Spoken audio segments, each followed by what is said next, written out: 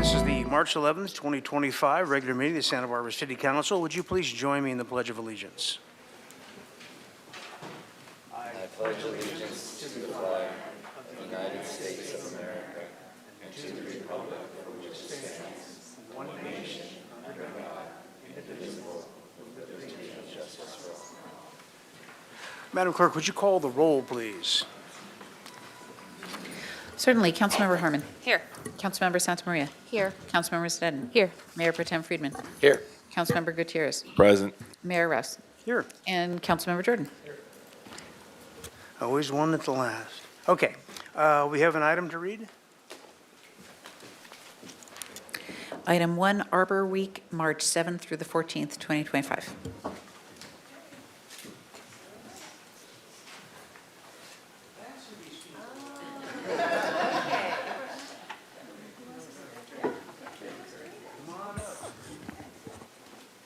How you doing?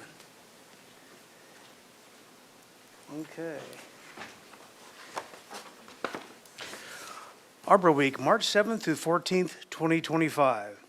Whereas Arbor Day observances are held in California and in the city of Santa Barbara throughout the months of March and April, and whereas the state of California celebrates Arbor Week from March 7th through 14th, and whereas the city of Santa Barbara has been designated a Tree City USA for 45 years by the National Arbor Day Foundation, and is proud of its 100-plus years of horticultural heritage and the health and diversity of its urban forest. And whereas the city of Santa Barbara maintains over 60,000 open space park and street trees and recognizes the importance of professional tree care and annual tree planting programs to sustain a livable community. And whereas trees are a critical part of the solution to combating climate change, mitigating impacts of the urban heat island effect, and capturing stormwater. And whereas trees play a key role in creating livable cities and providing significant public health benefits and contributing to the community's economic vitality. And whereas Santa Barbara Beautiful contributes to the health of the city's urban forest through support of the street tree planting program. And whereas the city of Santa Barbara and Santa Barbara Beautiful collaborate with local schools to plant trees in observance of Arbor Day. Now, therefore, I, Randy Rouse, by virtue of the authority vested in me as the mayor of the city of Santa Barbara, do hereby acknowledge and proclaim March 7th through 14th as Arbor Week within the city of Santa Barbara and recognize the value that trees provide in enhancing our quality of lives. Thank you.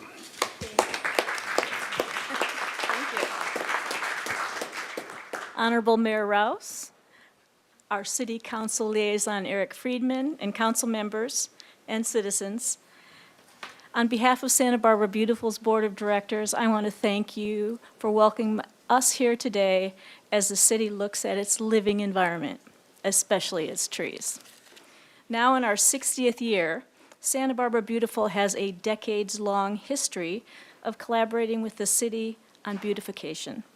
From actually helping plant trees, shovels in hand, to annually funding trees for planting, Santa Barbara Beautiful has supported the planting of 14,000 trees. We also assist with the school-based programs that Mayor mentioned and plantings at the schools. This year, there will be 4 schools participating. We are grateful to be part of the city's Tree City USA program. As we accept this proclamation, we wanted to take a moment to say thank you for caring for our urban forest. Thank you, Mayor Rouse. Thank you, Councilmember Eric Friedman. And thank you, City Council. And then we also wanted to thank Jill Zachary, Director of Parks and Recreation. She's here somewhere. And Nathan Slack, our Urban Forest Supervisor, who's actually on our board as well.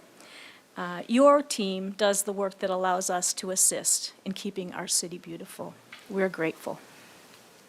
All right, a big thank you to Santa Barbara Beautiful. You guys do fabulous work out there. I've gotten out in the field with you once or twice, and it's pretty amazing, so thank you. Thank you. Thank you.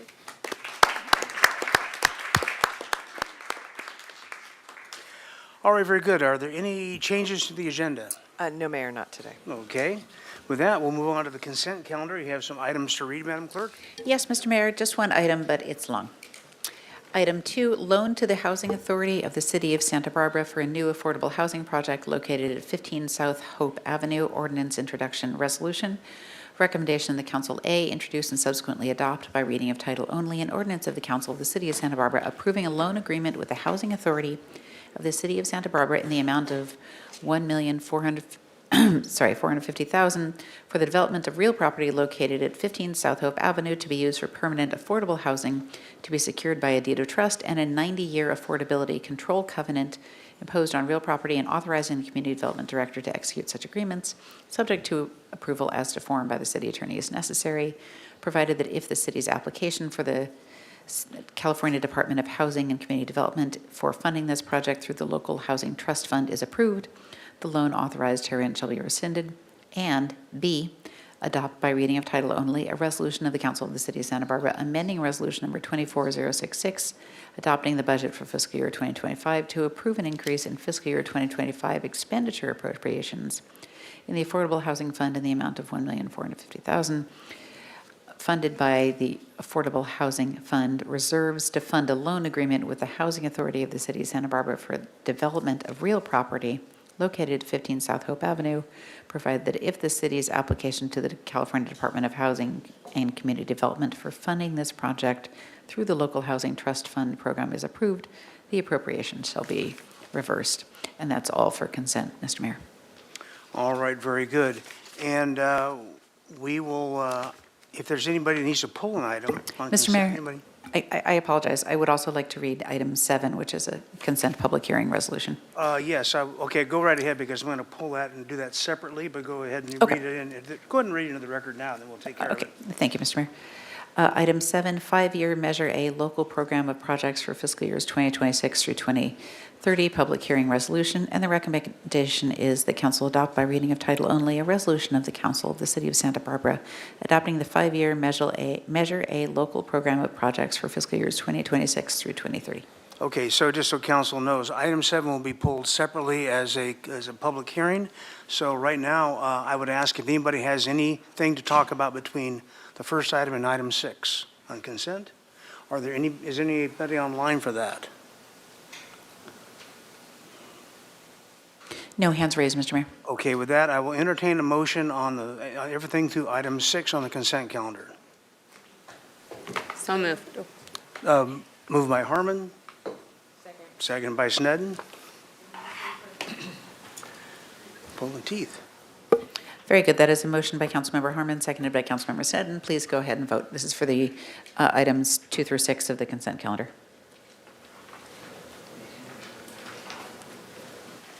Thank you. That passes unanimously. And with that, I will open the consent public hearing on item 7. It's already been read into the record. Does anybody wish to have a comment about item 7?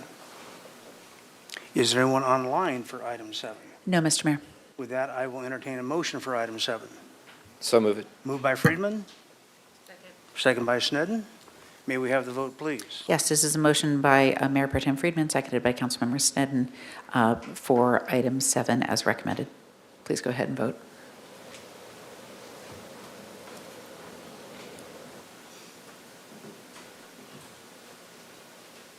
That passed unanimously. Thank you very much. And with that, we will take a report from the Finance Committee. Mr. Chair. Thank you, Mr. Mayor. Today, we unanimously recommended for council approval a loan to the Housing Authority of the City of Santa Barbara for an affordable housing loan on the 15th South Hope project, and that was item number 2 on today's consent agenda, which we just passed. So it moved up here, and we passed it. Okay, very good. And with that, we will move on to general public comment, and that's 3 minutes at the dais for anything that is not on today's agenda, but falls within the purview of this body.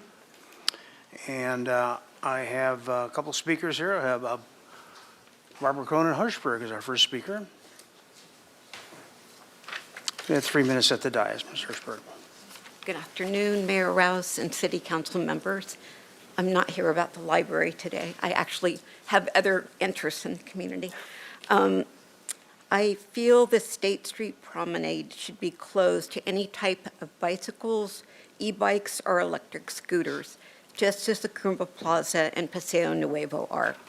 This is a common practice in European cities, and it creates a true sense of community to have people strolling with friends and family and dining in a closed-off area. And I say this as a cyclist who can get anywhere in Santa Barbara without riding my bike on this section of State Street. If I am downtown, I get off and walk my bike. I think the rules that have recently come out are too complicated and impossible to enforce. So I thank you for your work and your support of the community. Thank you. Next speaker is Audrey Liggett.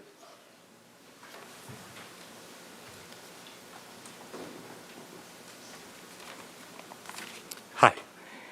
In conclusion, I'm not here because of the loans from the rehab program themselves are bad, as I indicated the first time I came to you, but I'm here because of the systemic failures that follow loan origination. I'm not here for revenge, I'm just here for change. As a former financial advisor and global head of operations for a hedge fund, I understand the financial devastation that this is causing. We're not talking about loans for $500. These are loans in the tens and hundreds of thousands of dollars, collecting interest day after day, month after month, year after year. This is about the families across the city who've been bullied into submission, forced to repay loans they've already made payments on, or simply not known about. I don't know how or why this is even a thing. Can someone tell me why sending statements to borrowers is somehow bad for the city? Why updating your payment system downstairs so no family is ever forced to pay twice on a loan is bad or hurts the city in any way? This isn't about irresponsible borrowers biting off more than they can chew. This is just about basic financial operations the city should take as creditors of the loans. I've been in finance for nearly 20 years, so when I say that the city isn't following the most basic standard procedures in a modern and developed economy, it's not because I'm a disgruntled Karen. No matter how annoyed and irritated I am by this, it's because the fix to this problem literally shouldn't take more than a 5-minute email to Laura Dubles with the housing agency that oversees this program. I am pleading with you to please direct Housing and Community Development to update how the loan rehab program is handled, because in the meantime, there are families out there going about their lives not realizing that essentially a ghost loan owned by the city is going to arrive on their doorstep one day with payments being demanded. All I've been trying to hit home is that the sooner these families know about or are reminded of these loans by receiving statements, the more time these families have to plan and incorporate the large debt into these plans. So no matter how much I've enjoyed my weekly one-sided speed dating with Randy and the rest of council, this is an issue I hope we can have patched up sooner rather than later. Thanks. Brett Balin. All the time today. See you next week. Kathy McGill. Oh, I'm sorry. You are for that. Oh, I know what I was looking at. Here it is, Laura Stevens. You don't have an item. Which item are you speaking to, Ms. Stevens? I'm speaking about the landlords and the tenants. Okay. Item 9, thank you. All right, are there any speakers online, Madam Clerk? No, Mr. Mayor. Okay, very good. With that, we will close general public comment and move to council member committee assignment reports. I'm sorry, what? There's one more woman that's in the back signing a card for public comment, so she's finishing the speaker card. Just a moment, Mr. Gutierrez. I'm going to get this last public speaker.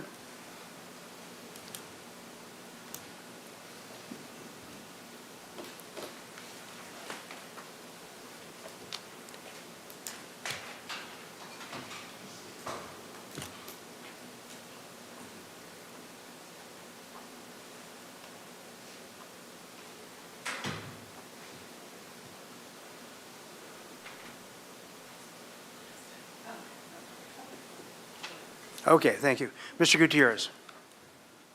Thank you, Mr. Mayor. I attended the community town hall held by our fire department virtually. I watched it on YouTube, and I know a lot of you were there too. a lot of great information, so if you missed it, go ahead and go to our city YouTube page, and you could watch all the information they gave about their readiness for fires. And the Neighborhood Advisory Council meeting was canceled yesterday due to lack of quorum. Thank you. Very good. Ms. Nedden?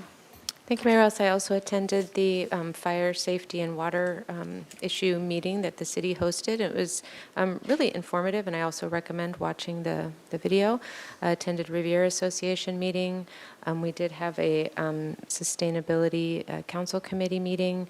CCRB, that's a Kachuma Conservation Release Board meeting. That was a closed session. And then attended and had fun watching you, Mayor Rouse, Chris, in the new Harbor Patrol vessel. Very good. Mr. Friedman? I also attended the Sustainability Committee and the Fire Town Hall. Ms. Santa Maria? I also attended the Fire and Water Safety Town Hall, and yesterday attended the Civil Services Commission. All right, very good. And if there are no further council member committee assignment reports, we'll move on to the administrative agenda, and we have an item to read. And this is item 8, appeal of the Parks and Recreation Commission's action to action to approve the removal of 13 trees associated with a Milpas Street crosswalk safety and sidewalk widening project. All right, very good. So this is an appeal, and it is a quasi-judicial procedure. So we will do it in the following format. First of all, I'm going to ask my colleagues if there are any disclose any ex parte communications. Mr. Jordan. Thank you, Mr. Mayor. Nothing to report in that regard, but I did not make the scheduled site visit, and I did walk the 6 or 7 blocks over the weekend. Excellent, thank you. All right, very good. So the way it'll go is this: we're going to have a staff presentation. Then we're going to have followed by questions from council, and then we'll have the appellant will get 20 minutes. And we'll keep the time on that, and you'll get to take that for rebuttal. Questions from council of the appellant. There's not really an applicant per se, but staff will have the chance to rebut any points that have been made. One more questions from council, and then we'll do council deliberations after public comment. And with that, we'll move on to the staff presentation. Ms. Grant. Yes, good afternoon, Mayor and council members. Jessica Grant, Supervising Transportation Planner with the city. Again, we're here for the appeal of the Parks and Recreation Commission's action to approve the removal of the 13 street trees associated with the Milpas Street Crosswalk Safety and Sidewalk Widening Project. Our staff recommendation is that council deny the appeal filed by Mr. Claiborne Schenk and uphold the Parks and Rec decision to approve the 13 street tree removals. I want to begin with the presentation just to give a little bit of background about the project, and then staff will go into the appeal issue areas. Let's first begin. The project corridor is along Milpas Street between Quinientos and Canon Perdido Streets. This project is funded primarily from the state's California Active Transportation Program because it is a pedestrian safety and accessibility project. In this graphic, you'll see in the red, that is what's funded from the grant. So it's really focused at the intersection for safety, minor sidewalk widening at the intersections, also to increase the lighting so all sides of the intersection or all legs are properly lit. There's also a proposal for a new traffic signal to be installed at Milpas and Yananali intersection, and to enhance the flashers that are present at the Milpas-Ortega intersection. This project's in tandem with a pavement maintenance project. And so in yellow that you see on the screen represents the areas that the maintenance project will cover, really just improving all of the repaving along this, not only for the project corridor, but also roughly the Santa Barbara Bowl. As far as in this project corridor, we also have plans for minor sidewalk repairs. And then also to, once we have the fresh layer of pavement, to install high visibility crosswalks at all legs of the intersection, to have better pavement markings, accessibility improvements, not only from the curb extensions, but all of the push buttons on the traffic signals will all be ADA accessible. Where there's existing bike lanes, there will be a 3-foot buffer. In attachment 1 is all of the site plans. I will just show one block just as a reference. This is the block between Mason and 500 Street. As I'm located with the mouse right now, just shows the widen intersections with the curb extensions.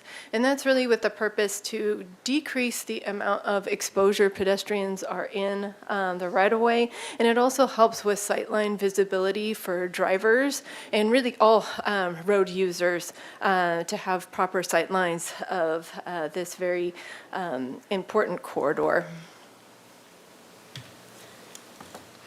The next few images are the illustrations of before and after. This is at Coda and Milpas, just a block shy of the Santa Barbara Junior High.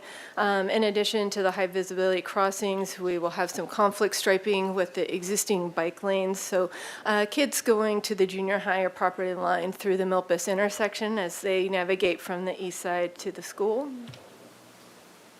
This is a view looking southbound on Milpas at the Healy-Milpas intersection. On the image on the left is the existing photo, and then the image on the right just shows roughly where the new curb lines will be. This is the Milpas-Yonanali intersection, and again, this is where we're proposing a new traffic signal to be installed here. And this is another illustration at Mason and Milpas, looking north on Milpas. The building to your left is the former Wells Fargo, which will be a future small grocery store. If I draw your attention to the image on the right with the new curb alignment, that also provides a lot more real estate for our transit users at the bus stops. A lot of our bus stops are not compliant with ADA, and this extra room for expanding the curb lines will allow us to have ADA accessible bus stops. We knew early on in this project, we've had really targeted enforcement, discussions since 2019. And we knew that the trees were a very sensitive topic. And anywhere ranging from residents to not remove a leaf of a tree to let's remove every tree along Milpas and start over. As soon as we received the grant funding, we knew immediately from the project team that we really needed to have technical review.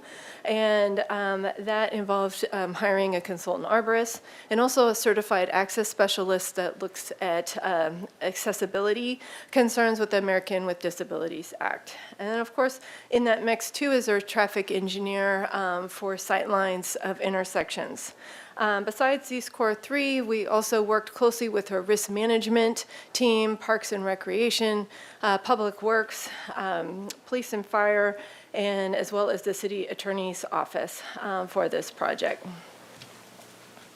So the criterion for the tree removal when we were analyzing this project were two aspects with accessibility. Was that we wanted to make sure that there was at least 36 inches or 3 feet of sidewalk on this corridor. And also a minimum vertical height clearance of 80 inches. And just as a frame of reference, that if you're looking at a doorway, 80 inches is a doorway clearance. For pedestrian safety, again, we were looking at sightline obstructions for the intersections. And finally, were any of the trees located in the proposed curb realignment areas? These are just some visuals. Again, when we mean sidewalk width, is in the width direction from face of curve out towards the private property. 80 inches, again, is the vertical height. And then the image on the the right is a tree that does not meet the 80-inch vertical clearance. So there's an obstruction in the sidewalk area there. Another thing that we looked at was the sightline intersection approaches. This is a graphic from the National Association of Transportation Officials.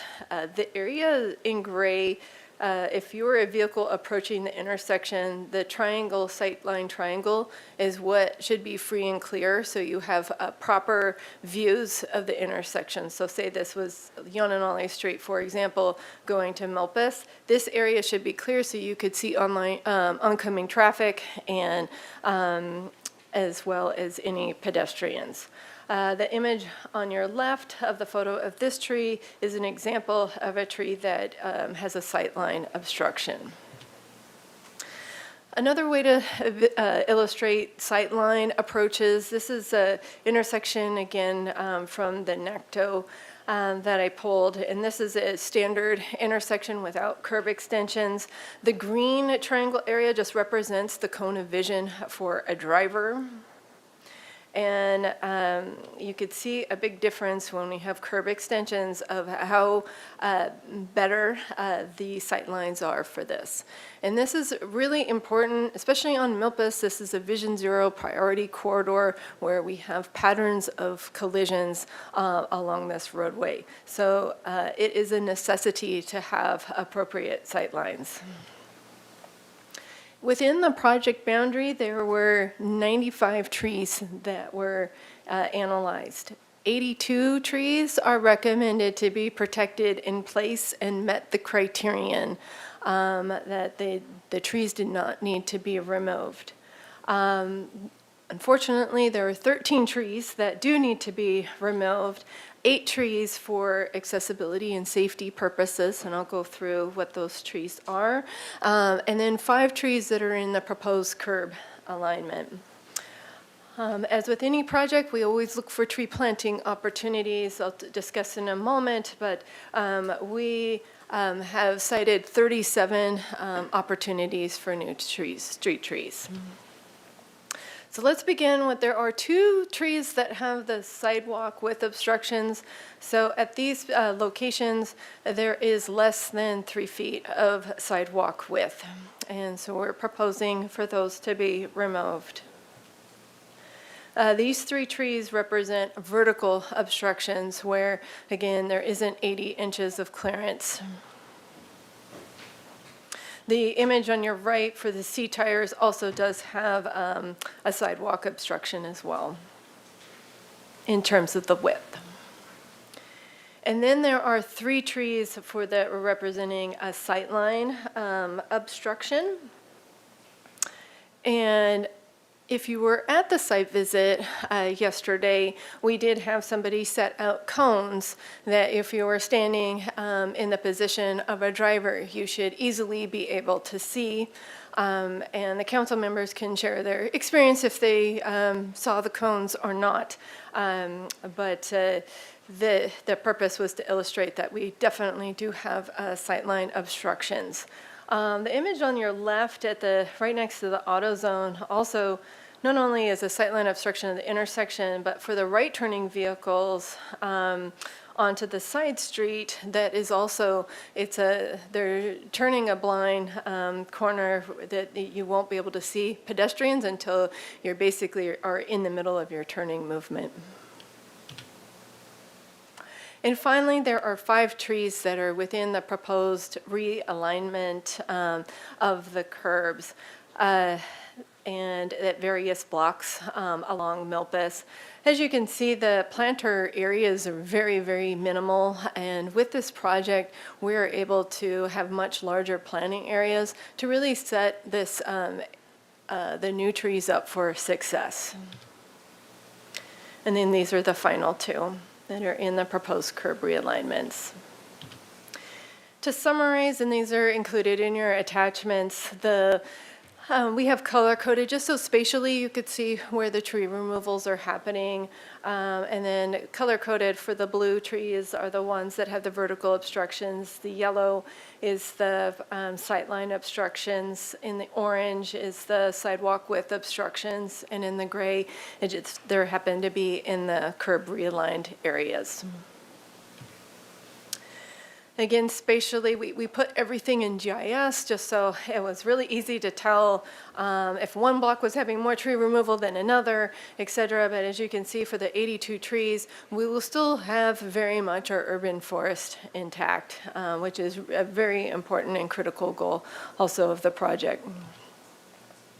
And then here's the blue dots on this plan, and those represent the new tree planting opportunities. We're still combing through the areas just to make sure we don't have any utility conflicts, but it is very promising that we'll be able to have 37 new trees added to our urban forest.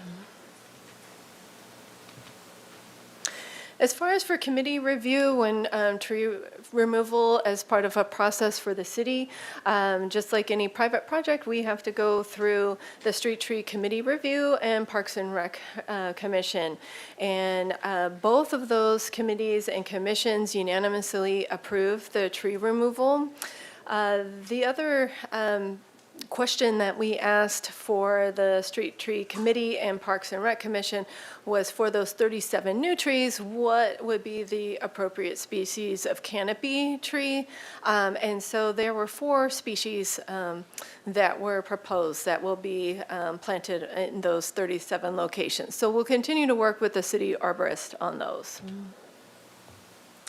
So now I'm going to get into the appeal issue areas. There are 8 that, as we understood from the appellant. The first one being the lack of public outreach and public opportunity for feedback. Again, along Milpas, we've had a long history of comments related for all mode users, dating back to the pedestrian master plan in 2006, and then again in the bicycle master planning effort.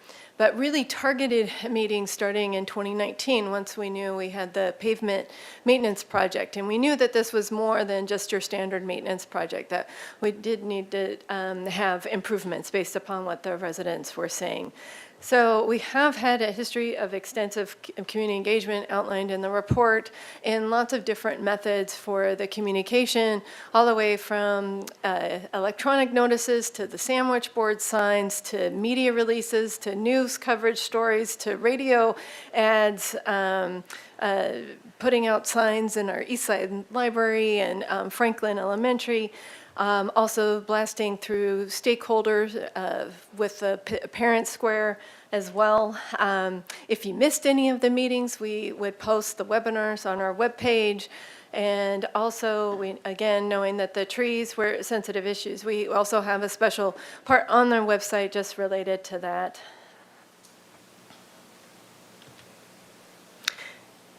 And we also had a survey that I'll talk about in a moment. The second appeal issue was why not widen the sidewalk on the street side? Milpas has a lot of vehicles that travel it every day. There's about 20,000 vehicles on average on Milpas every day. And so putting pedestrians closer to the traffic was not a goal. We're always trying to lessen the stresses in the pedestrian environment, especially because this is a safe routes to school corridor for the junior high, high school, and nearby elementary schools. We also did not want to meander the sidewalks.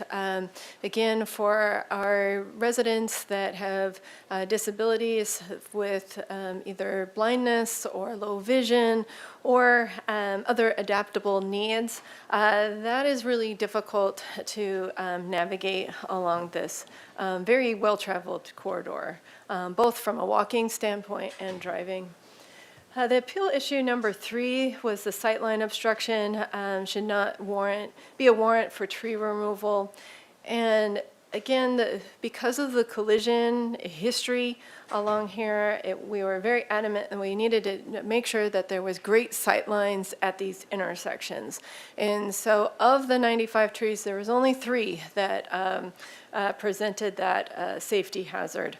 And so, again, we felt strongly that that also needed to play into the story for this project and an existing situation right now.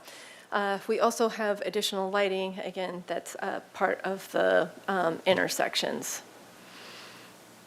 There was the fourth issue was a concern over the depth of the public survey, and a concern, why not ask residents about 100% of tree preservation? We did not ask that because we thought that that would be disingenuous, knowing that there was ADA issues and sightline issues. So we asked the question, what would you rather see implemented when we realign the curbs? Would you rather have additional planter area for either the existing or the new trees, or a smaller curb alignment to allow for on-street parking? As you know, a lot of my hearings with you all, on-street parking is always very important. That is important here, but the majority of the residents felt that the curb realignments would be better to have as a planter area. In case you're wondering about on-street parking for removal for this project, we note it's a loss of 4 on-street parking spaces along this entire corridor. So from that perspective, it's a very minimal loss of on-street parking. The fifth appeal issue area is that concern that environmental health was not considered. Again, the project goal was pedestrian safety and ADA access. We really wanted to, again, minimize impact to the forest. It's described in more detail in the staff report, but we do have 37 tree planting opportunities as well. For the appeal issue 6 had to do with the visual simulations, before and after imagery. With our consultant, we couldn't remove all of the existing trees without the graphics looking kind of funky. We had very targeted graphics for the tree removal. Really, the before and after imagery was just to show the new curb lines. The appeal issue number 7 was there was a discrepancy on the hearing date. We did, in all of the notices, a link to the right Parks and Rec Commission webpage, and followed all of the Brown Act procedures. And finally, the last issue was why weren't there more alternatives analyzed to preserve the trees? And that would involve widening the sidewalk on the private property side, and that would involve potentially eminent domain of private property, and that was not factored into the project cost or the timeline. Again, this is a Vision Zero priority corridor. We're trying to get these much needed safety improvements in place and did not want to delay the project any further. And again, we do have additional opportunities in the new curb lines for additional tree plantings. With that, our recommendation again is to deny the appeal and uphold the Parks and Rec decision to approve the 13 street tree removals. Thank you. Are there any members of the Street Tree Committee that are here that wish to speak, and/or Parks and Rec staff?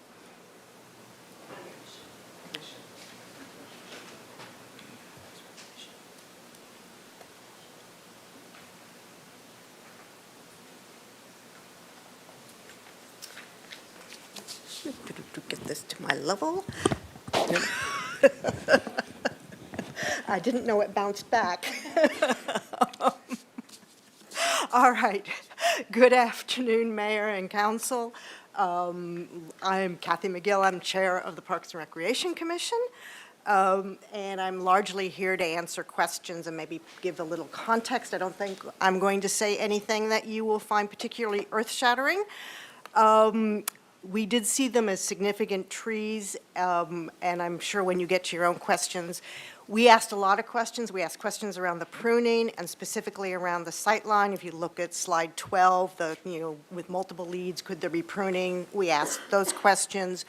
Sightline issues are obviously, they require specific knowledge and understanding, so we tried to get understanding around that and asked about alternatives such as signage, et cetera.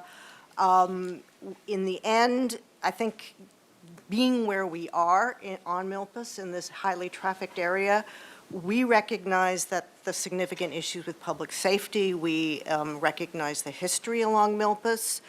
And ultimately, we did concur that this project, while it is sad to lose the trees, is in the best public interest. I will also note that we had a commissioner, Nicole Clark, when she did her site visit, she actually witnessed a near miss that was specifically due to a sightline issue with one of these trees where somebody in crutches almost got hit, and I think that was certainly impactful for her.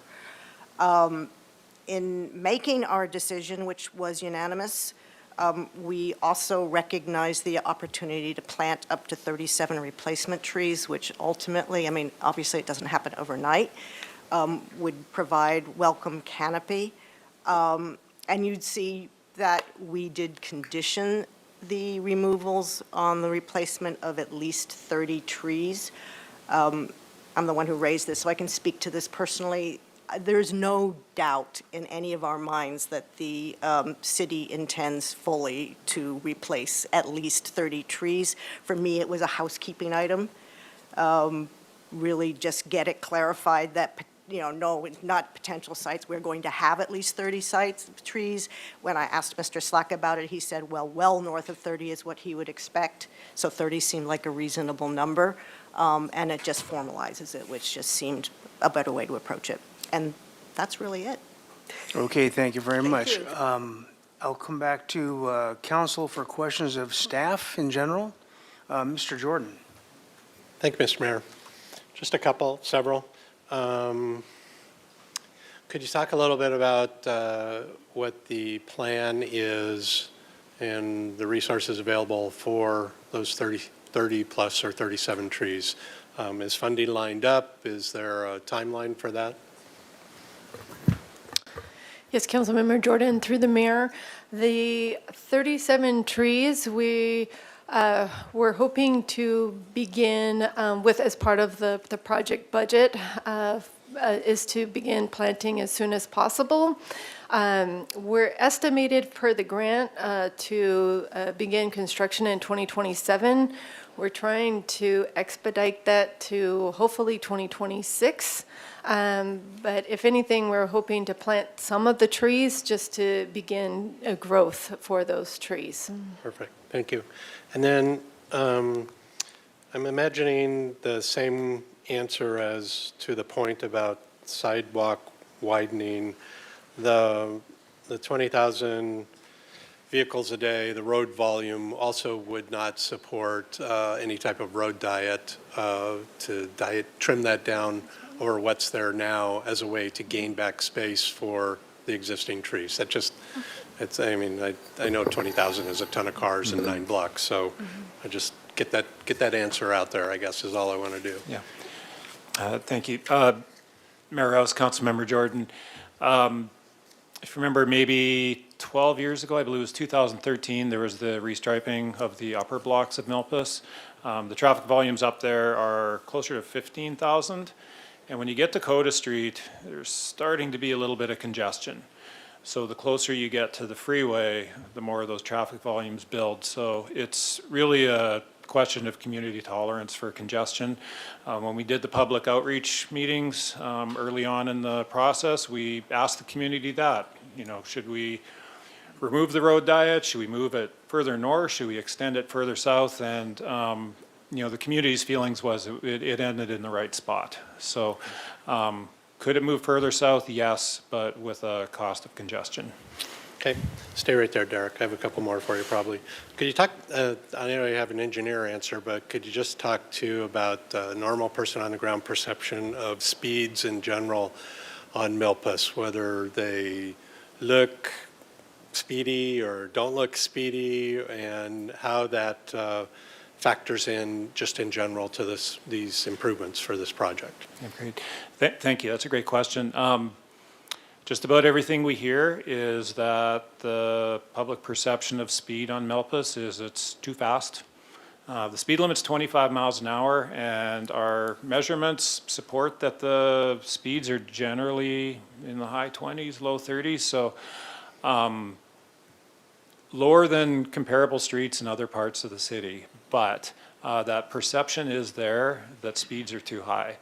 And so what these improvements will do is they'll improve sight lines. There's going to be lighting improvements, traffic signal improvements, all things that really improve the safety around traffic for higher speeds.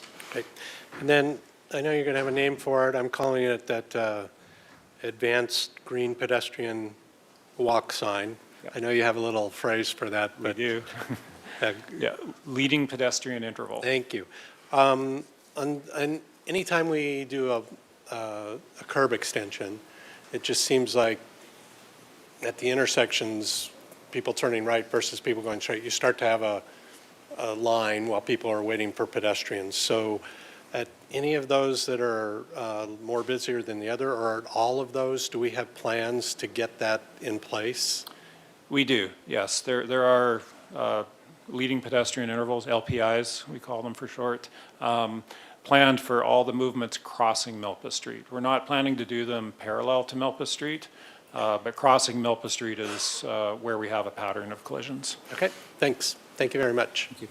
Mr. Friedman. I think I just have one question. It's probably for Mr. Slack, but maybe staff can answer it. So it gets to just an issue with the type of trees that are putting in that we're putting in for the eucalyptus. And when most of us hear eucalyptus, we think of the eucalyptus gums that are high fire throughout the city that we are trying to manage. So is the species of eucalyptus different, and does it take into account fire considerations? I think Mr. Slack is coming forward. Not that Mr. Bailey doesn't know everything about arborist movements, but Mayor Rouse, Councilmember Friedman. So there's over 700 eucalyptus species, and there's a lot of good ones and just a few bad ones. So the new one that has been recently designated for use on North Milpas is a very functional, medium-sized shade tree that does have a history of being planted in Southern California, to a much lesser extent in Santa Barbara. There's actually recent plantings of them in the Sprouts parking lot, and then older example in Lower Orpit Park as well. So I think I think the urban forestry community is actually trying to shift the negative attitude towards the whole genus of eucalyptus away, because there's several that perform really well and are very like climate adapted species that have shown tremendous promise in drought conditions and just overall performance in our changing environment. Thank you. I just wanted to raise that because I'm sure if I spotted that, there's other members of the public that did too, and very fire conscious, and just wanted to have that clarification. Thank you. Thank you. all right, very good. With that, we'll take the presentation from the appellant. Would you set the clock to 20 minutes, please? So you have 20 minutes, and you can choose to either use it or you can reserve some of it, and we'll let you know how much you have left if you want to rebut something else that's said. So Thank you. it's all yours. Council, mayor, public, thank you very much for having me. This is my first time appealing any decisions here in Santa Barbara, but as I am a pedestrian and tree lover, I really felt it important to do everything I could to protect, in particular, the large ficus trees on Milpas. I understand completely that we want to keep pedestrians safe, and I understand that there's going to be more and more traffic on the road. And I think that there is still a balance that we can find to protect people by protecting the life that exists there now. The trees, it's ironic that this is Arbor Week. I don't think I really need to explain to anybody here why these trees are magnificent and worth saving, and why they do so much to create our special environment. And where to begin? I'll read something from Carla LeJade. She's not here, but she wanted me to read this. And since I could ramble on myself, but here's what she had to say. I ask you please to consider another alternative for the safety issues facing Milpas, one that would incorporate the old trees and the shady, Ramblas feeling of this lovely Hispanic area of town. Consider a design which would provide shade, parkways, and safety, not more concrete and less shade.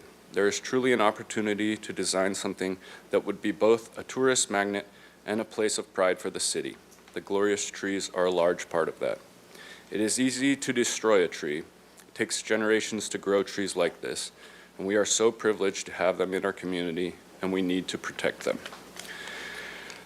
I think a lot of what is maybe not recognized here is just the irreplaceable quality of these old trees.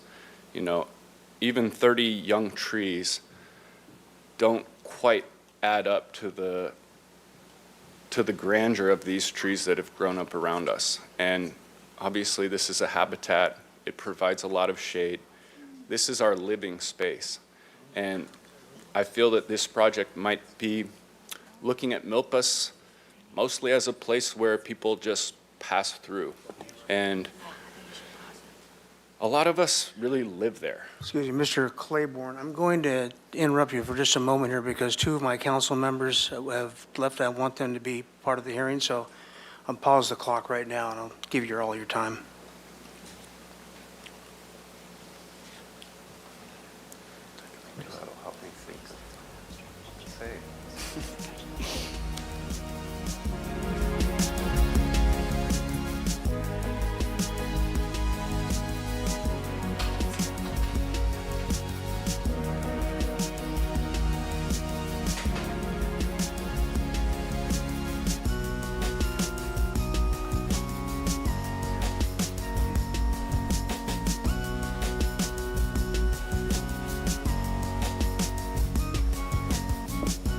Mr. Mayor, if they don't come back soon, we could proceed and they would be recused from voting on the matter. So that's an option as well. You have a time limit in mind, Madam Secretary? That would be up to your discretion, Okay. Mr. Mayor. For Ms. McAdoo to return. Let us know if she found them.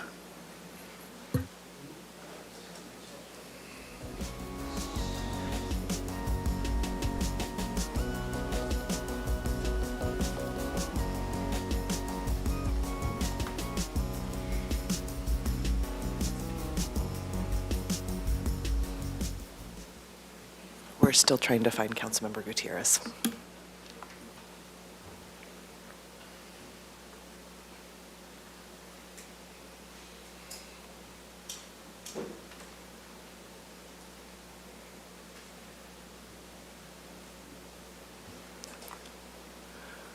Well, since we have a rather full agenda, I'm tempted to go ahead and go forward and have Mr. Gutierrez recuse from Recuse the himself, yeah. vote. And I would give the applicant, the appellant, the opportunity to start over.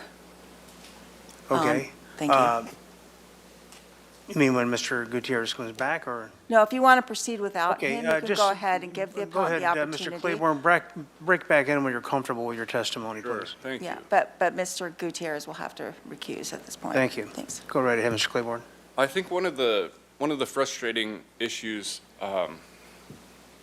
about this is, I don't think anybody here wants to cut down these trees. I think we all see the beauty of them and the quality of life that exists because of them.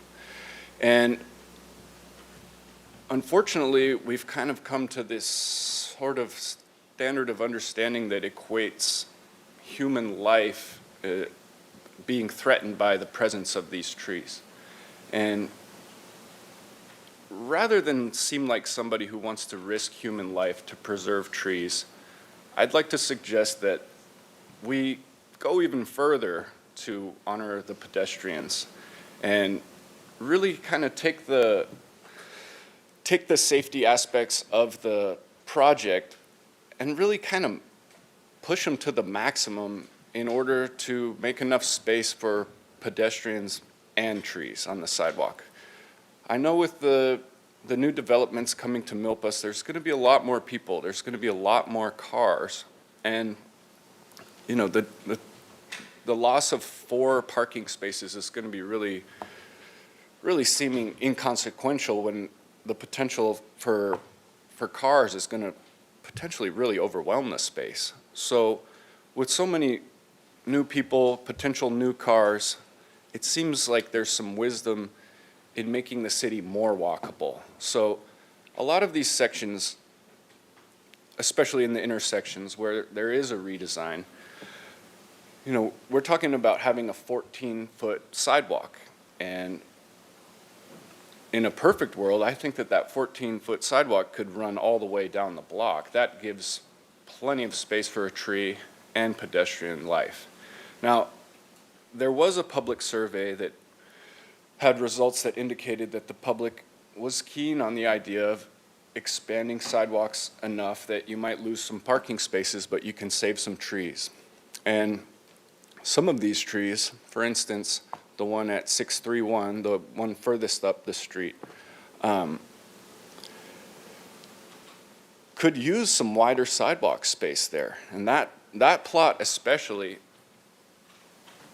the cross-section of the road has those refuge islands in the middle of it. And that helps shorten the distance of road that pedestrians have to cross. And yet we lose the tree on that block. And it is the last ficus tree on the block, and it is substantial. It is large, it is beautiful, and it provides a lot of shade and habitat. So with the consideration that a 14-foot sidewalk is kind of in the cards for Milpas, as it is in these intersections, it seems like, you know, a meandering sidewalk, yes, maybe you could call it that, but also this is a widening of the sidewalk. And if we have much wider sidewalks, we can accommodate pedestrians as well as trees. Now, certainly for these sightline obstruction trees, I know they exist in the intersections where new concrete is being poured, and yet I don't think we're really considering the fact that those sightline obstructions, they're going to be a lot different when you have 6 extra feet of sidewalk beyond that potential planted tree. I think that provides a lot of space to look around or see what pedestrians are there. And so a lot of the design solutions that come to my mind and come to our minds as we discuss this are really kind of beefing it up and making things more walkable, you know, more of a slowed pace, a place where you can actually live and exist without kind of just rushing along. And the more sidewalk, the better. I think with all these incoming cars, it's going to be important to have livable spaces. And these trees provide so much. I mean, there's very few places to sit down on Milpas. And rather than refuge islands, which are kind of just in the way for cars and hopefully slowing things down and kind of blocking potential crashes with humans, you know, we can use that space, that section of footage, and create livable space under these trees. Maybe even places to sit, benches. You know, it's like we can start calling Milpas Parkway and start taking into consideration the fact that these trees are quite unique and some of the greatest in our town and irreplaceable. I'm not sure what I'm forgetting. I hope you'll excuse me for not having a PowerPoint. I am just a pedestrian who loves these trees and really just recommend that we take some time and think, do we need so much space devoted to traffic? You know, we keep coming back to the thought that the presence of these trees are threatening human life. And I think as soon as you consider that, you have to acknowledge that people are being hit by cars and not taken out by trees. So with all respect to the safety of human beings, it seems important to think maybe a roadway diet is important, and we can have fewer fewer lanes of car travel and wider roads, wider sidewalks for trees and humans alike. I know we all understand the importance of these trees and their beauty and what they do for the environment and what they do for our city. So I don't know if I'm forgetting anything, but I'm really just hoping that we can say, you know what? Maybe we can save some of these giant trees, because once those are gone, you know, it doesn't matter what species you plant. We're not going to be seeing anything nearly as significant in our lifetimes there. So if there's some questions for me, I'm happy to take them. I'll save my time for after rebuttal. Okay, very good, Mr. Claiborne. You have about 10 minutes and 2 seconds left. And are there questions for the appellant from council? All right, thank you very much. With that, we'll go back to staff if there's any rebutting questions or comments. Mayor and council members, none at this time. Okay, very good. All right, so any further questions of council for either staff or the appellant at this point in time? Ms. Snedden. Thank you, Mayor Rouse. This is a question for staff. Can we plant mature trees, or do we have a threshold for what size of tree we can use to replant? Councilmember Sneddon, through the mayor, that is something that we'll work closely with the city arborist on. And if Mr. Slack would like to add a little bit more on what the appropriate box sizes would be. Mayor Rouse, Councilmember Sneddon, we actually prefer to plant smaller trees, even though you get sort of that immediate visual impact from planting larger trees. The challenge here is everything's grown in some type of container, like a little pot or a big wooden box, and they move them up over time.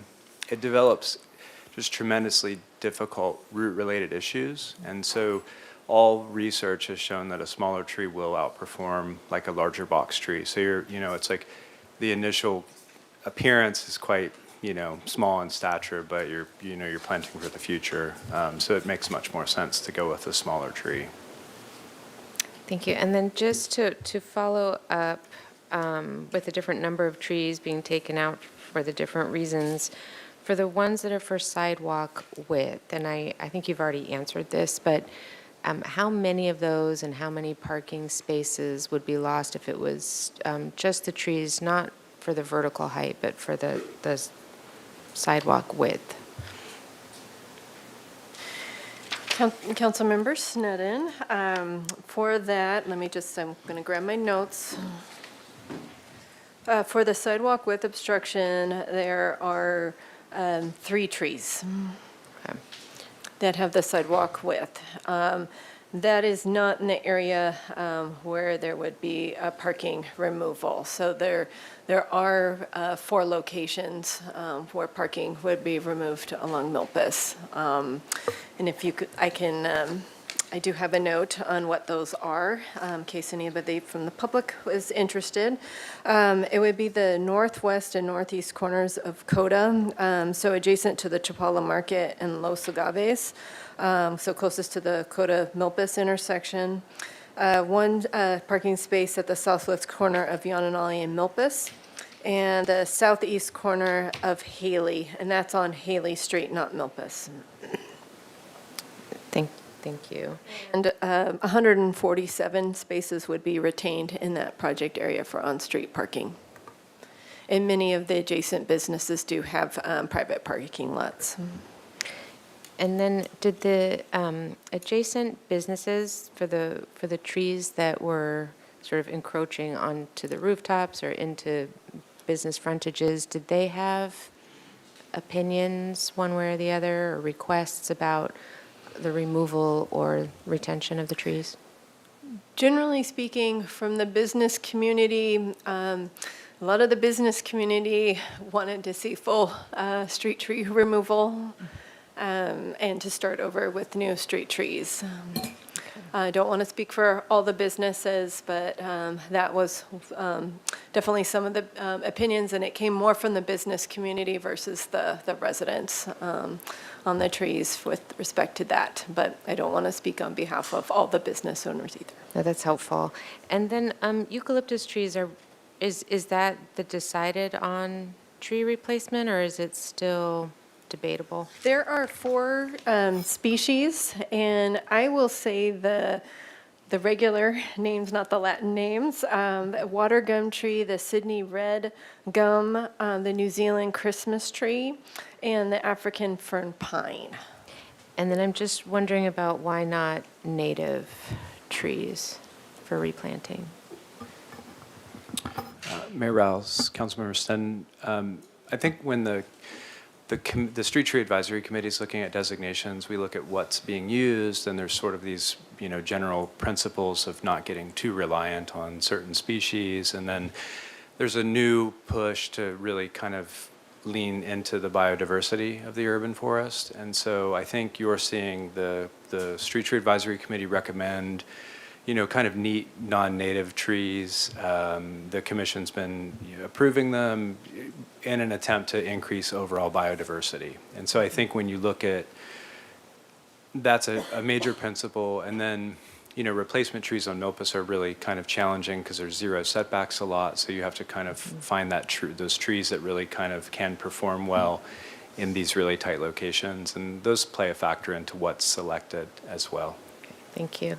And then just one last question. The appellant mentioned that if the curb extensions were in place, that maybe then the visibility would be increased. And if you could just comment on that, like with the cones that weren't visible to us when we went to our site visit, would they still not be visible to us with the curb extensions, or just if you could comment on it again? Mayor Rouse, Councilmember Snedden. So there were 3 trees that are being recommended for removal due to sightlines.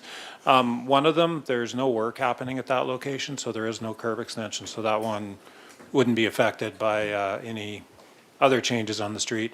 The 2 others are both still affected whether or not there's presence of curb extension. So that same condition, being able to see down the street from the crosswalk, exists whether or not there's a curb extension there. Thank you. And then just one more question. After this project, how often would we anticipate having more than an individual tree removed at a time? I realize we can't predict things, but is there going to be a 5-year period of time and now 10 more trees will come out? And, after this project, these seem very specific to this project, and obviously can't predict climate change, weather events, things like that. But would we anticipate there going to be sort of like mass removal of trees in the future? Or it would be sort of tree specific for individual issues? Mayor Rouse, Councilmember Snedden, there wouldn't be any public works driven removals. So as Parks manages their assets, that's how those removals would come up. That's helpful. Thank you. All right, very good. And with that, the appellant has a chance to rebut any points they would like to. You have 10 minutes and 2 seconds.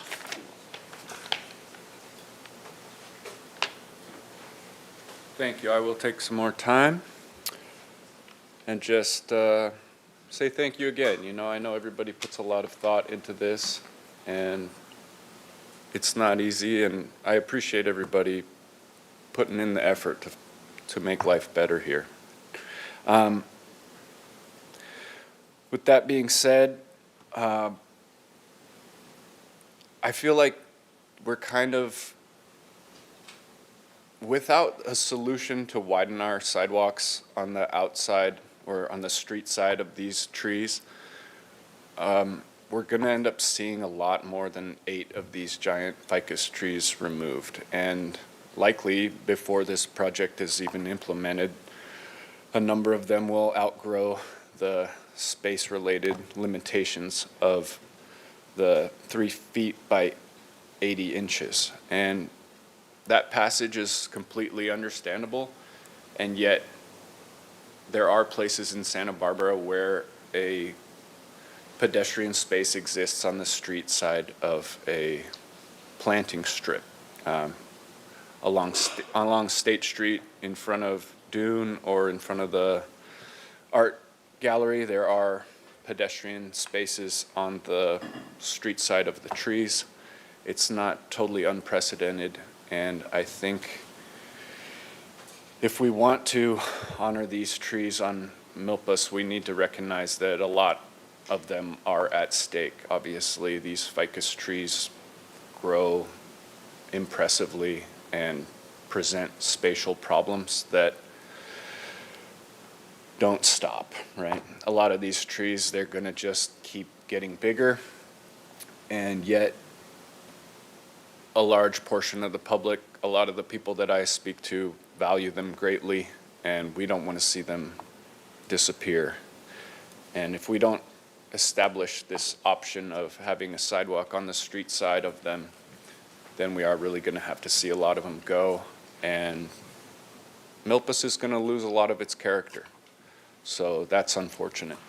I think that I appreciate all the before and after imagery. It's very clear in terms of the sidewalk planning, and yet with that being said, I don't feel like people are really aware of the great change that will come with the removal of these trees. There were a number of pictures in the imagery that mistakenly left trees in the images that were being removed. And a lot of us see the trade-off of these trees for these additions of sidewalk as not really a good trade-off, and especially when you consider the cost and the traffic and the blocked sidewalks that come with the construction process. I think it's worth rethinking it deeply. We're never going to be able to get these trees back. And, hopefully we won't have to pour concrete more than once, too. This is kind of like a permanent, or hopefully a permanent transformation for Milpas. So doing all we can to create a healthy environment that respects trees and the life they support is important. Now, I think that sacrificing parking and sacrificing commute times is a small price to pay to preserve these trees. I've always loved the trees, and who doesn't? We all do. I think that having such a walkable city to begin with, we don't have snow days that make it impossible to walk to work. And one of the great things about this place is that you can walk where you have to go. So at the end of the day, these trees are irreplaceable. And, they were planted a long time ago, and maybe nobody was expecting them to become so big. But I'm here speaking for a large portion of the public that really values them for that. And, we're a tree city, and this is Arbor Week. So let's recognize the value of them. It might not always be so obvious how these trees support life and, support the economy, and the calculations that make you want to keep them there kind of come from the gut, and they're beautiful because they tap into some instinctual part of the human psyche. And certainly that area around 631, the northernmost ficus, that's such a grand tree, and that part of town really isn't so competitive with parking that those refuge islands might be able to become sidewalk. Again, I'll reference the public survey where 2/3 of the people voted to sacrifice parking to save existing trees, and that's possible by extending the sidewalk. So, hate to be a stick in the spokes, but this one is pretty dear to me. As a resident in that neighborhood, it'd be pretty heartbreaking to see those taken down. So thank you for your time. All right, very good. And if there are no questions, we'll move on to public comment on this item. And with that, we'll start out with Kate Clark. Ms. Clark, you have 3 minutes. Would you reset the, thank you. Good afternoon. I'm a very long-time resident of the Lower East Side, and one of the things that I want to comment on that the previous gentleman mentioned is that these trees are habitat. And one of the joys that I have in my home is every morning a whole huge flock of crows come flying by my house. I don't know where they go, but they disappear every morning flying east towards Montecito. And every evening, they come back and roost in the trees. I have sat in my patio so many times and just found joy in seeing this. And it really is disheartening to think that those habitats for those birds will be lost. And I am familiar with Milpas Street. I've been walking that street for 37 years. And I know a number of the places that were referenced. 631 Milpas Street, the 29 Milpas Street where the Thai restaurant is. It is narrow and there is a big tree there, but people manage. We've all been able to work around that. And it feels like a huge loss for the community. And I would encourage you to find other solutions rather than taking these trees out. Thank you. Thank you. Barry Remus, followed by Andrew Kendrick.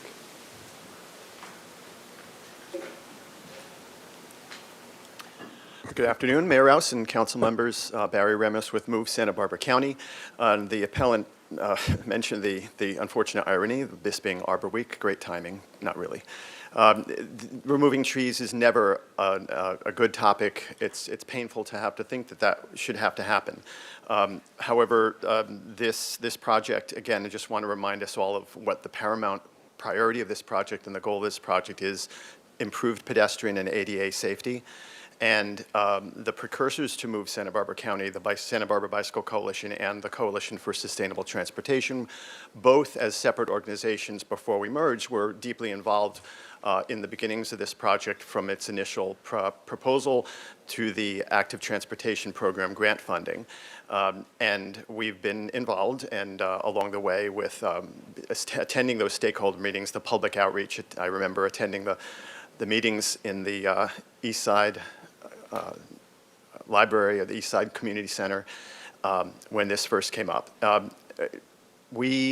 While we do encourage you and do support the denial of the appeal for the sake of pedestrian safety and improving pedestrian and ADA safety, the appellant does raise interesting questions, and we encourage you to ask staff, what about further expanding the road diet? What about further expanding the sidewalks? Ask if there's ways that could be done. Then what are the impacts to this project if those trees do not get removed? However, we do want to also point out that Ms. Grant was mentioning the 36-inch threshold for the sidewalks, and we also want to call attention that the new pedestrian right-of-way accessibility guidelines, otherwise known as PROAG, which were enacted in 2023, call for a minimum of 5-foot sidewalks. So thinking about that, Milpas is in bad shape, and we know it's been in very bad shape for quite some time. We really need to make sure that no pedestrian, no mobility-challenged street user is going to die because of reduced sight lines. It's happened already on Milpas Street. We don't want it to happen again. So ask more questions, but we hope that you'll make the decision that really is in the best interest of the community at large. And we are heartened to hear that, yes, while 13 trees may need to be removed at maximum, there are opportunities for up to 37 more trees that, while they may take a while, should continue to help beautify the corridor. And we look forward to a more vibrant Milpas corridor for the community. Thank you. Thank you. Andrew Kendrick, followed by Labrita Kendrick.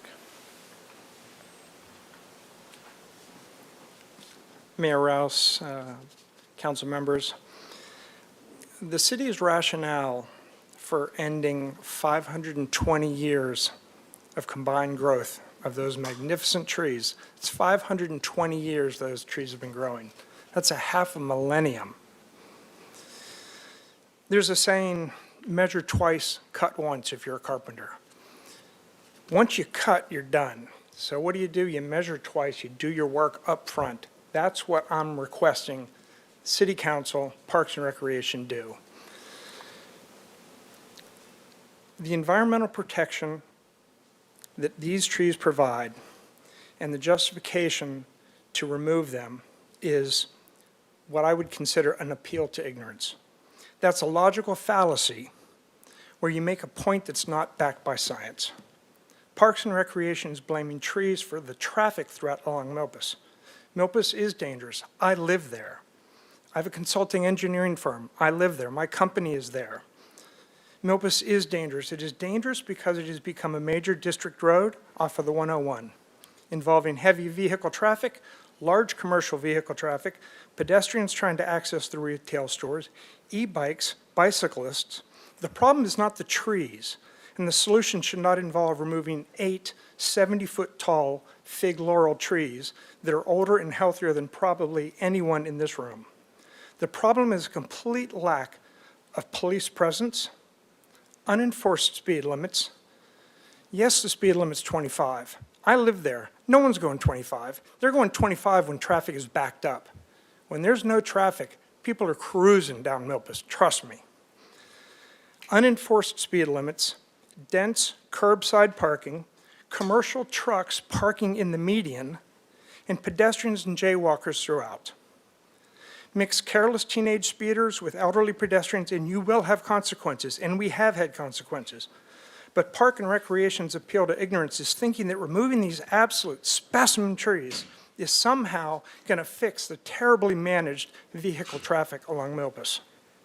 I absolutely believe it's important to support ADA. I understand 32 inches for a wheelchair, but is the wheelchair pushing a refrigerator 80 inches tall? That makes no sense to me at all. I petitioned City Council, Parks and Recreation project as it exists today to require them to do the hard work. I'm not saying cancel it.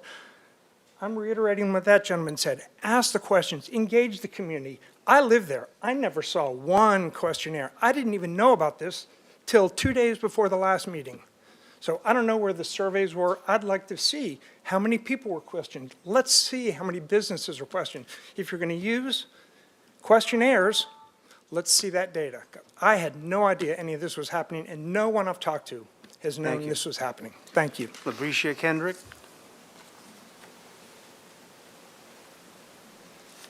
Good afternoon. Thank you for listening to my appeal. I want to say that I support what Mr. Kendrick said. I'm a resident of the East Side. I live on Quiniento Street. I have lived there for 15 years. One of the reasons why I bought my home on Quinientos is because of the beautiful, magnificent, majestic trees that grow on Milpas. I drive on Milpas almost every day, and I take my life into my hands, not because of the trees. I didn't even notice ever driving down Milpas that a tree obstructed my vision. What obstructs my vision and my safety are the people that drive down Milpas, to again reiterate what my husband just earlier said. People are driving 45 and 50 miles an hour down Milpas, and this project is not going to eradicate that. We need police. We need people being given speeding tickets. People need a place to park, granted. Why isn't there a parking lot? Why isn't there a public parking structure? Parking on the street is dangerous. Every time I get out of my car, I risk losing the door on my driver's side. People park in the TJ Trader Joe's parking lot as a public lot. They have a problem at that grocery store because people don't have parking. Why are we not addressing these issues and addressing cutting down the trees? This is something that is heartbreaking to see, that Santa Barbara is turning into a concrete urban jungle, potentially like LA. These are magnificent trees that people come to see, literally come to see. And remember that the urban forest vision of the Parks and Recreation is Santa Barbara's urban forest is healthy, it's diverse. I quote this, and contributes to the community's economic, environmental, and aesthetic vitality. It is valued and cared for by the city and its citizens, and reflects our horticultural heritage, end quote. That is their vision. Their mission is of the urban forestry, again, from the Parks and Recreation Trees and Urban Forestry Program, preserve, protect, and enhance our trees, promote the benefits of trees, and foster a healthy and diverse urban forest. Please consider our plea as citizens and residents of Santa Barbara.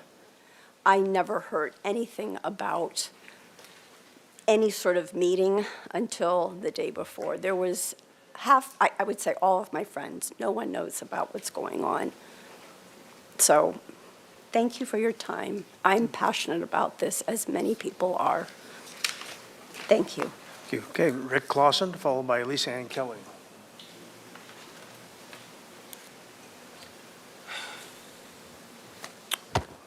Thank you. I am Rick Clausen, and who knew, another tree appeal. I actually came today to just watch another tree appeal. I'm not involved at all. And I must say that I tip my hat to the appellant for speaking heartfeltedly for as long as he did. And you all know that I was chained to my notes with the appeal that I was involved with. One of the things that the appellant said was, nobody expected them to get this big. And I think that the lesson, the take-home message, the lesson is, these things don't happen overnight. And that if there are three main issues with street trees, they are maintenance, maintenance, and maintenance. And if I can refer to Councilmember Jordan's comments at an earlier street tree appeal, he referenced we are going to have similar problems throughout the city, on the Mesa and other places. You might have even mentioned Milpas. I don't recall that. But if the issue is maintenance, that has to fall to the Department of Parks and Recreation to maintain them. And I notice that there are three of these trees that present vertical obstructions.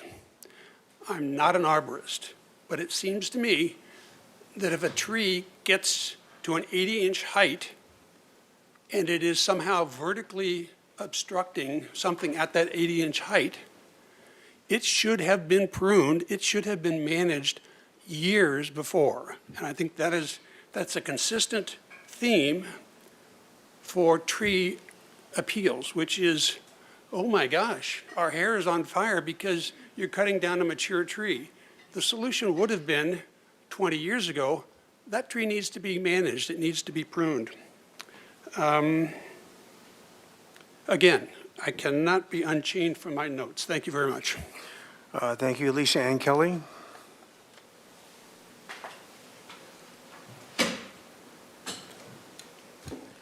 Hi, good afternoon, Mayor Rouse and City Council members. My name is Lisa Ann Kelly, Santa Barbara local, born and raised. I just have 3 quick points to make because I can see you're all looking at the clock and you don't want to hear any more about this. I'm pretty sure that most of you have already made your minds up. Habitat, I agree with Kate Clark, the crows. That's one of the main reasons I'm here right now. I live on the Lower Riviera. I see them fly that way every night. It's not just the crows, but the honeybees and other animals that make use of that wonderful habitat from those enormous trees. My other point is, I read somewhere where the Parks and Rec, someone's proposing to replace these trees. They're going to put in, 37 trees, I read? Red gum and water gum. We all know about eucalyptus, right? Red gum and water gum, they're extremely thirsty trees, especially when they're first growing up. You look online, it's cautioned not to plant them anywhere near a structure or any kind of sidewalks because that's what the roots do. They push the sidewalk up. And I want to say to you right now, better the devil you know. You have those trees in there. As far as I've seen, they're pretty low maintenance compared to eucalyptus trees. So if you're thinking that's going to be the solution, once you cut down all these trees, it's not the solution. Thank you so much. Thank you. Are there any hands online for this particular item, Madam Clerk? Mr. Mayor, we have one newly raised hand from Fred Sweeney.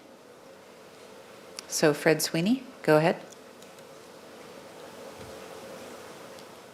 Can you hear me? Yes, we can.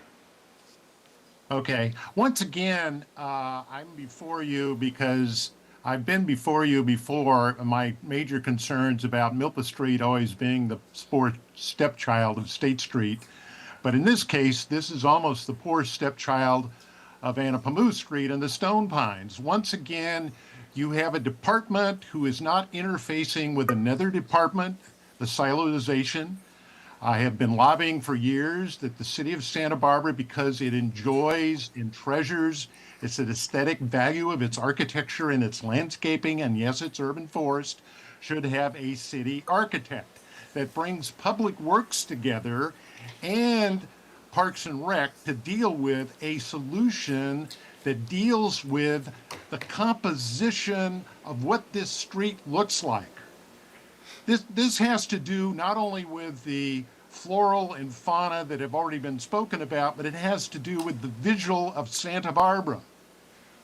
Those trees, we all know as planters, historically were brought from another country to be planted here because somebody had it in their head that they would make great street trees. Well, we've learned since then that has become a real problem. But we now have these big, huge, mature trees that make up the composition of what this street looks like. So I would urge the council to do what they did with the Stone Pines and uphold the appeal and make Parks and Rec and the Public Works Department come together instead of siloing themselves. The answer that you gave a few minutes ago to Councilman Sneddon about, well, it isn't our job, it's not Public Works, that's just not acceptable. Thank you. Thank you. Okay, with that, we'll close public comment and we'll move to council. Mr. Gutierrez. Yeah, I just want to apologize. I was unaware that going to the bathroom during the appellant's presentation would recuse me from voting. So other than that, it was just bad timing on my part, so I apologize. Okay, thank you. And Ms. Sneddon. Thank you, Mayor Ross. I do have some follow-up questions. Have these trees been growing for 520 years? Councilmember Sneddon, as far as we could track, these trees were planted right around the 1960s. Okay. They were meant, as what we understood of the record, to be pruned as lollipop trees. But as you can see, that they were not maintained as that. Okay, thank you. And It was 528 combined years. thank you. Thank you. Thank you. And then, you know, I didn't really come into this hearing with this in mind, and given testimony, be honest, I'm swayed. 5-foot sidewalks, I have some questions about that. Is that the new standard? What we have in our packet is the 36 inches, and if there were to be sidewalk meanders around the few of the trees that it has to do with the width, I guess I just want more feedback on that. Is that feasible? Would it then be 5 feet, or would it be the 36 inches? And other than the considerations that have already been put in place, that meanderings are more difficult or the loss of parking spaces, if you could comment on that. Mayor Rouse, Councilmember Sneddon, PROAG, Public Right-of-Way ADA Guidelines, was recently enacted at the federal level, and it has a minimum sidewalk width of 4 feet, not 5 feet. And that would apply if we were dealing with a brand-new project, developing a street from scratch. That would be the minimum sidewalk width we would be held to. We are dealing with an existing condition, so What ADA standard that we're attempting to meet is 36 inches, which for a certain distance allows wheelchairs to pass obstructions. And as well, the 80-inch vertical clearance, as Ms. Grant mentioned, that is for visually impaired people so they don't bump their heads as they're walking down the sidewalk. So that's the widths. And so as it would apply to meandering street side of the trees, it's really a comfort thing and a mobility issue. It's really challenging to communicate to visually impaired people when the alignment of a sidewalk changes. And so communicating that path of safe path of travel bends around an obstruction like that would be really challenging to communicate. And so that's why we, in Santa Barbara, are blessed that many years ago our street and sidewalk system was developed with nice linear sidewalks. Is it possible? Yes, it comes at the expense of parking or possibly traffic lanes. We have to take that space from somewhere, and it is an expensive solution as well. But those would be the trade-offs. Okay, thank you. And let's say I wasn't as concerned about parking, but more concerned about, and I will say this from the site visit, walking through there and the branches that are lower than not the whole stem that's lower than the 80 inches, and I could see that walking you hit your head. And there are definitely places where a stroller can't fit, not even like an umbrella stroller, small stroller, and certainly not a wheelchair. And really, those are the only things, I'm much more concerned about those things than I am about losing parking spaces, to be frank about it. So how many of these, of just the ficus, because I'll go in on it too, I'm not very much concerned about the box trees. They're little, they're not remarkable, they can be easily replaced, I think, actually with something more beautiful. So I'm not worried about those, just the ficus trees. How many of the ficus trees, how many additional could be not removed if it wasn't an issue of parking, but it was just the ones where someone with impaired vision or in a wheelchair just could not pass? Mayor Rouse, Councilmember Snedden, we can't say for sure today. We would have to go back and study each location. Proximity to driveways, utilities, those types of things would have to be studied in more detail. There would be up to 5 where the width and the overhang is an issue. Okay, thank you. And does the appellant still have time, or are we moving into our comment portion now? We're in deliberations. We're in deliberations now. Okay, well, I can deliberate. I mean, as we were going through the presentation, and then based on yesterday's site visit, I was just seeing this very clearly, that it's about pedestrian safety and accessibility. There are places, and have been for many years, where the public has come out and spoken about where wheelchairs just simply cannot pass. And like I say, strollers, wheelchairs, and people do go out into the street. No one wants to take the trees out. I don't think that's, none of us want to do that. I think this has been judicious and careful and necessary. They're beautiful trees. I'm not sure. I'm very swayed by the testimony today. And I do wonder if we've looked at it to the fullest extent that we could, if we were to have in mind to preserve the trees. So I'm conflicted. I'll leave it there. I'm conflicted. I had come in after the first part of the testimony prepared to sacrifice the trees for the accessibility and the safety of pedestrians, and I'm not exactly sure that's where I am right at the moment, because I'm not sure that it's entirely necessary, even though it seems to be. So I'll leave my comments there. Mr. Jordan. Thanks.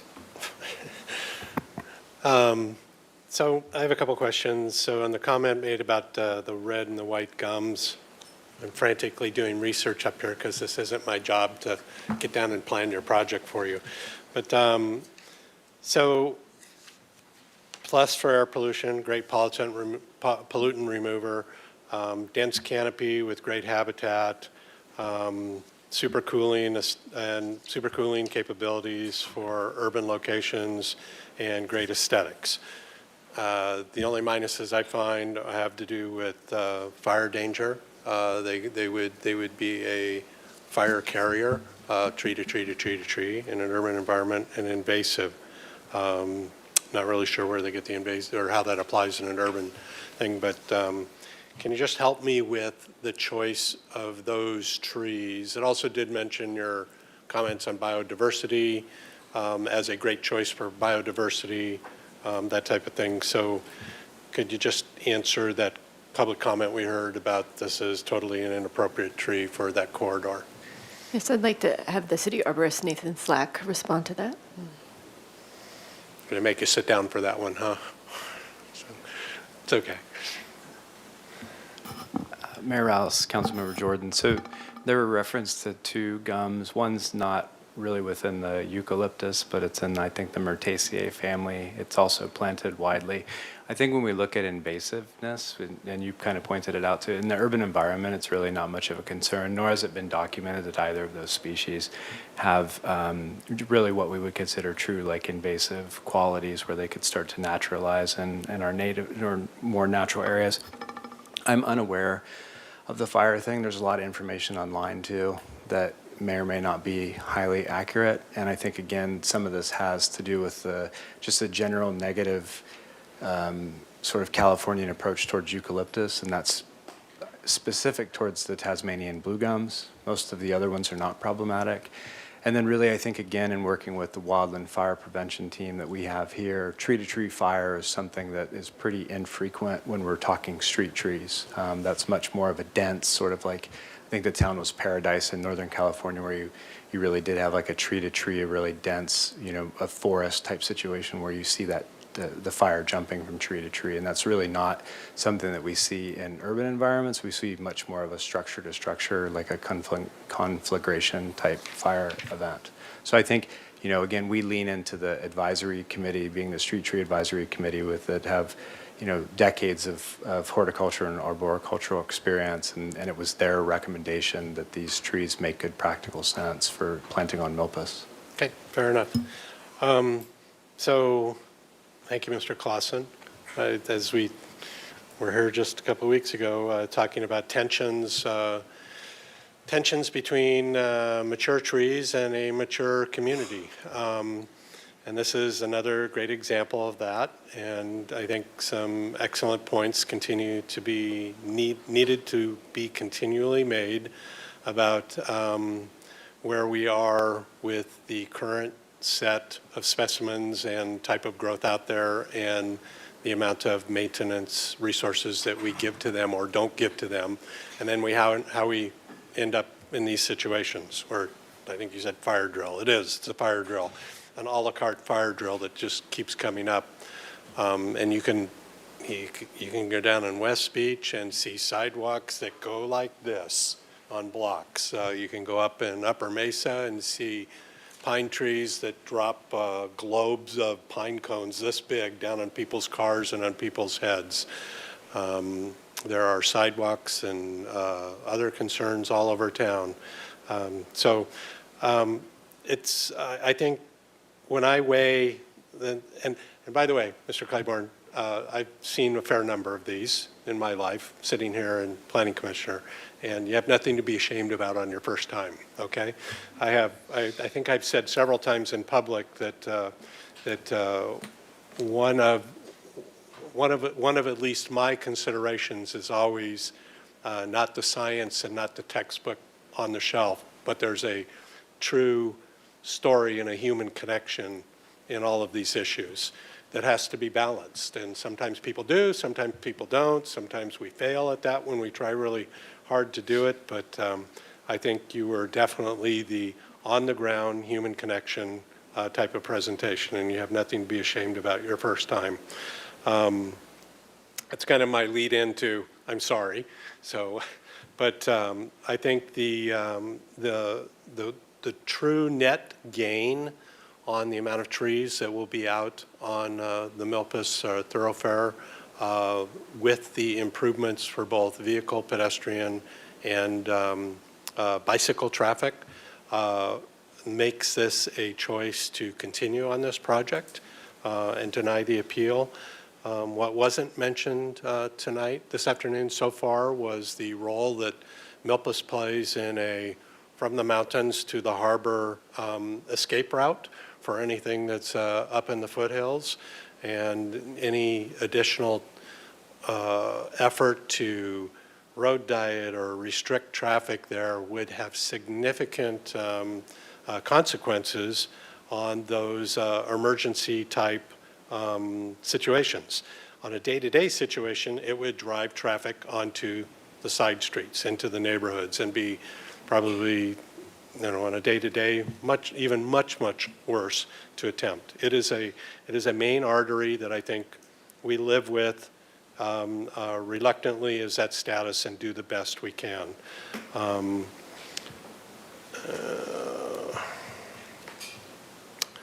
So I will be in favor of denying the appeal, agreeing with staff's recommendation, and I will still say there's a lesson here to try and find a way to get a handle on these before they get to this point, and what does that look like from a plan where we know these situations already exist, to try and get out in front of them so you're not arguing every one of these out one by one in what truly is just a miserable choice to make. I mean, I don't think anybody sitting up here will say cutting down a tree is ever the right choice. But when you look at the balance you need to straddle in a urban environment, there is a choice to make there. So that'll be my recommendation, Mr. Mayor. Mr. Friedman. Thank you, Mr. Mayor. Just a couple follow-up questions for staff. The first, so just to put it on there and hear it again, currently there are portions of Milpas Street that are inaccessible for those in wheelchairs or other mobility issues. Mayor Rouse, Councilmember Friedman, every wheelchair user is different, but there are many locations along Milpas Street that do not meet accessibility standards to accommodate wheelchairs. So then if we did pause this and went back, we'd have to reevaluate every single one of those, and it may or may not change the outcome here. That's correct. And then another question, since Mr. Sweeney brought it up, and I didn't hear it in his comments, the Anapamu appeal that we heard a couple weeks ago, 3 weeks ago, a large part of that appeal was that those were historically designated, those trees back in the 90s. Are any of the trees here historically have a historic designation on them, similar or the same as on Milpas? Or as on Anapamu, sorry. Mayor Rouse, Councilmember Friedman, there are no trees on North Milpas that have council-appointed historic designation. So there is a significant difference in evaluation because there is no historic designation as compared with the prior appeal from 3 weeks ago. Mayor Rouse, Councilmember Friedman, I think in some respects that's correct. Also, last appeal was actually just a discussion on replacement tree species. We had noted the existing trees would be retained, the historic trees. So I think certainly there's layers to a historic designation that are different than street trees, but these are also old street trees, worth consideration as well. Thank you for that clarification. And then I guess this would be more for Ms. Grant or Mr. Bailey. So that within the general plan and even some projects that are coming forward, I know there was one at the Planning Commission or the ABR a couple weeks ago on Milpas. There are a significant number of projects that are going to be converting lots into housing. There's the formerly 7-Eleven when it came up here, but 700, assuming that could ever financially pencil out, but that's a significant number of units. There's the one, I think it was 511 was on, I think it was the PC the other day. And that's a significant number of units, about 23, 24.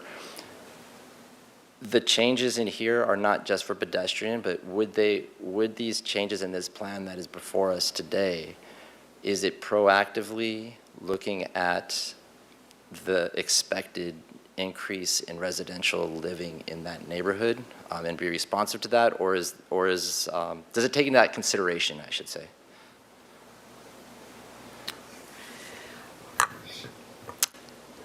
Councilmember Freeman, through the mayor, yes and no. The no part is that this project stands alone on its own purely from Vision Zero analysis and collision analysis and really to have safety for all road users. With respect to land development adjacent to Milpas, and yes, we are aware of a lot of redevelopment that are in our city processes right now.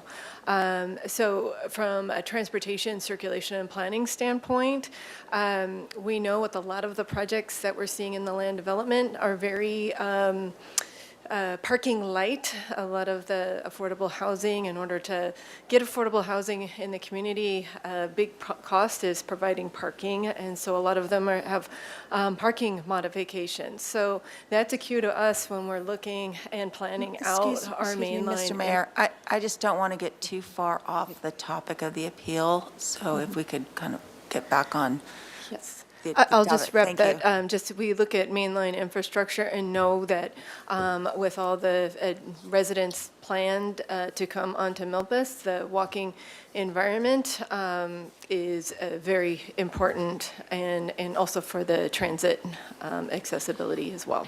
Okay, and that's kind of where I was going in terms of the pedestrian accessibility and others out there. Okay, thank you.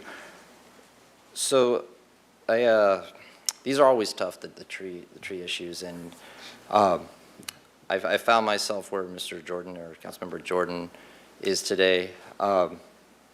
It's never something that we want to do. Trees have an intrinsic value in the community. In this case, and I appreciate the issues that were raised. I think you did a great job as well. But ADA issues are of extreme importance, and it's just not accessible there for people with ADA issues. It's just not in a lot of areas. And the other thing is it needs to become more walkable. The future is changing all over town. And especially when you're crossing the street in some of those intersections over the years, they were neglected and there was deaths in the past, and the city responded. And this it follows that, and there are trade-offs. And one of the things that when I look at it is there's the immediacy of today and there's the conditions of today. But as council members, we also have a responsibility to consider how the community will be long after we're not in these seats anymore and long after we're not here. And if we look back 50, 60, 70 years ago when the trees were planted, we're the beneficiaries of that. And what if they had planted 30 more trees back then? We would be better off today. But they planted these 13 instead of 30 or 37. And so if we do move forward and we plant trees, 50, 60 years from now, this town will be the beneficiary of additional trees. So that's the way I look at it, is there are things that aren't popular today, but in the long run, having an additional, almost tripling the amount of trees for the future of our city, that's a good thing.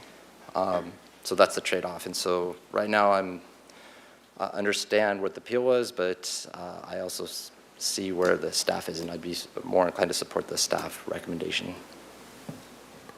Ms. Santa Maria. Thank you, Mayor Rouse. I just have a few questions for staff. The first one, I just wanted to ask if you could share some details about the last public outreach that was conducted. I know that, we've heard from a lot of East Side residents that they didn't hear about these opportunities. So just for the sake of the public, if we could share what those public outreach opportunities look like? How were those noticed? Like, where would someone would have seen the announcement for that? Yes, and thank you, Councilmember Santa Maria, for that. Through the mayor, multi-prong, multimedia to get the word out for all of our community outreach. We continue to refine and improve. We did have staff go door to door about the upcoming webinar and in-person meetings for every place along the project corridor. We also had sandwich board signs, so if you were walking or driving or bicycling, you would have seen signs in advance of the community meetings. We had city news and brief. We also have a project listserv specifically for the project, so anytime that there's anything upcoming, that there's announcements for that as well. We had posted on Nextdoor citywide. We had media outlets that go to about 40 different media through that. We had KSBY and KEYT cover it as well, and it went through, I believe, Newshawk and other online newspaper sources. We also worked with the Eastside Society. They blasted out through their listserv. Move Santa Barbara County posted, Strong Towns had posted as well, and then Parent Square for the Eastside schools as well. So it really goes out to thousands, but we recognize that it's still, even with going out to thousands, and we can tell how many people have read some of our announcements, it's still, we still hear the comments that we haven't heard about it. So we're always open ears on how best to communicate. Right. Thank you so much. That's really helpful. I asked that mainly because I want us to be able to learn from each other on how do we better conduct that outreach, because to me it's highly important that our residents are able to give input for this. I just had a couple more questions. The Milpas sidewalk widening project originally was to widen, to my understanding, the entirety of the sidewalks all along Milpas, but now we're only widening certain parts. Can you talk about the difference between had we gone through with the original Milpas widening project, what the tree removal would have looked like in that instance versus what it looks like in this proposal, if that makes sense? Yes, thank you for the question. The original scope, when we started in 2019 and when we first went to council for a proposed scope to seek grant funding, was for sidewalk widening for the entire corridor between Quinientos and Canon Perdido. We submitted the grant to the California Active Transportation Program. Unfortunately, we were not successful. When we met with the commission staff, how to make this project more competitive, because we knew from doing all the outreach of how important pedestrian and vehicle-related improvements were. They said, you know what, lessen the scope, focus on the intersections. That's what we did. We returned to council with the revised scope and with, of course, ahead of going to council, to the community to make sure that they were on board, because we don't apply for grants unless we have community support. And so council did sign a resolution to continue with that grant, and that's what we were successful about. As far as for that larger corridor project, again, there isn't any funding source with that, and it would have, I don't have an exact number, but it would have involved a lot more street tree removal. Again, this is something we're taking very seriously and really trying to minimize and really keep our urban forest intact. And we feel that this project has done that with preserving the 82 trees. Thank you. That's very helpful. Last two questions, very briefly. Could you remind me when, if we were to, it hurts to even say deny the appeal, because I personally don't want to cut down trees, but say that we denied the appeal and we go forward and we take down up to 13 trees. When is the proposed date to start taking down those trees? Would they all be taken down at once? Would it just be, one, and then after some time, another one, and then another follow-up to that question, and this would be my last one, I promise. But when would we expect to see planting of the new trees? Because we are removing up to 13 and potentially adding 37. So I'm kind of wondering what those timelines would look like. So if the appeal is denied, and so that would be the removal of the 13 trees, we are proposing a phased removal. For the ones that present liabilities now with ADA and sightline, so that would be the 8 trees, we would propose to remove relatively soon, ahead of starting construction on the actual project. In tandem with that tree removal, we would want to see the tree plantings come in, and that would also be phased, but as many that we could do that aren't in the new curb realignments. Those in the curb realignments, so it's the other 5 trees, thank you. The 5 trees, those would be removed once we start construction of the curbs, and then there would be additional trees coming in with that. And there would be additional trees planted along the corridor where the sidewalk is not being widened, is that correct? That is correct. There are a lot of existing planters that don't have any trees that we're proposing there.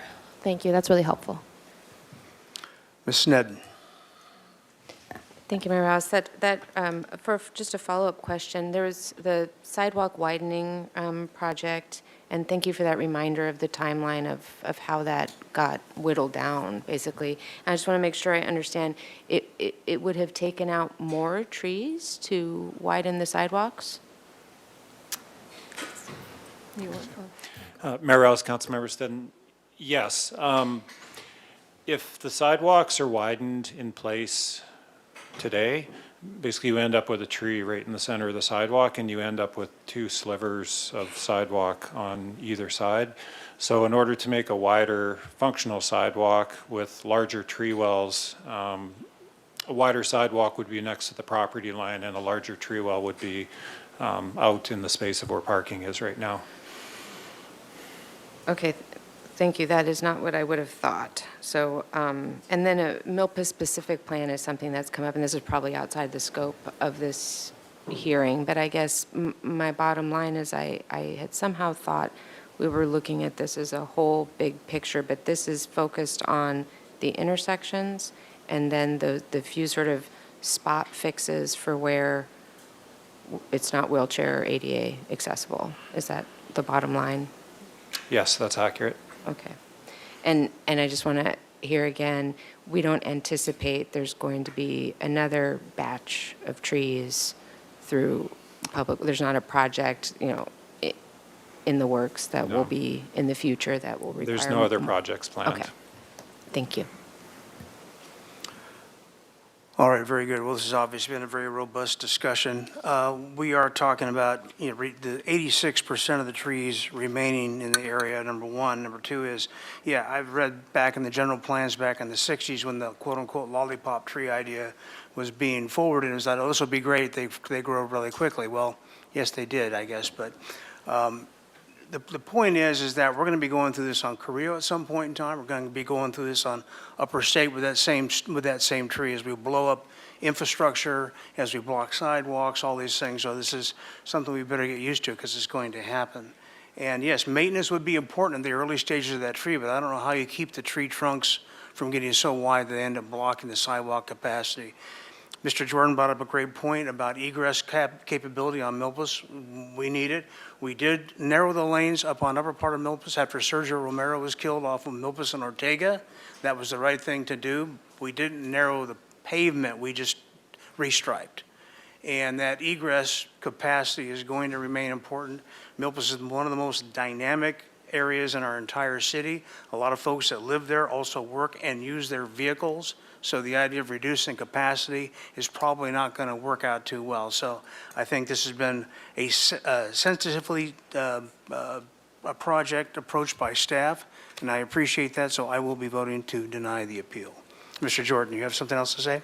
Just, you ready for a motion? I certainly am. I'll move staff's recommendation to deny the appeal Do we need any other language in there about return with resolution or findings? No, Okay. we're good. Then that's my motion. Thank you. Is there a second? I'll second the motion. All right, very good. We have a motion and a second. Is there any further discussion? And does everybody understand the motion? If so, let's go ahead and put the vote on the board, Let's see, please. that is a motion by Councilmember Jordan, seconded by Mayor Rouse to move the staff recommendation. Please go ahead and vote.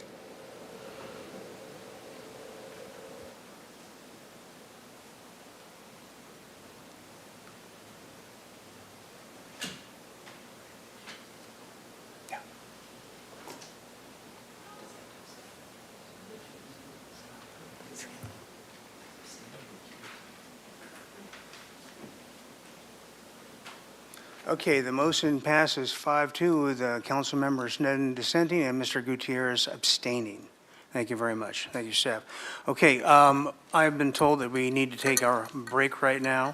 I will tell you, we've got a ton of speakers both in-house and online for the next item. We're going to be limiting the time possibly to 1 minute per speaker.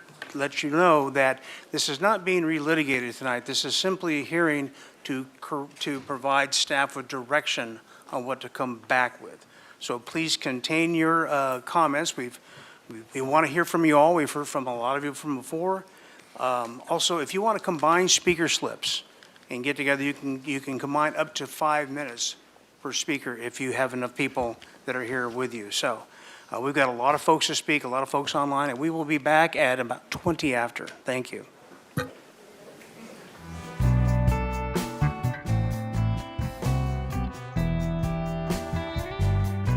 If anybody wants to submit a speaker slip, you have until 4:20, or if you want to raise your hand online by 4:20, that'll be the cutoff time.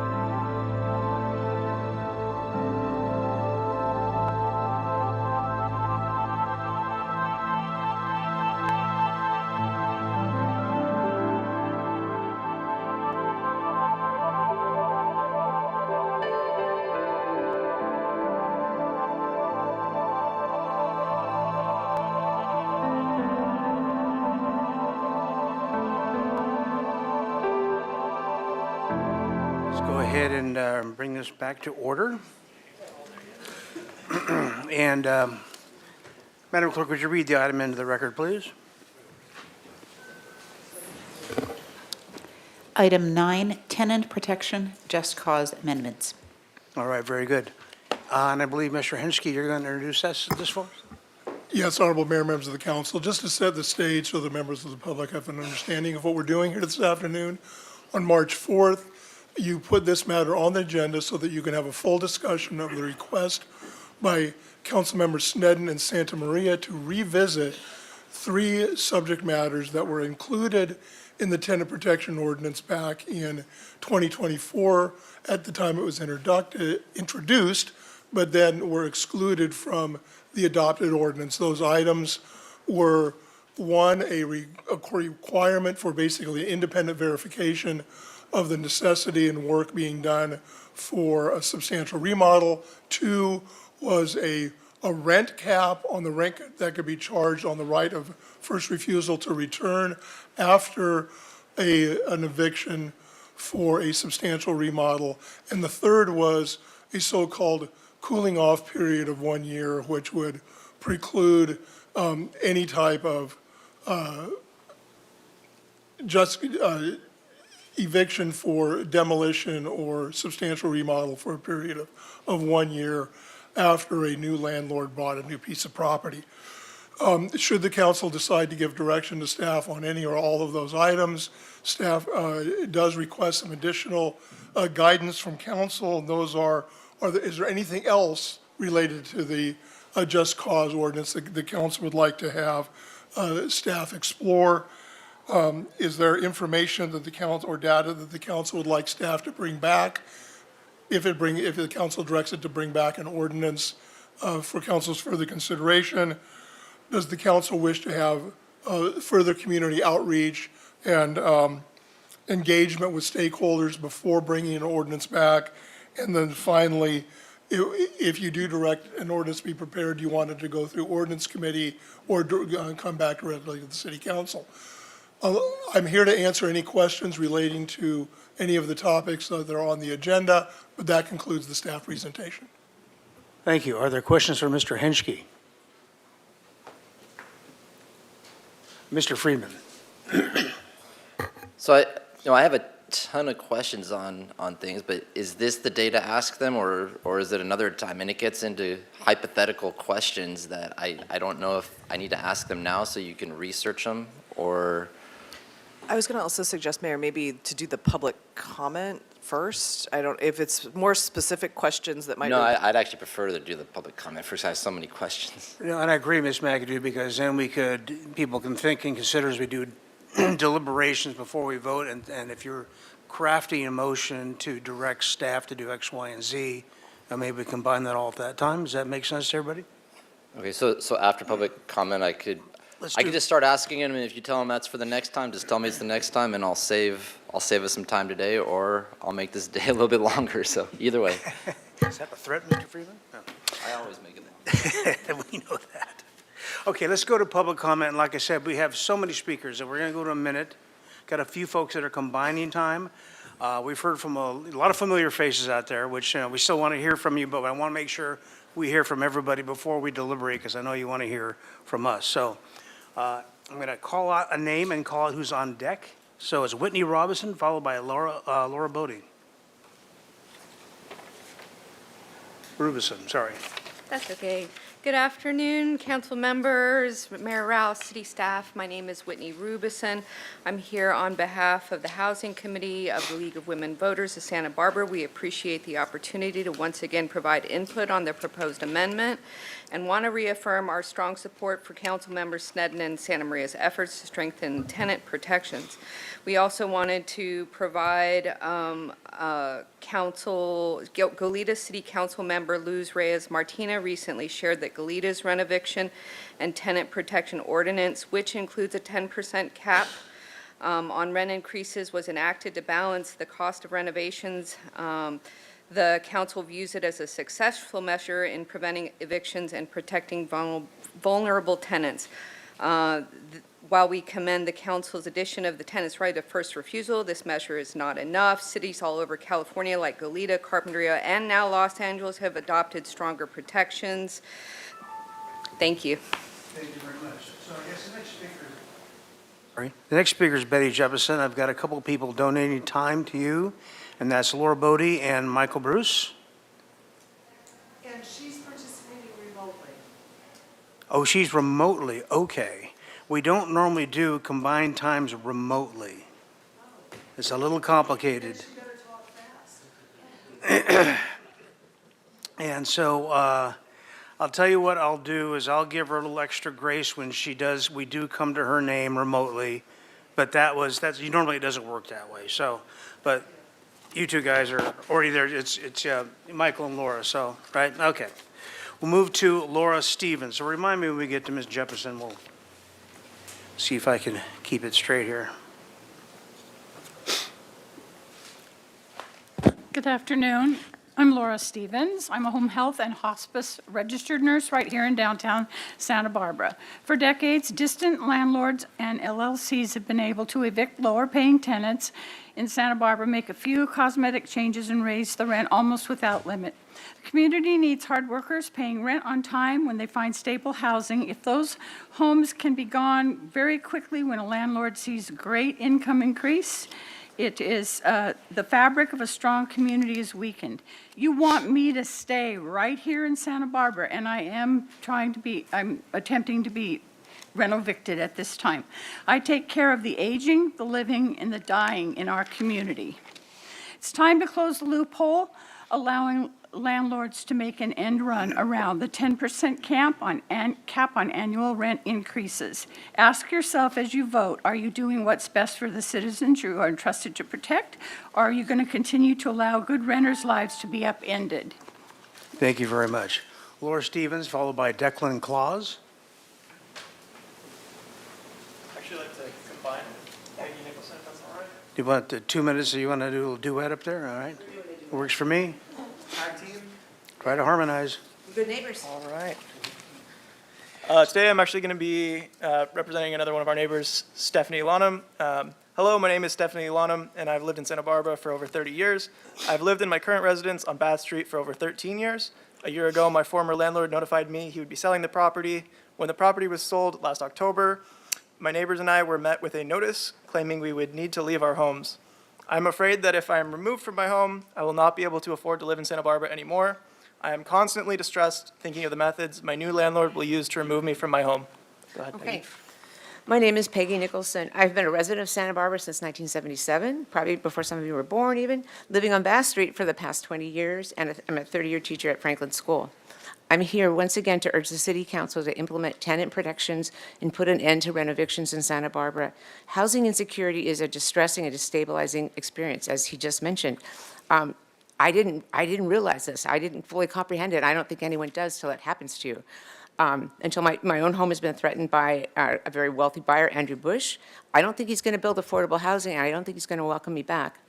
But with this process, the anxiety begins the minute you learn the property's for sale and continues through the final sale. You constantly worry about your future, how you can afford the higher rent, if you have children or pets, oh my God. So this has been a reality, this kind of anxiety and worry for me and my Bath Street neighbors since 2023. And we've continued, but we have to continue to live our lives as responsible nurses, teachers, university staff, chefs, hairstylists, and parents. And by the way, the renting parents are the real moms and pops in this situation. Rent evictions are so common in Santa Barbara. Everyone who's supporting this, supporting the renting, okay, I'm gonna stop. We all know somebody. As a council, your decision will protect someone. You can choose to protect the hardworking local residents who contribute valuable work to the community, or you can protect wealthy or proportionately wealthier individuals and their real estate investments. Thank you. Thank you. I got Shauna Stillwell, and I believe it's either Leah or Lynn donating time. Who's the person donating time? Leah, my daughter. Okay, very good. Thank you. So, Ms. Stillwell, you have 2 minutes, please. Good afternoon, Mayor Rouse, council members Friedman, Jordan, and members of the City Council. My name is Shauna Stillwell, and I appreciate the opportunity to speak today. Santa Barbara is in the midst of a full-blown housing crisis, one that affects renters, workers, families, and thousands of unhoused residents struggling to survive in a city that often prioritizes real estate profits over human dignity. I have to ask, who is Santa Barbara for? Right now, it feels like our city is becoming less of a home for the people who keep it running and more like the oligarchy billionaire's personal sandbox. Do you believe that limiting affordable housing for leaders, service workers, and first responders makes the problem go away? Does restricting access to housing and services for the unhoused mean homelessness has disappeared, or has it simply become more desperate, more painful, more fatal, and more visible? International visitors often express shock at what they see here. They don't understand how such a wealthy, picturesque place allows so many people to struggle when the housing first model, one that works, was originally conceived here in America. And honestly, I struggle to understand it too. The numbers don't lie. According to United Way of California, the real cost of living for a family of 4 in Santa Barbara is over $111,000 per year, while the federal poverty level sits at $27,479. More than 77% of unhoused residents here lost their housing while already living in Santa Barbara County. This is not an outside problem. It is homegrown, fueled by skyrocketing rents, rent evictions, and outdated no-growth policies that push people out rather than help them to stay. Please picture a Santa Barbara where 90% of the population is gone, restaurants have shuttered, resorts empty, theaters dark, not because people don't want to be here, but because they simply can't afford to survive here. I urge you to move forward on the memo, Councilmember Sneddon and Santa Maria, to amend the Municipal Code Chapter 2650 and restore the original tenant protections that were unanimously approved in the Ordinance Committee. Santa Barbara has a choice to make. Will it remain a community for all, or will it continue down a path where only the wealthiest can stay? I truly hope we can work together to keep this city livable for everyone, because the alternative is dismal. Thank you. Reina Angel, followed by Kari Weber.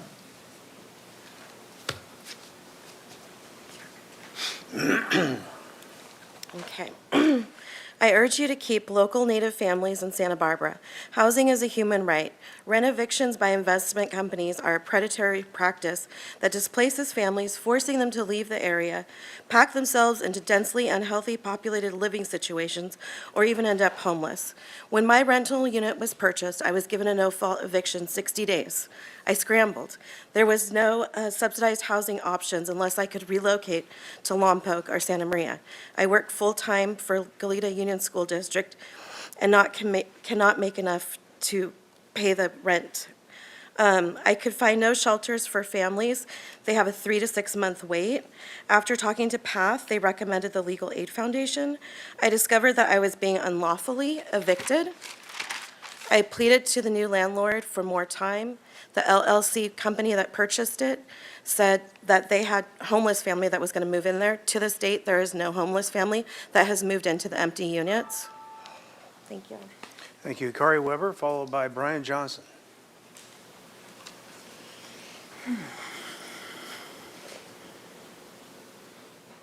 During last week's council meeting, Councilwoman Santa Maria equated the housing crisis with the emergency of a wildfire. The housing crisis is different in that it is far more insidious. Living in Santa Barbara long enough, you have likely experienced a wildfire barreling towards town or your home. You can see it, you can smell it, the fear is real. It cannot be ignored. The housing crisis is insidious in that, for the most part, it can go unseen. People simply move away, self-evict, and because it doesn't hurt everyone, it can be ignored. What I saw in last week's meeting seemed to be an attempt to bury the issue in favor of other agenda items, like the trees on Milpas. While the trees on Milpas are important, they are not an immediate crisis. In the same way, if we don't address the affordable housing crisis, there will be no one to live here to appreciate the trees, and worse, there might be people living under or in the trees. The people who have spoken in last week's and this week's meeting, and today in favor of rent cap upon return, serve as the smoke. We are repeatedly alerting you to the emergency. Consider the smoke thick. Thankfully, the topic made it onto today's agenda. Please, moving forward, treat this with the issues and urgency you would a wildfire. Thank you. Brian Johnson, followed by Jen Hernandez.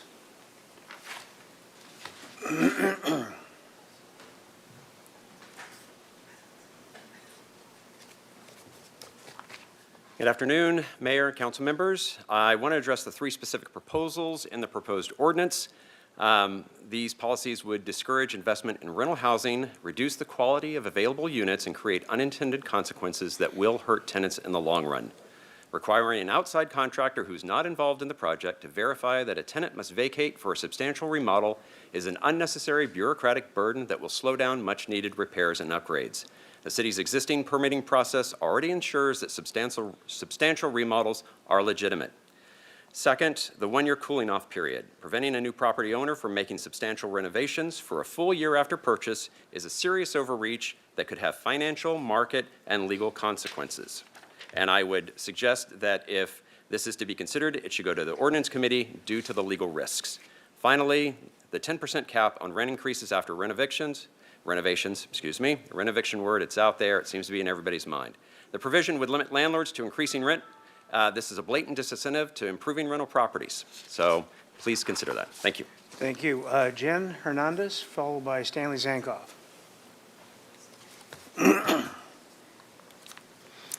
Good afternoon. My name is Jen Hernandez. I'm an Associate Policy Director with CAUSE. And I'm here today, first and foremost, to urge you to close the loophole in the existing Just Cause ordinance that has allowed for continued rent gouging and displacement of Santa Barbara residents. I also want to reiterate that this loophole is having very real impacts on dozens of families throughout Santa Barbara. You've heard from many of them over the past weeks, and today there have been commenters from each of your districts. Some faced this threat before the Just Cause ordinance was passed, and some have come under this threat since. Yes, a comprehensive approach to ensure sufficient affordable housing is needed, and this is a key component of that approach. This loophole impacts the most vulnerable among us. Closing it does not hurt landlords. It simply reins in the profits of those who would continue to exploit it at the expense of working families in Santa Barbara. Close the loophole, amend the ordinance with the original language intact, and do not hold up this process while families continue to be at risk. Thank you. Thank you. Stanley Zankoff, followed by Camille Lawrence. Hello, everyone. What we're talking about is simple. Will we keep allowing a handful of well-connected property owners keep sidestepping anti-price gouging laws, displacing tenants for higher-paying ones, contributing to runaway rents, and tormenting those who remain? Or will we require repairs from property managers who know the basics of budgeting while giving families some peace of mind at what rent they'll come back to? And if it's double, it probably isn't an option for them. I respectfully ask you, please don't be misled into an action by flimsy fear-mongering economics analysis or dogmatic defenders of this toxic business practice. When I was thinking about all the people who have been in this room with us since 2023 when we first were bringing this up, I'm thinking of people who got burnt out and had to move on and move away, and I have dozens and dozens and dozens of these stories that I can't fit in here. I know 4 of you have known this from the very start, and I'm so grateful to the 4 of you. And now is the time that we need to pass this thing. Camille Lawrence, followed by Peggy Nicholson. I'm sorry? Oh, okay. And you are then? Camille. Camille, okay. Yeah. Thank you. I've never spoken at a city council, so Appreciate bear that. with me. Thank you. Okay. I know this meeting is specifically more about tenant protections, but I want to talk about something kind of related, which is that many of these renovictions result in conversion to a short-term rental or vacation rentals. And I just want to say, I think if we want more short-term rentals, we should build them and not convert existing housing to short-term rentals. Solving our housing crisis will require many strategies, but please don't add fuel to the fire by converting existing middle-income housing to vacation rentals. We don't want to be a monoculture economy, only serving rich tourists with a large hospitality industry while we have anemic tech and other sectors. Santa Barbara could be a vibrant community where people live and work, not commuting from Lompoc or Ventura.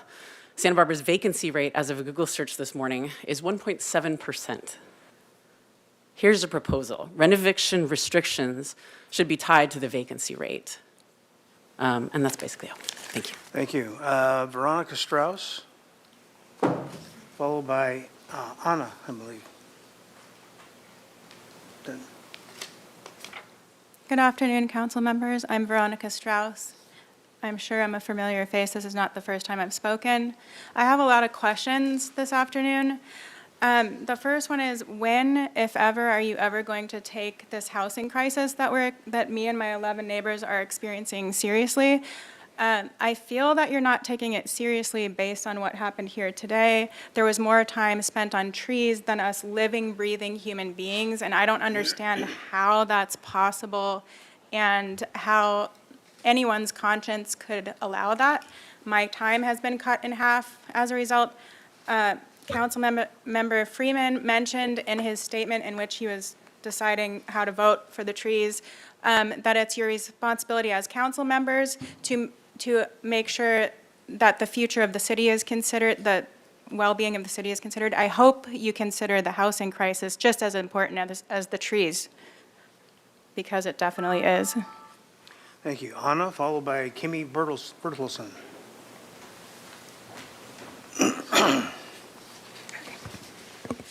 Hello, my name is Anna and I am in District 1, and rentals are not currently affordable.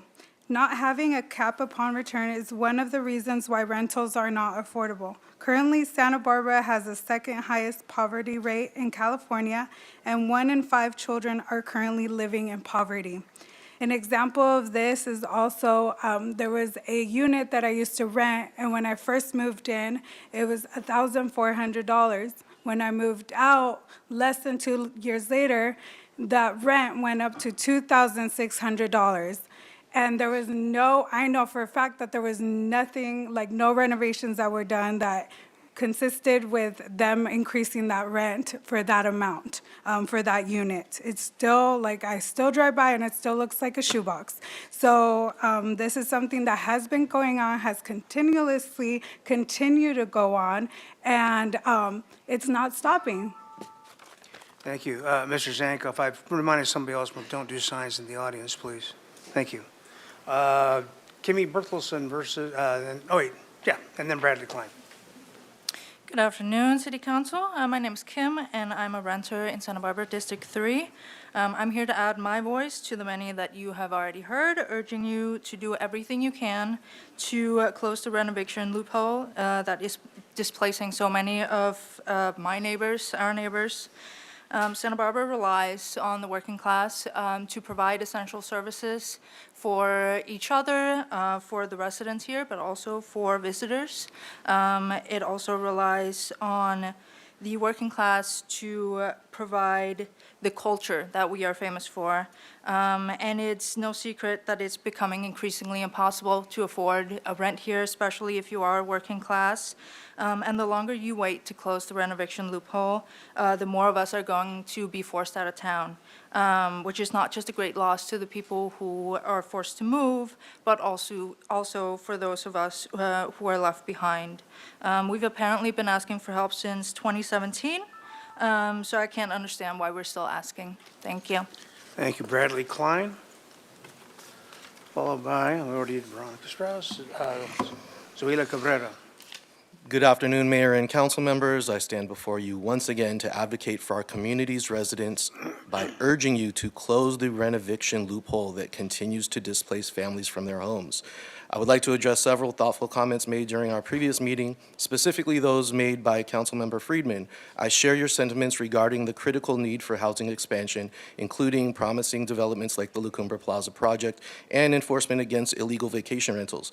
These initiatives will undoubtedly create meaningful housing opportunities for many, yet I must emphasize that protecting our current residents from displacement deserves immediate attention. We face an urgent situation where established community members are being forced from their homes, not due to any wrongdoing on their part, but simply because their eviction presents an opportunity for increased profit margins. My sincere gratitude extends to each council member who recognizes the profound damage rent evictions inflict on our community. Your willingness to take concrete action demonstrates true leadership and commitment to the welfare of all our residents. Thank you.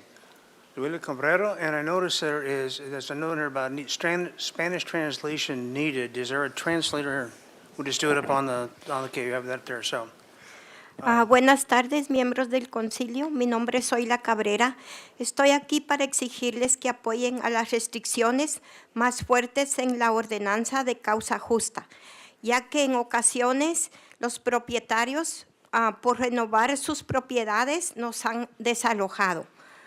Y es un tormento, ya que nuestros hijos son los que sufren al cambiarlos de escuelas porque no encontramos una vivienda justa. Y en ocasiones hasta las escuelas se quedan sin alumnos por estar, porque no hay una ordenanza justa.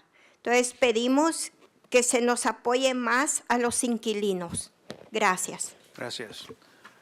Hillary Klager.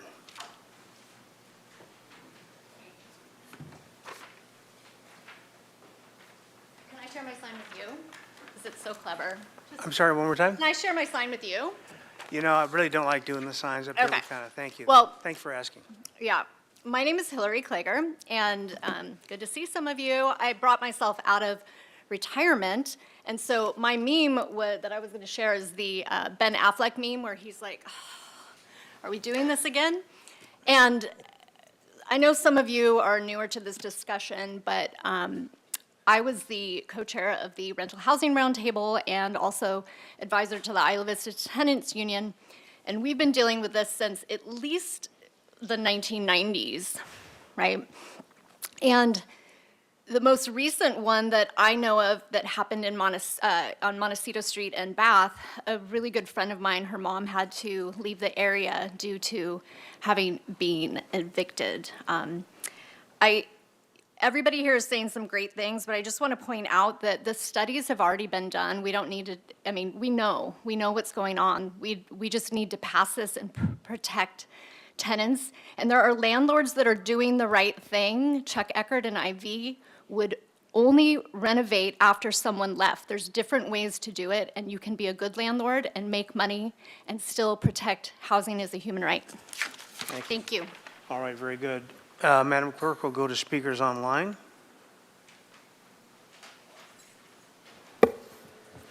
Very good. One moment.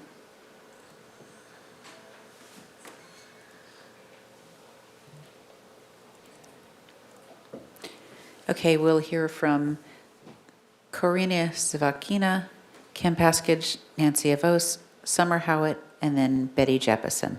Those were the hands that were raised. Corina Savanina, please go ahead.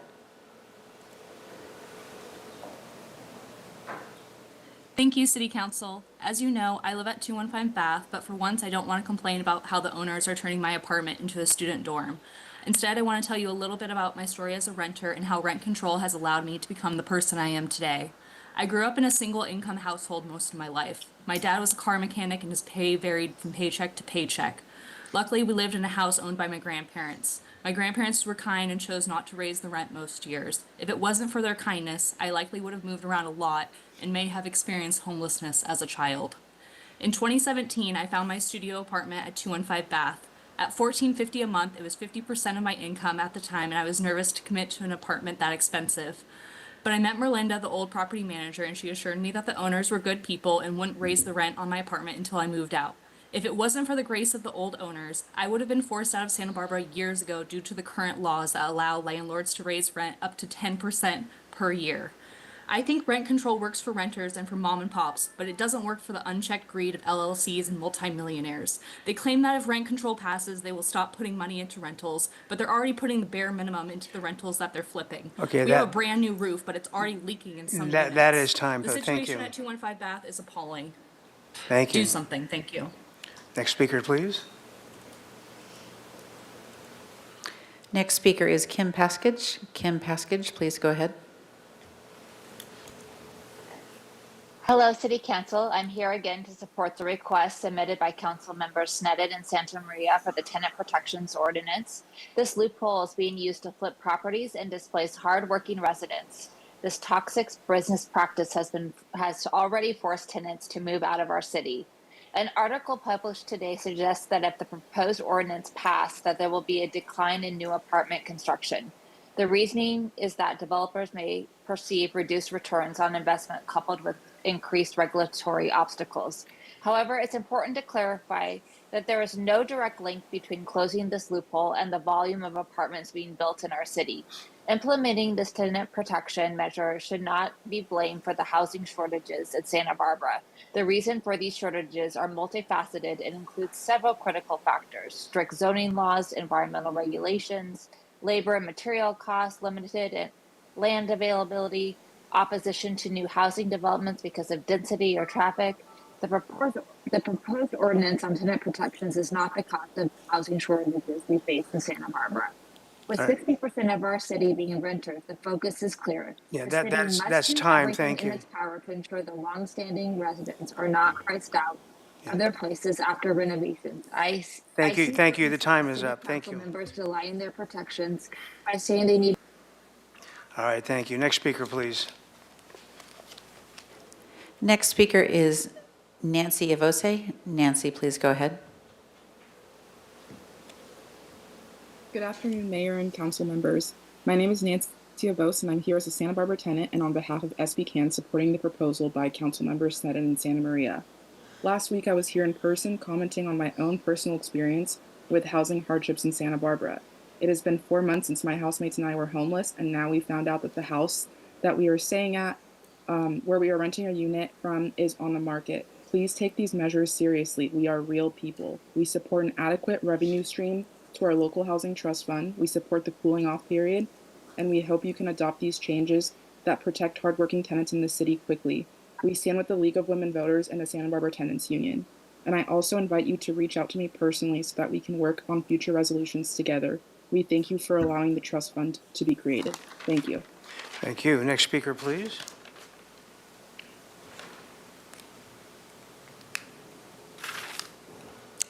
Next speaker is Summer Howitt, and then the final speaker who raised their hand by the deadline was Betty Jeppesen. So Summer Howitt, please go ahead.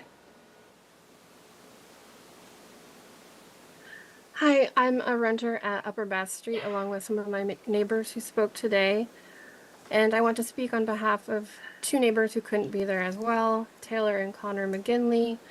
They have two preschool-aged children, and they wanted me to share that they're constantly stressed by the threat of rent eviction. And they worry that without stronger tenant protections, they'll never be able to have a stable home for their family. And that goes for all of us at the Upper Bath Street complex. We're just trying to survive here in the city, and we are asking for your help. The issue is getting steadily worse in this city. This is my third rent eviction since living here since 2006. So again, we ask you to close the rent eviction loophole. Thank you. Thank you. Next speaker, please. Okay, the final speaker is Betty Jeppesen. Betty Jeppesen, please go ahead. Okay, and for Ms. Jeppesen, that was the one where the confusion about other people adding on time, so I'll give her some leeway as she speaks. Thank you. Good afternoon, Mayor Rouse and council members. I'm Betty Jeppesen. I'm president of the Santa Barbara Rental Property Association. Before reconsidering the same issues already considered last year, I really urge you to do this in an orderly fashion and with proper research done and input from all the members of the public. There is already an existing requirement of an early alert notice, giving the tenant notice for 60 days, that in 60 days' time, they will be served with a 60-day notice for remodel. That is already 120 days. The Santa Barbara Municipal Code, Section 26.50.70702D, already provides for a continuing lengthy process for withdrawing units from the rental market for the purpose of remodel. The owner has to seek in good faith to do so in order to demolish or substantially remodel the rental unit, and it requires the owner to first obtain all permits necessary to carry this out. That is a very lengthy process in Santa Barbara, taking months. Then the owner has to have served the tenants with a copy of the permits, along with a written notice stating the reason for the termination, the type and scope of the work to be performed, why the work cannot be reasonably accomplished in a safe manner with the tenant in place, and why the work requires the tenant to vacate the residential real property for at least 30 consecutive days. The copy and the notice shall be contained in or served concurrently with the notice of termination and must be filed with the community development director And therefore, this is going to be taking months and months and months. We have a very old housing stock in Santa Barbara. I hear the people speaking concurrently, complaining about remodel notices while simultaneously stating that there are roof leaks. Ms. Jeppes, I'm going Simultaneously to have to ask stating you to that there are wrap up. things that We're at need to be time. done. So therefore, there exists no emergency to hasten to change a law that has already been considered. Thank you, Ms. Jefferson. Yeah, we're out of time, so thank you, though. All right, very good. So that's it for that. We'll come back to council for what I think is going to be a robust discussion. Ms. Snedden. Thank you, Mayor Rouse, and thank you for hearing this today. This one is simple to me, especially because we've heard it so many times. I'm especially concerned that every time we talk about it and don't take action, that we're actually making the problem worse by incentivizing property owners to act quickly and swiftly. I think today is the day for action. We've been hearing this for years from our community, from you who must be tired from coming in time after time to share your stories again and again. Just today, and it echoes what we've heard on other days, we've heard from nurses, teachers in our elementary schools, our own city staff, moms, families, and I think the quote that will stick with me is, renters are mom and pops. We're all mom and pops, and we all want to stay in this community. I don't want to lose any more people from our community because of rent evictions. If this is an issue of deferred maintenance, then closing this loophole on the cap on return for substantial renovation will encourage property owners not to defer your maintenance. In terms of what it would need to be able to be evicted, I'll just share when I was young, there was a kitchen fire in our rental, complete kitchen fire. And this is a mom and 2 kids, and we didn't have to be relocated while our entire kitchen was being rebuilt. It smelled like smoke, it had to be aired out, it had to be, substantially mitigated, but we didn't have to leave. We didn't have to be evicted and then charged double our rent to come back to where we lived. I've lived in rentals before that have had major plumbing issues, major electrical issues, heating issues. None of these I had to be evicted for them to be addressed. A lot of plumbing, if you live in a home, we've had substantial plumbing issues in my home. We didn't evict ourselves so that we could take care of the plumbing issue. We figured out a way to work around it and take care of these issues. So again, not even for a kitchen fire did we have to be evicted in order for the repairs to happen. So I think, maintenance and properties being livable and safe is the bare minimum. Those repairs and maintenance are a requirement of doing business, and in return, a property owner gets a profit, and that profit is from the tenant who's paying rent so that hopefully you've managed it from the beginning, you're able to do your repairs and your maintenance on time and not rent-evicting people. So units can be renovated as they become vacated by attrition.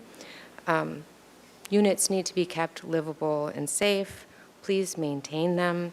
Please keep tenants in place while you're making repairs and maintaining them. Anything beyond that, substantial remodel beyond that is a different issue. And I think it's time to just close the loophole. Since we met last week, we already heard that Goleta has this in place for several years and without having issues with it. Carpinteria, and not just last week, last Friday, Los Angeles also passed one. So I just feel more and more that we're behind and need to act on this today, and I'm obviously happy to support all 3 of the changes. I will answer the 4 questions. I think there may be clarifying language on question 1 from staff. I won't propose that clarifying language, but I think there may be some.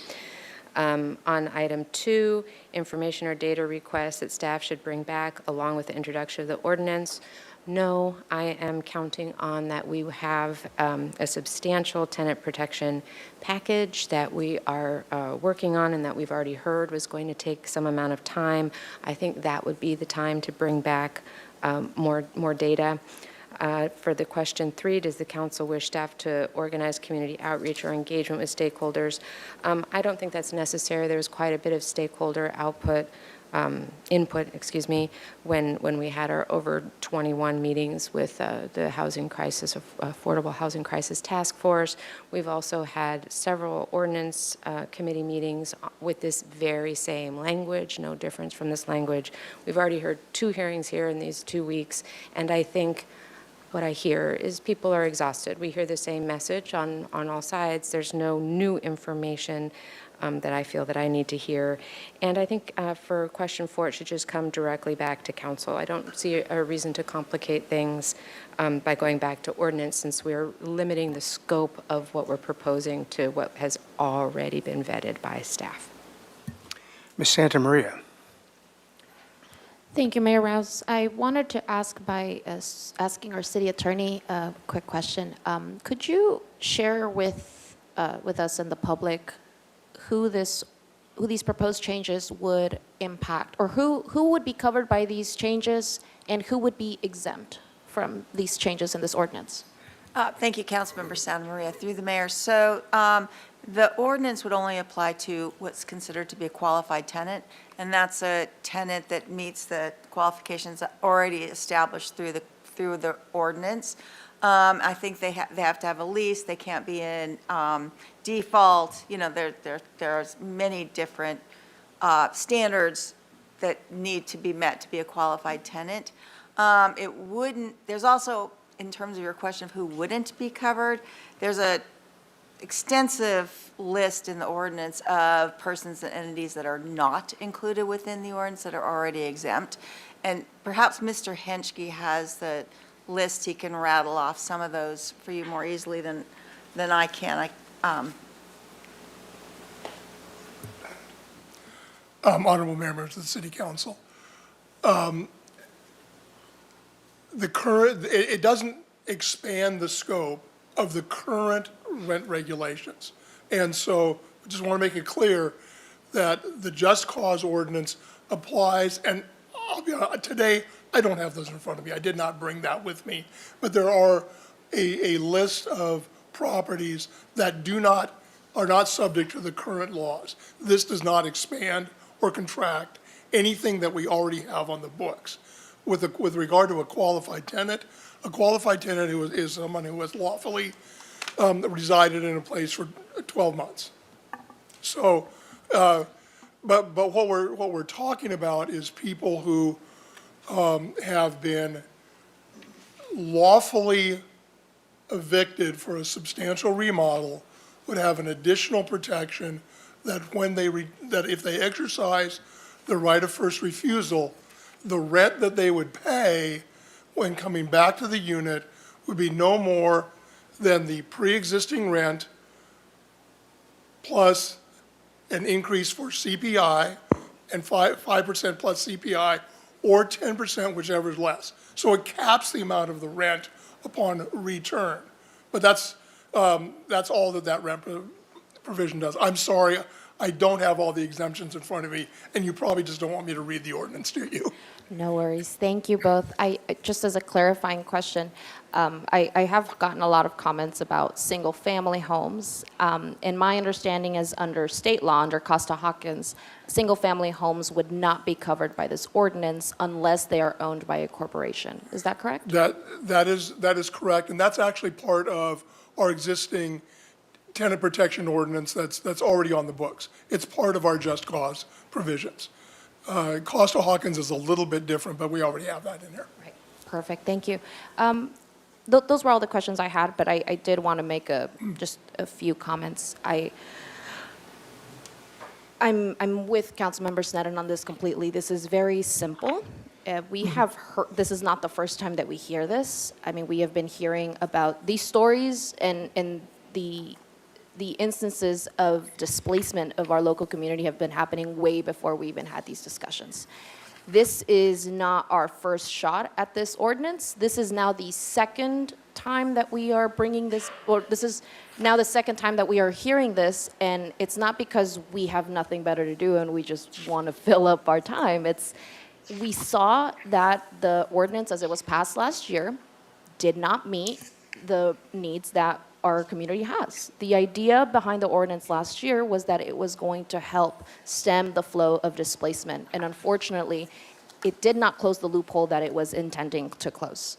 The proposed amendments that Councilmember Sneddon and I have proposed are to close that loophole, but I think it's very important that we recognize this is an ongoing project. We need to be willing to be self-reflective as a city and as council members. And if we see that an ordinance that we passed isn't working, like the one we passed last year, we need to be flexible and willing to say, hey, this didn't work, and we need to amend it so that it works. I also want to address, there's been a couple comments about if there is a cap on the rent increases, it'll lead to deferred maintenance. I'm a tenant here. I live this housing crisis, and I have lived the housing crisis both personally and through the eyes of many friends and neighbors. Our housing stock is already having a severe amount of deferred maintenance, and we are, again, not including your average mom and pop who owns a single family home. This is specifically about the large corporations, real estate investment trusts, a lot of these out-of-town wealthy folks that are coming in and seeing our housing stock and, frankly, our local community as a dollar sign. We as a community in the city of Santa Barbara often say no to big companies. We want to keep the small town charm, but we've never done that with real estate. We're okay with big companies for real estate, but for everything else, we're saying no, local business only. I want to help create an atmosphere where the local mom and pop can thrive and not your out-of-town wealthy billionaire investor. And unfortunately, currently, that is the landscape we're seeing. We are seeing a lot of out-of-town wealthy developers coming in, flipping these properties, and displacing our local workforce. We suffer as a result. The city suffers. Our local businesses suffer. And I know that there's some concern from our property owners that they won't be able to, or that they won't. They're saying they won't fix up the units if this goes through. But I mean, you've had some time, definitely decades of favorable conditions. You've had years of low interest rates, high rents, low vacancy rates, and if in these ideal conditions you weren't doing your job of maintaining your investment, I don't know how we can believe that this one thing is the one that's going to preclude you. And if you just don't pass this, now we'll renovate. No, you should be renovating just as part of being a smart investor. This is your investment. It's your property. You should be taking care of your property if you are a smart investor. That's literally all it comes down to. And in return, you get profit in the form of rent from a tenant. So I do want to answer the questions that our staff has posed and placed in front of us. The first one about amendments, and we can talk about those, but I don't think there should be any substantive amendments other than just clarifying language. I don't think that we should be holding this up any longer. We've had plenty of discussions. For the other questions, I don't think that we need additional information given that we have gone over this over and over. The additional information that we have that is worth it is lived experiences from our community, and we've been getting that. We've had plenty of that. In addition, for the next question, I don't think we need to return this back to ordinance committee. It was already approved unanimously by ordinance committee last year, and we're not changing anything substantive, so I don't want to put unnecessary burden, pressure, and additional work on our city staff if we don't need to. Our city staff is already stretched very thin, and I'm very protective of our city time because they're doing incredible work, and we need them to focus on other things. So no busy work. I don't think we need to bring any more. The research's been done. Our city staff has already done the work, and I'll leave the motion for later because I want to let my other colleagues make comments, but I think this is very simple. We're not changing anything substantive. We'll provide some direction on clarifying language, but everything else, it should be able to come back directly to council to pass as soon as possible. Ms. Harmon. Thank you, Mr. Mayor. So I guess if I could just start with what is a process question, and I had a similar question last week, but I'd love to just get a little bit of clarity. So today we are voting on whether or not to bring back the ordinance and answering the questions around what that might look like. And when that ordinance returns, assuming we vote to bring it back, will it be an agenda item?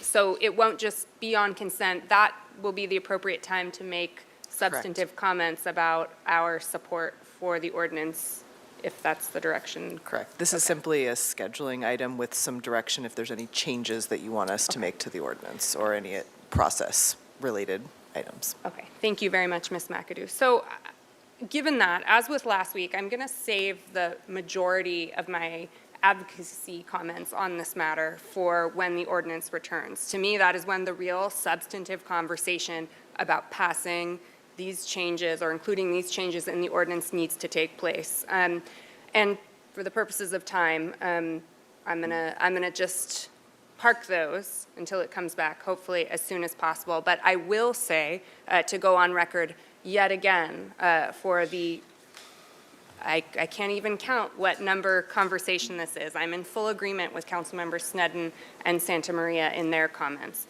The efficacy of this ordinance is profoundly limited. Its usefulness is profoundly undermined while this loophole remains open and goes unaddressed in our community.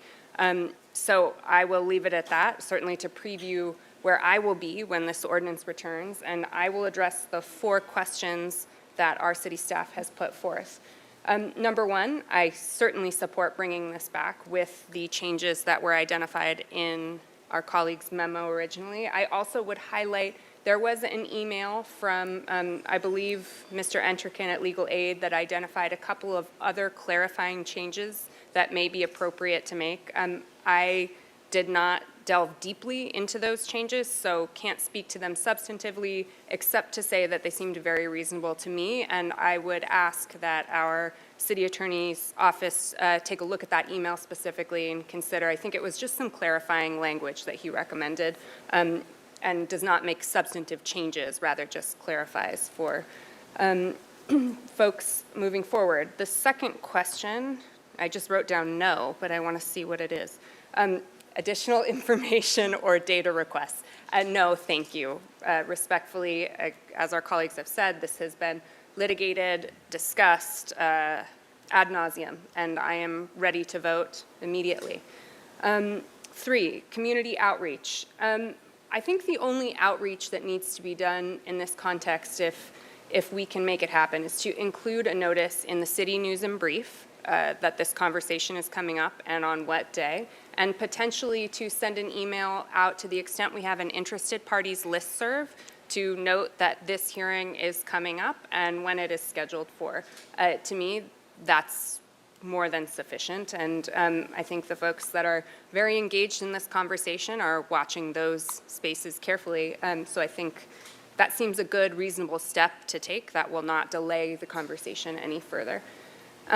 And then the 4th question, should it come back for review at Ordinance Committee? This process has had so many steps. I mean, I'm talking about not even the entire process, just this specific 2-person memo process. This is the 2nd hearing we've had on it. We will have a 3rd hearing to get to the substance of the issue. There's just simply no reason to add yet another stop in this pathway, in my view. So I do not support it going back to ordinance. I support it coming straight to council for that substantive conversation. And my sincere hope is at that time, we will be able to take a final vote to move it forward. Thank you. Thanks, Mr. Mayor. Mr. Freeman. Thank you, Mr. Mayor. Thank you to my colleagues. I appreciate the civil discussion we're having here, even though we might have some different opinions. And I especially want to thank Stanley. You are a really true advocate. You and the whole group, but you're the head of it. You're an advocate. And I know that we've had our disagreements on this, but you know that I'm not coming from this on an issue of I support the landlords. It's the supply side of building the supply that concerns me more than anything, and on just renters in particular. And I know we can disagree on that, and I know we do, but for me that's where it comes from, and I have reasoning behind it. So what I'm trying to say is it comes down when you're looking at government regulations and ordinances. Are there benefits for protection of renters? Yes, I don't deny that. Are there impacts? There are impacts, and I've talked with Councilmember Harmon about this many times. It comes down to, are there more impacts than not? Maybe on any given issue, it could be more clear-cut, but on the whole, are there more impacts that hurt renters, or are there more protections? And for me, it's not so clear-cut. And I'm going to get into that a little later, but just in light of the comments, I was a little confused about today's hearing, but that's why I wanted to wait until my three colleagues had talked. But I keep hearing, you know, it's simple. There is not anything simple about rental policy. It's just, there's nothing simple about it, no matter where we are on any issue. So I just disagree. But Mr. Henschke, I'm going to ask a series of questions because it's become clear to me that when this comes back, it's going to be the ordinance with the changes, and it's going to be for first adoption. And I want to lay everything out there just to ask the question so people know what they are. Because if I wait until the next time, what will happen is you and staff may not have the answers, and then this will pass, and I don't want to put it, well, wish you would have asked that 2 weeks ago. So just forgive me, everybody. These are serious questions, and maybe they're answered in there, but I couldn't find answers to these. And I'm going to ask another question because it's going to be pertinent to my remarks after this, but it's going to be on a different issue on this, and it has to do with when the council took up rental relocation assistance. I'm going to talk to Ms. Connect about this, our city attorney, the rental relocation. And it's going to be pertinent to my comments on this issue, so I feel comfortable bringing it up. But if everybody recalls, not everybody, but back in, let me get my notes here. Back on November 10th, 2020, we had a lot of the same people, a lot of the same issues came into place, and we were talking about rental relocation in a case of eviction. Not renovation, but just if you were evicted, what would you get? And we had a big discussion on that. And at the time, the city attorney, it was Ariel Colon at the time, said that if you do 2 months, plus you could do a third month for special needs populations, in particular seniors and disabled, you could do a third month. If they're evicted, they get 3 months rent. He can legally defend it. He said that in the council meeting. And, but if you went above and beyond that, he was unsure. He didn't say you couldn't. He said he was unsure whether it could be legally defended. So at the time, that hearing, again, November 10th, 2020, the council voted 5-1. Someone was absent to go forward with 2 months for everybody plus an extra month on special needs populations.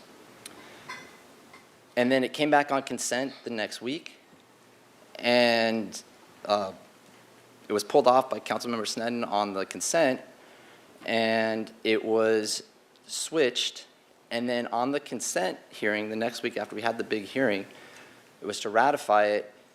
The vote went the other way, and on that vote to do 3 months, we switched it to 3 months. Again, this is on the consent, 3 months for everybody. It was a 5-2 with myself and Councilmember Jordan voting no because we wanted to stick to the original vote.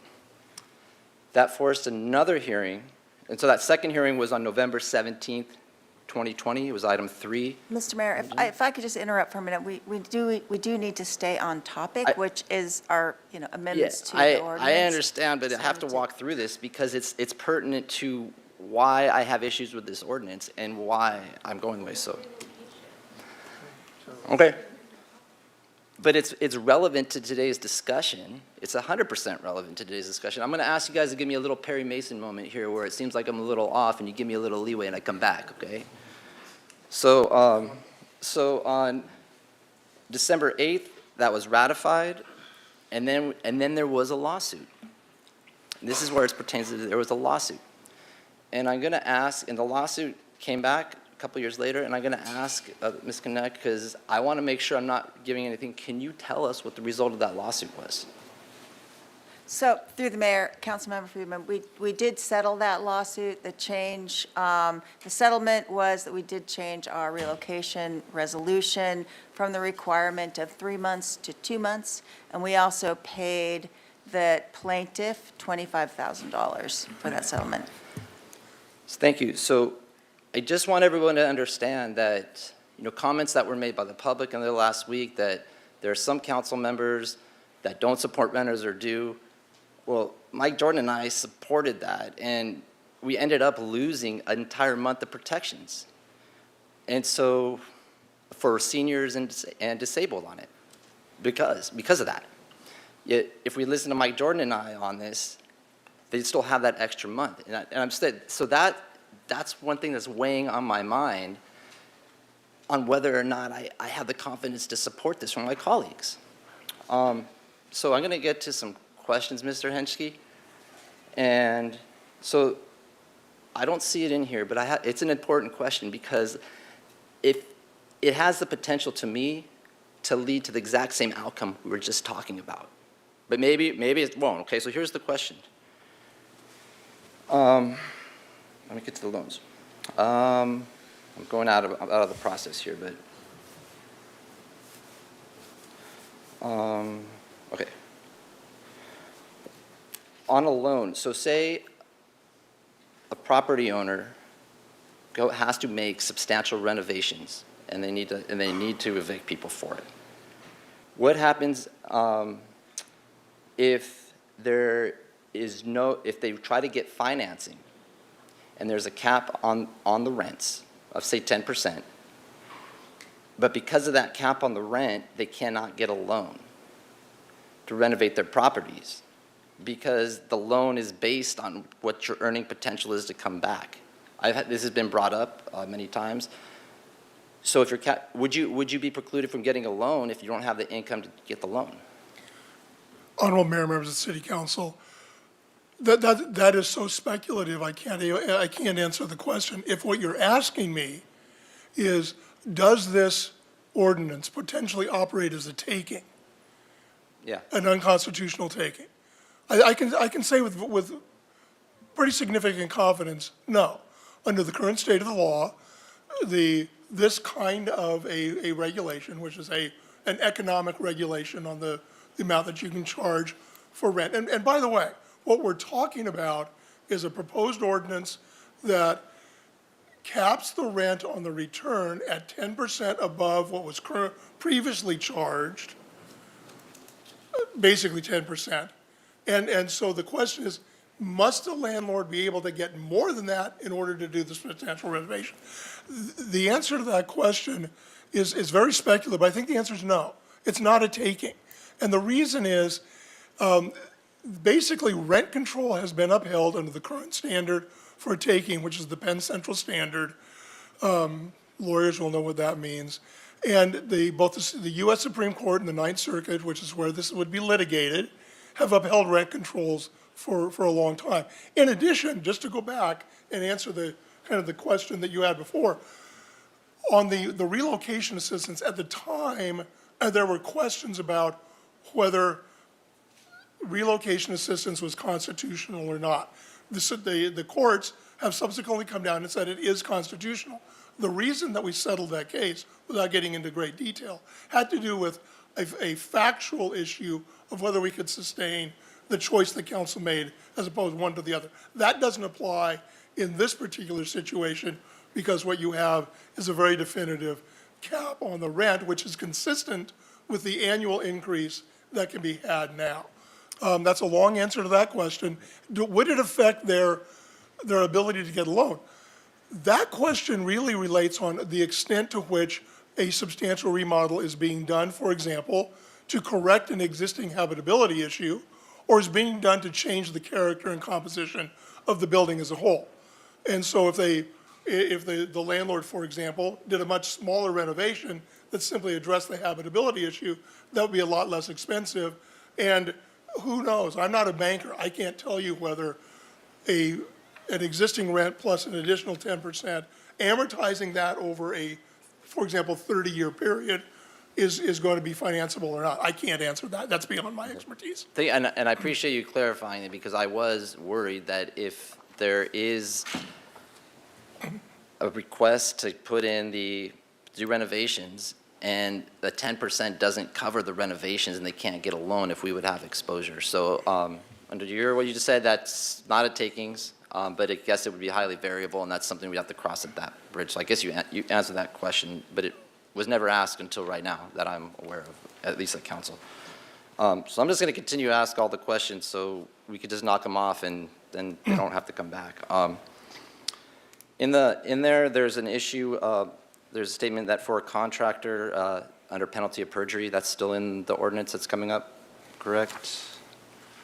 For an independent contractor under penalty of perjury to do an evaluation, that's still in there? And I don't think it was taken out. So what happens if it's in the ordinance and you cannot find a contractor to do that because they don't want to take on the liability, an independent contractor to take on the liability? How would you comply with the ordinance? Well, then you might not be able to do the substantial do the substantial remodel, and you would have to either keep the unit the way it is, or you'd have to comply with existing state law and make your habitability improvements to the property to make it habitable as is required by law now. Okay, but you basically couldn't go above and beyond. So that might be one when we bring it back, just to ensure, that might be one to have a discussion on whether or not to keep that in there or not. Because there might be many contractors would not want to take on that independent liability on that. So, and I think that would be not very consequential to whatever gets passed. Let me see. Is there an appeals process? So say that a property owner comes in and for whatever reason, they come in and they can justify that they need to do, say, a 15% rent increase to get the loan, or to justify that these renovations need to be 15%. They're prohibited. Is there an appeals process for them? And if not, does that present an issue for us for denying them an appeals process? If they can document everything and it's not some price gouging thing, but it's, hey, I need to do 15% and the ordinance doesn't allow me to do it. So let me answer that in two parts. Under the current ordinance, under the current proposal, there is no appeal process. Normally, in a true rent control situation, for example, if you have rent control where rent is capped at, say, 3/4 of CPI, which is a very common rent cap, there is often an administrative process where a landlord who says that denies me a reasonable rate of return, which would consequently result in potentially an unconstitutional taking, they have an administrative process where they can use a series of non-exclusive factors to come in and show that in order to get a fair rate of return, they need to go higher. In this particular case, is it absolutely legally necessary that you have an appeal process? I think the answer to that is I don't think so. Would it be helpful to the city to have that kind of process available should somebody want to take advantage of it? Yes, and there's two reasons for it. One is you provide a process that somebody can go through that would have to be exhausted at the local level before somebody resorts to litigation. And two, it would give the council the opportunity to determine, or somebody the opportunity to determine if the CPI plus 5 was insufficient to allow a reasonable rate of return, because it's not, the question is not, is it financeable? The question is, does the ordinance operate as an unconstitutional taking? If the council wants to have a different standard, they can, but that's not the legal standard. So would it be helpful to have? I think it would.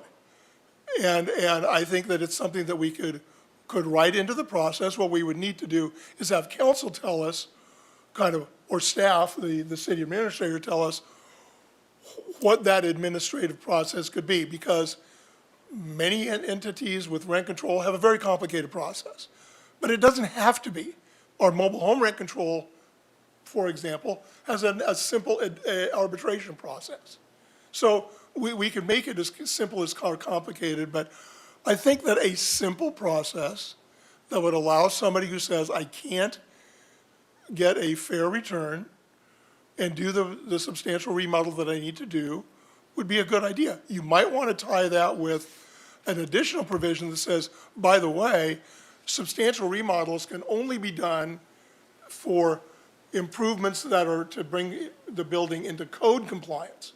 That is very common. That's what GLEDA does. You can't do a rent eviction if it's to change the character and nature of the building. But you can do it in order to do health and safety evictions or improvements. And if you tie those two together, that would make sense. Okay. That's helpful, and it's something I would like to have more information about when it comes back. Because there's a lot of different ways, like you're saying. It could be a really cumbersome appeals process, and if it's that, then you have a lot of costs, and then that gets borne by someone. But if it's something more simple that, one, gives the ability for also the tenant to be able to have any, not financial, but the bid information or whatever it is, so the tenant can review it as well. They have to have that right to do it, and it's important. And then it also would prevent a direct lawsuit. So that's one. And then this question has answered a lot of mine. Here's another one that it's an interesting one that I was thinking about. And again, if I'm thinking about these, I could guarantee you others are. But so let's say a tenant leaves the is out. The renovation's going forward. They go out and they find another apartment for those like 2-3 months or whatever it is.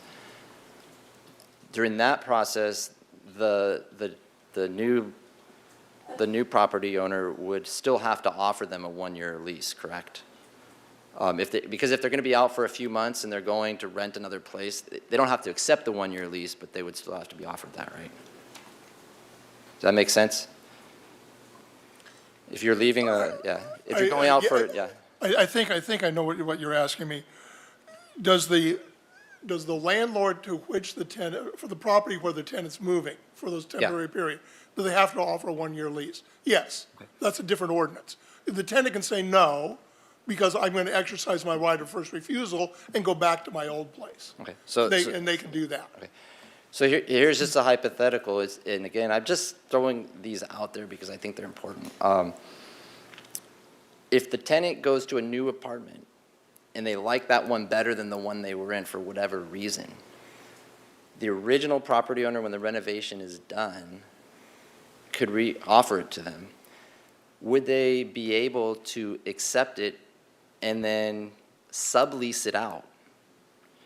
I know there's a lot that you don't have subleases. A lot of landlords don't have subleases, but would they be able to sublease it out to somebody at a higher rate than the 10%?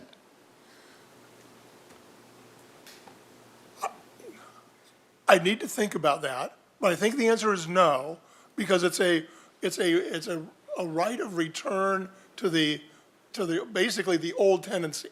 The way that the proposal was written back a year ago was the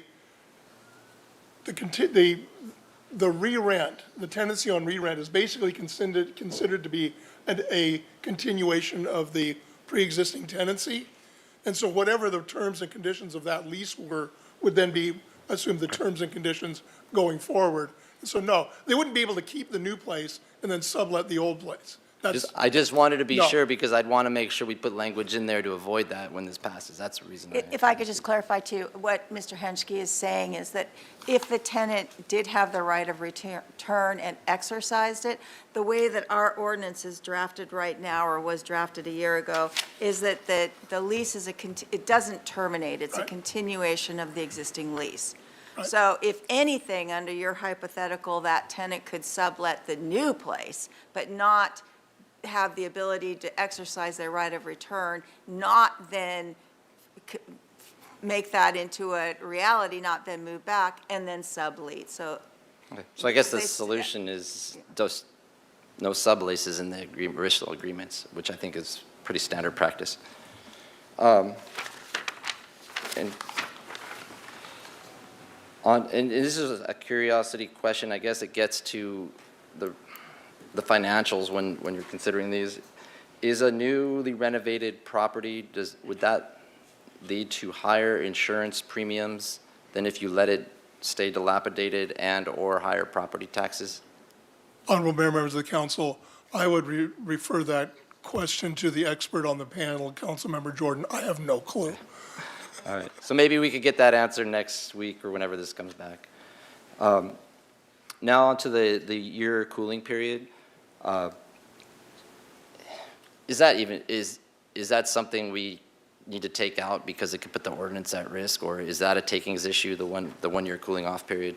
I have no reason to believe that it constitutes a taking. It's kind of a standard, it's an economic regulation, and it doesn't deprive anybody of anything except the right to move immediately to do something, and gives everybody at the property an opportunity. Does it serve a legitimate public interest purpose? Sure it does. It gives the tenants an opportunity to work with the new landlord to see if things can be accommodated, so. So we could leave that in, because that's actually, I think, almost in anything, that's the most important one, in a way. I have no reason to believe that it's illegal in any form. Nobody has presented any cogent argument that it is. Okay, and there would only be an exception if, like, there was some major issue with health and safety, right? So there would be an exception for that if there was a health and safety, like a plumbing goes out or something like that, right? They could make those changes, but that would be an exception. It wouldn't be to totally renovate. Correct. Okay, perfect. All right, those are pretty much the questions I had. Yeah, those are the questions I had, but I think for next time or whenever it is, the issue of perjury, if we could address that, and an appeals process, Councilmember Freeman, what was your question about perjury? The way that it's written right now, there is no requirement that the second contractor make that statement under penalty of perjury. So wasn't it originally in there? It's actually, Honorable, I understand the question. There is a provision that the second opinion be presented under penalty of perjury, but it's limited to two narrow issues. It's that the work cannot be reasonably accomplished in a safe manner with the tenant in place, and it is going to take more than 30 days to do the work. Those are the two things that the independent licensed contractor is required to verify. Okay. In terms of, do they need to do it under penalty of perjury? That's a policy choice. It can very easily be taken out. Okay, that's why I'm raising it. So those are the questions I have, so now I'll get on with my comments. So, I'm going to start, I guess, where I'll use my own story, and you heard it before, but in light of some of the public comments that were made last week, I once again feel it's important. Saying that certain decisions are made because of certain people's ethnicities and things, which is not true. So, as people know, when I first moved to Santa Barbara in 1980, when I was 3 years old, it was just me and my mom. She was going back to UCSB, and we were trying to find a place to rent, and nobody would rent to her because she had a kid, and she was even told on a couple of occasions that if she had a dog, it'd be easier to find rent than if you had a child. And eventually, just a couple of days before she was to start school, or UCSB, we were able to get a place, and the only reason was because the property manager at the time was herself a single mom and said the only way that she could even consider it is if my mom paid double the rent of what was being charged at the time. And if it hadn't been for that, in all likelihood, we would have been living out of the back of a 1978 Honda Civic hatchback. And if you go and Google 1978 Honda, for those who are watching, it's not a Civic like it is today. Those cars, we almost had that happen.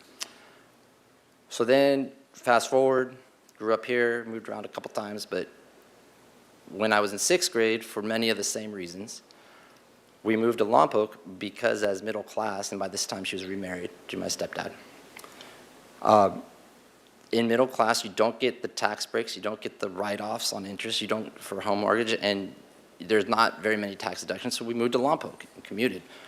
And so I understand that perspective better than anybody up here. From being a child and having to leave Santa Barbara and leave all your friends in the middle of a school year. So I get where we're coming on a lot of this. And so then my wife and I later on, we went through a lot of the same things I hear, roaches in the apartments, and you're afraid to call, so you just deal with it every night. You try to fumigate yourself, all those types of things. So for me, what it comes down to is that every time, and I agree, every time we bring these issues up, it leads to increases in rents. It leads to scare of property owners who continue to do that, whether it's this or whether it's 2% rent control or not, all these other ones.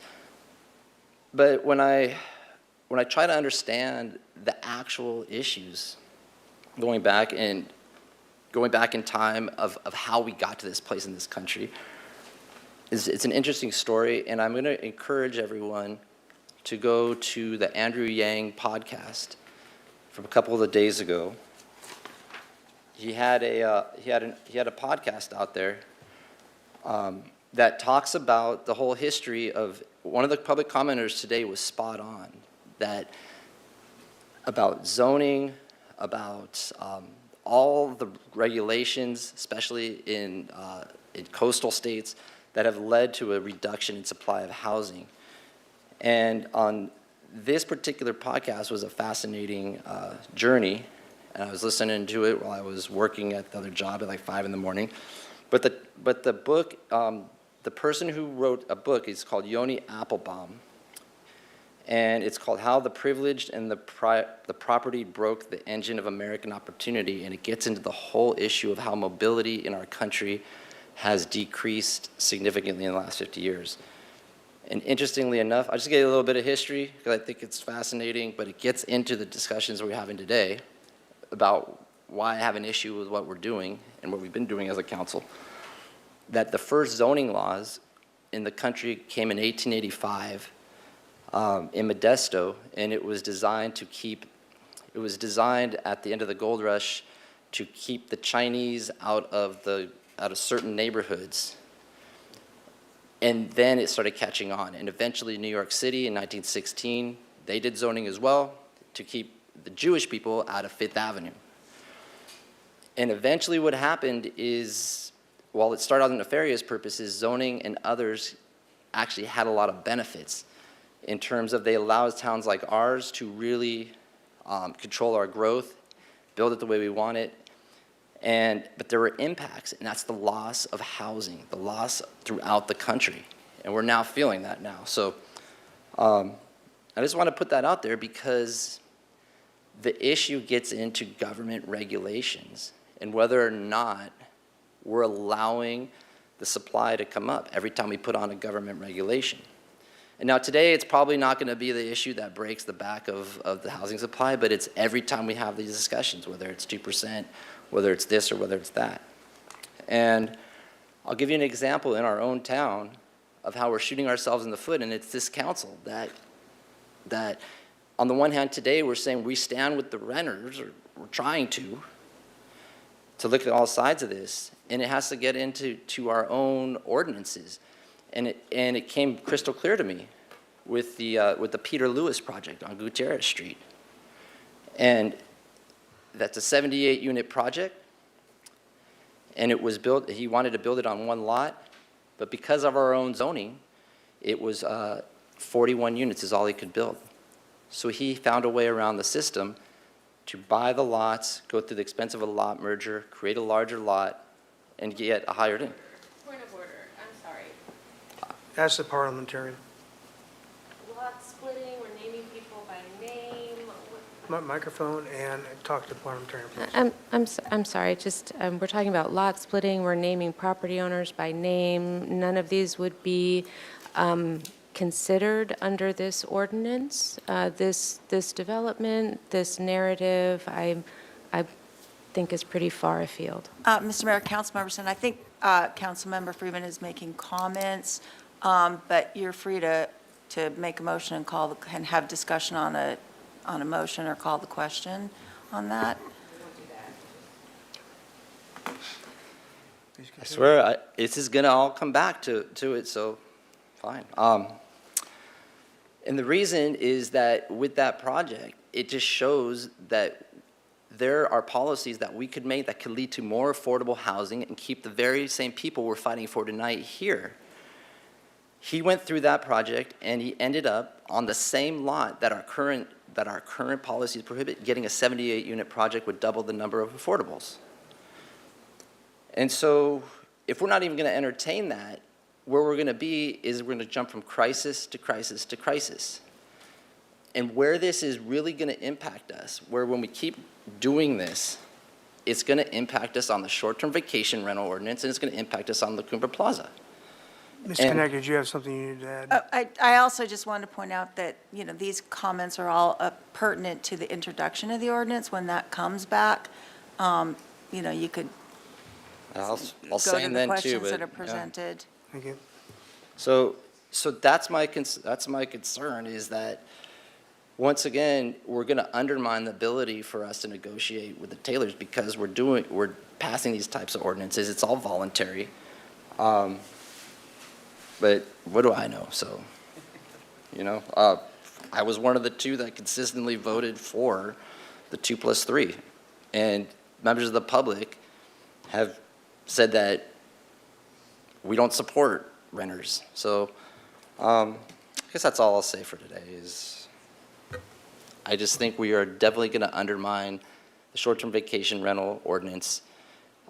We don't have the staffing to do it, and the Cumbre Plaza negotiations is going to be very, very tough going forward because of the council and not taking that seriously. Councilmember Freeman, that could be one of the items you asked for additional information on is, how this would interfere with other staff priorities.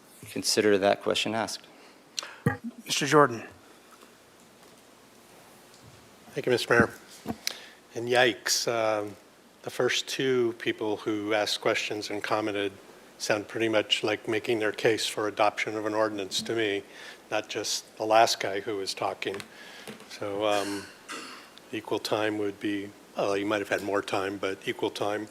And it's amazing to me that we've sat here and listened to hours of people calling landlords greedy and predatory, when now all of a sudden we're worried about somebody mentioning a developer by name and specific instances of stuff.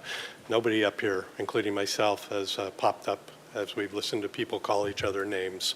So, Mr. Henschke, thank you for being here. Is my 12-month cool-off baby legal or not? I believe so. You believe so? Okay. I kind of have some nuts and bolts questions on the way the language is written. My first one is on the, I have to remember and then I'll look or you can look. So I'm ready to do a renovation job. On my date of notice to the tenants, that is when the gross annual rent is set, right? My date of notice. Oh, I had that up. I'll help you.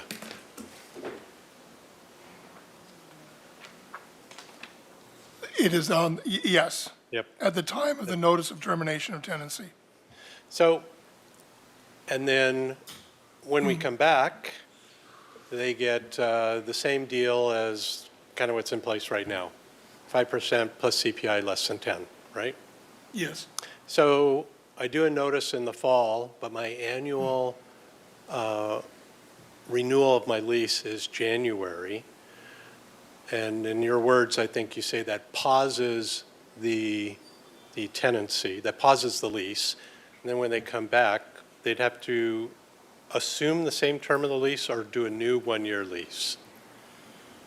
The ordinance is silent on that issue. What it says is that it's deemed for all purposes to be a continuation of the existing tenancy. And the reason for that is just to make it very clear that it's not a new tenancy.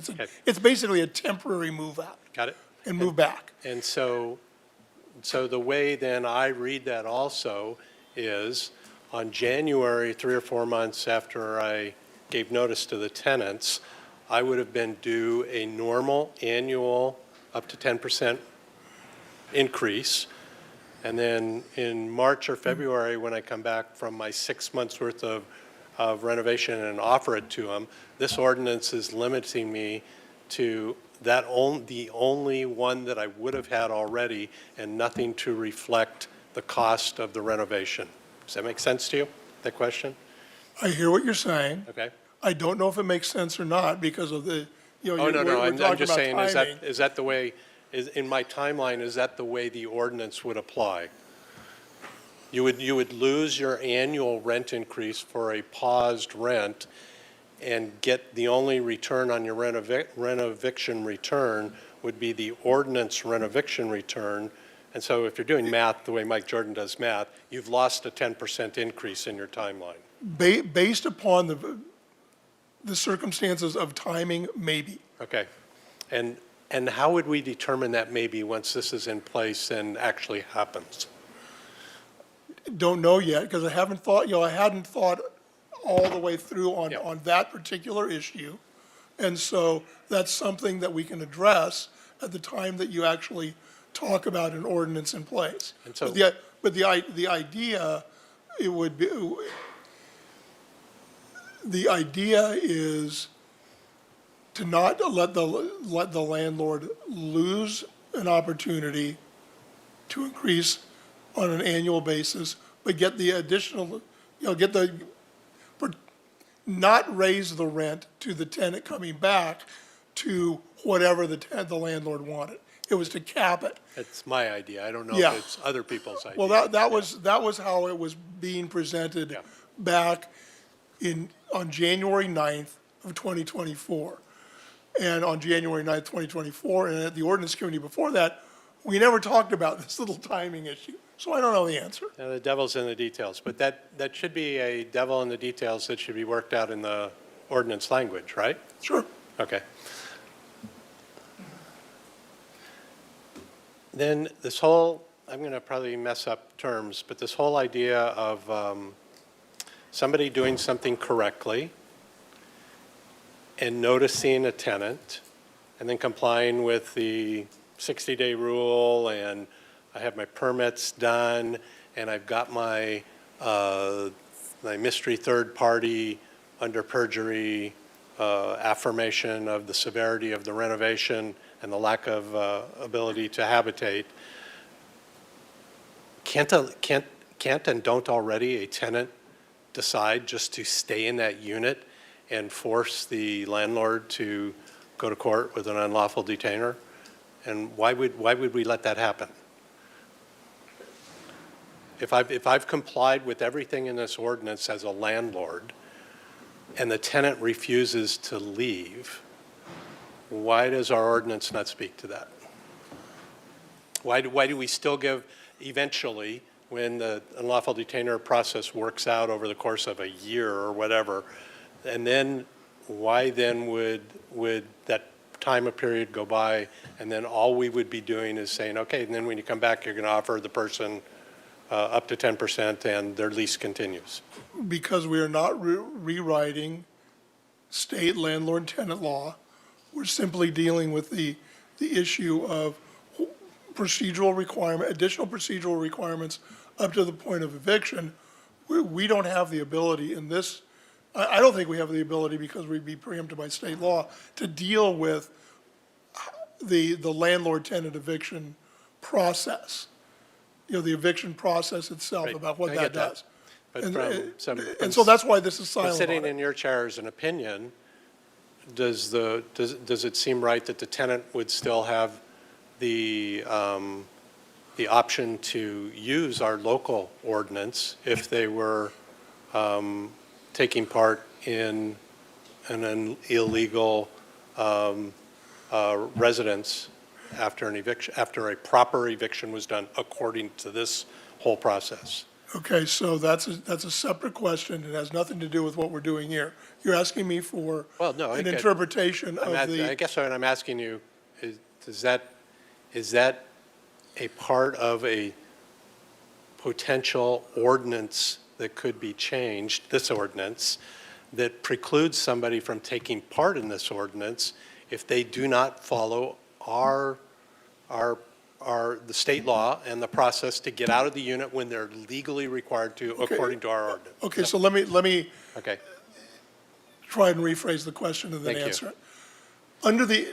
Under the existing tenant protections that we have in the city, a tenant has a right to come back to the unit.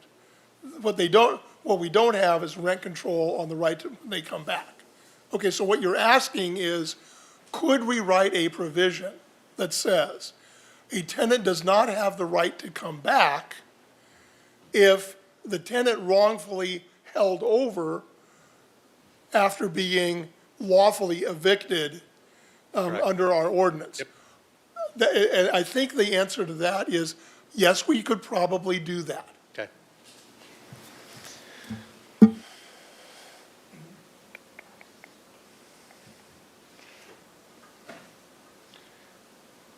Then, Sarah, so when do we and why do we put a paragraph on the end of our agendas that have to do with cost impacts? And why, if we're piggybacking on this January 2024 agenda item, there's an environmental paragraph there. Why is there not a cost impact paragraph, the standard paragraph? Councilmember Jordan, on this particular council agenda report? Well, you yeah, mean? on the January on the prior one, 2024. We're piggybacking on that one as the real agenda. Right, okay. I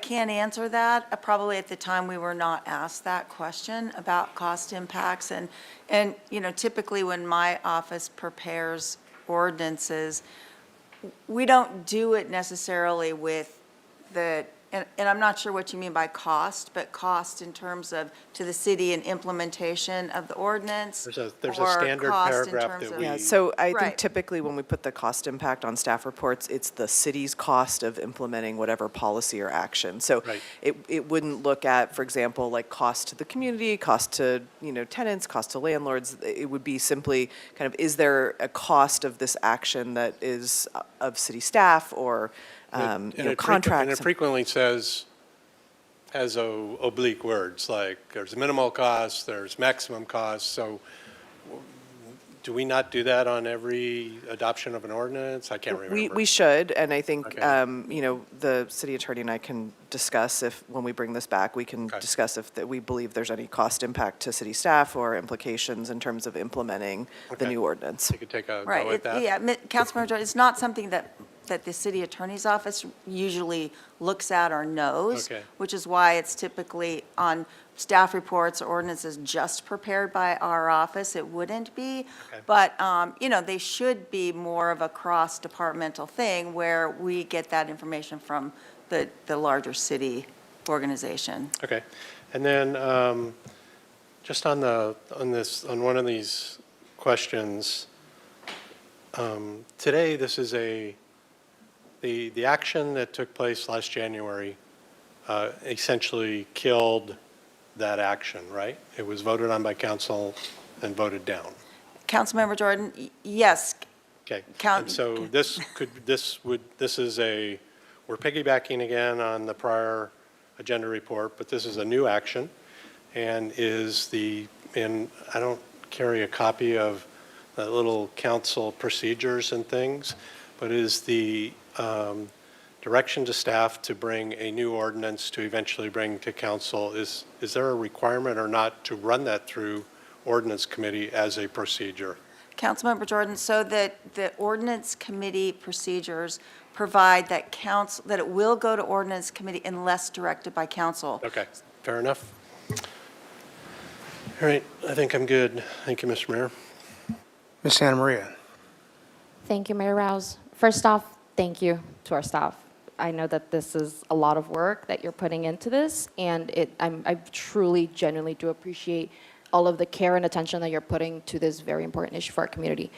I want to save us some time, and I want to give everybody the ability to really be an advocate for our community and be an advocate for tenants, if that's what you are verbalizing today.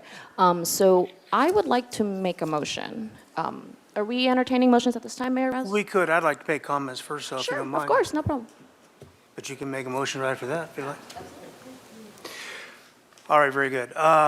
So, as you guys know, yes, I'm not supportive of this, and one of the reasons is even the term rent eviction is provocative. It assumes a behavior. It assumes some type of personality that says I've got an evil, greedy landlord and a victim for a tenant, and that's just not exactly fair, and that's how it's been couched the whole time. And what we're trying to do is protect tenants at the same time, have a robust atmosphere in which we have rental properties available. And I think this stands in the way of this, as have many over the time in different cities all over the world. I used to live in Sweden, and there's like a 17-year for a wait for an apartment in Stockholm. And they've got rent control, and that's not really working out too well. And here, we got a situation where we're trying to take a private asset that has a private contract between a landlord and a tenant, and trying to insert us in between those two.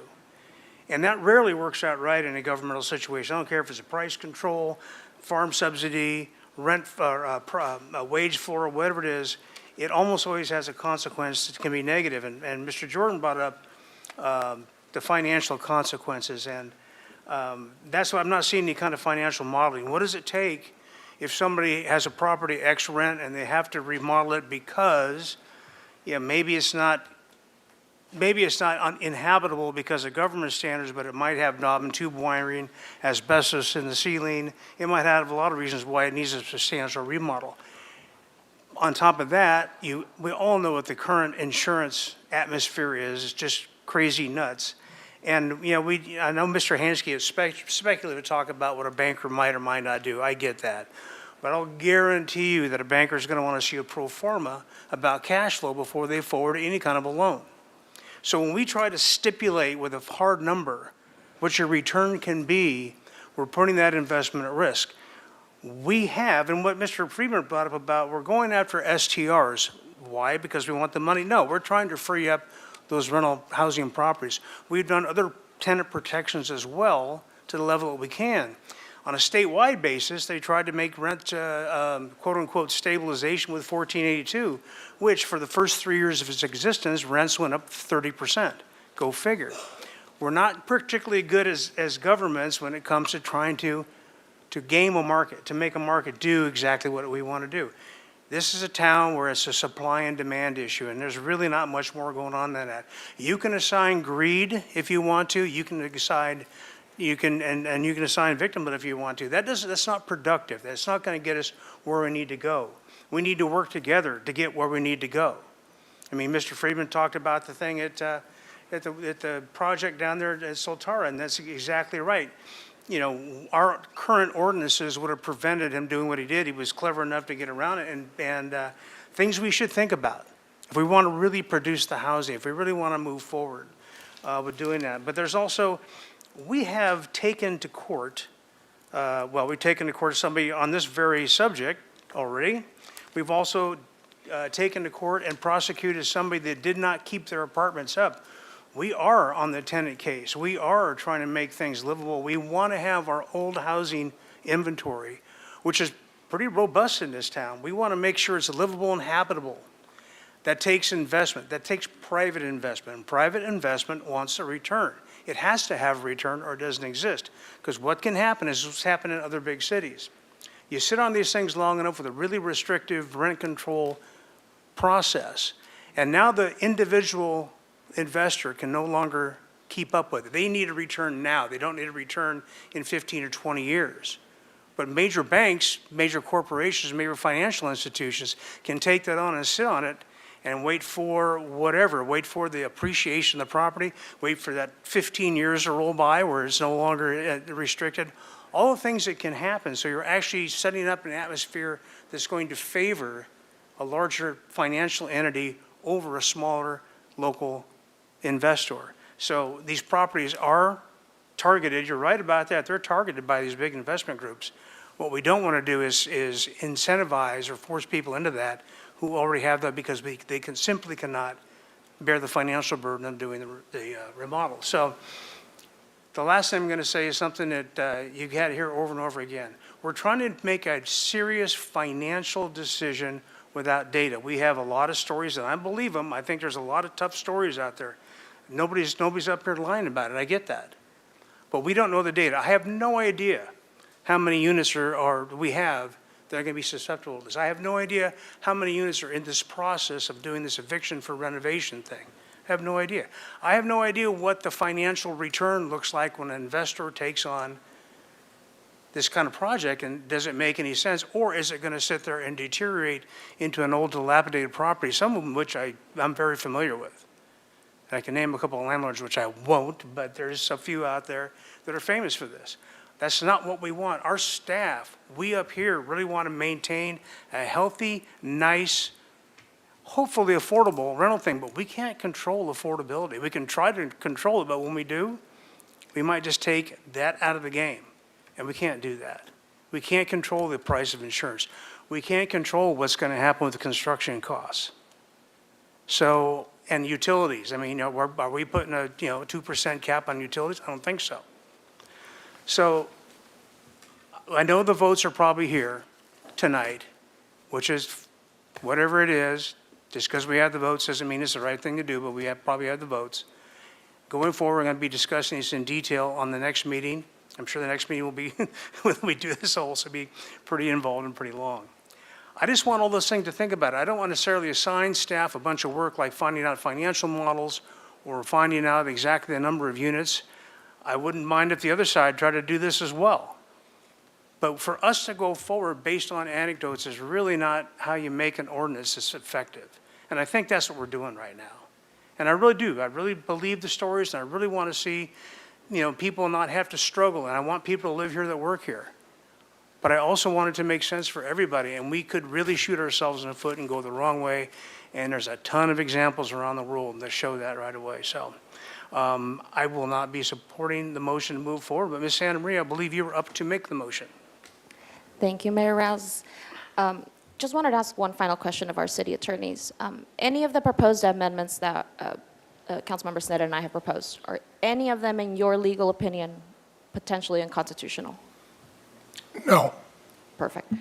In that case, I would like to make the motion to bring this ordinance back for a first reading and subsequent discussion next week with the following directions to staff. So for the 4 questions outlined by staff, the first one would be to adopt the proposed amendments and review and incorporate the clarifying language sent by the Legal Aid Foundation of Santa Barbara. You will find that in your emails. For the second staff question, I would like to make the motion to use the existing research and data that we have collected over the last 2 years. Could you just slow down a little bit? So We're trying to write notes. I am so sorry. Thank you. Yeah, I can't even read that fast. Yes, I can. Do you want me to start over? I'm happy to start over. Yes, okay. I got you through legal aid comments. Perfect. Okay. I realize that this motion is actually quite lengthy, so I will slow down. So that's the first one. For the second staff question, I'd like to request that we use the existing research and data that we have collected over the last 2 years and 20-plus public meetings through the Affordable Housing Crisis Task Force and other meetings the city has conducted. For the third question that city staff asked, I would like to make the motion to return directly to council and not send this to ordinance committee, given that ordinance committee has already unanimously approved it. And for number 4, I would love to incorporate Councilmember Harmon's suggestions to send out notice to our listserv of interested parties, City News and Brief, and all other media outlets to ensure that folks have enough of a heads up to know that this is coming back. So the only change I would make is we only send out the City News and Brief, I think, once a month, so we wouldn't be able to use that. Okay. So we could take that out. I mean, but yeah, I think if we could just use all the other channels, that would be perfect. Yeah, feel free to read it back and see if we got that correct. One question. Not possible for us to bring it back next week? which is what you said originally. We would need time to evaluate and incorporate those comments from the Legal Aid Foundation. And also, we would like the opportunity to make other minor clarifying additions to the ordinance. Got it. In that case, The next available meeting is April 8th. April 8th. Which would be fine. Yeah. Okay. In that case, I would like to amend the motion to bring back the ordinance on April 8th with the aforementioned staff direction. Okay, the second by Ms. Harmon. A question for the motion maker, and it says research data from the subcommittee. What's the form of that data? Is it empirical? Does it have like inventory numbers? Does it have financial kind of models of things I was talking about? Or is it kind of survey kind of data? Great question. I think that's for our staff. But wondering, what data, Mayor Rouse is asking what data we received from the Affordable Housing Crisis Task Force and the other meetings that the city has been conducting on this issue. I mean, it was mostly anecdotal data that came back from the ad hoc, we can attach that report from the ad hoc committee to this report again. There's been a number of reports, the Santa Barbara Foundation, there's been a multitude of studies of this issue. I think maybe what we were looking for was, is there data specific to rent eviction data or sort of the units that this would actually be applicable to? Like that data and research hasn't been done. So that was, I think, what we were trying to clarify, not the housing crisis generally, but how many units would this apply to? How, that kind of more specific data.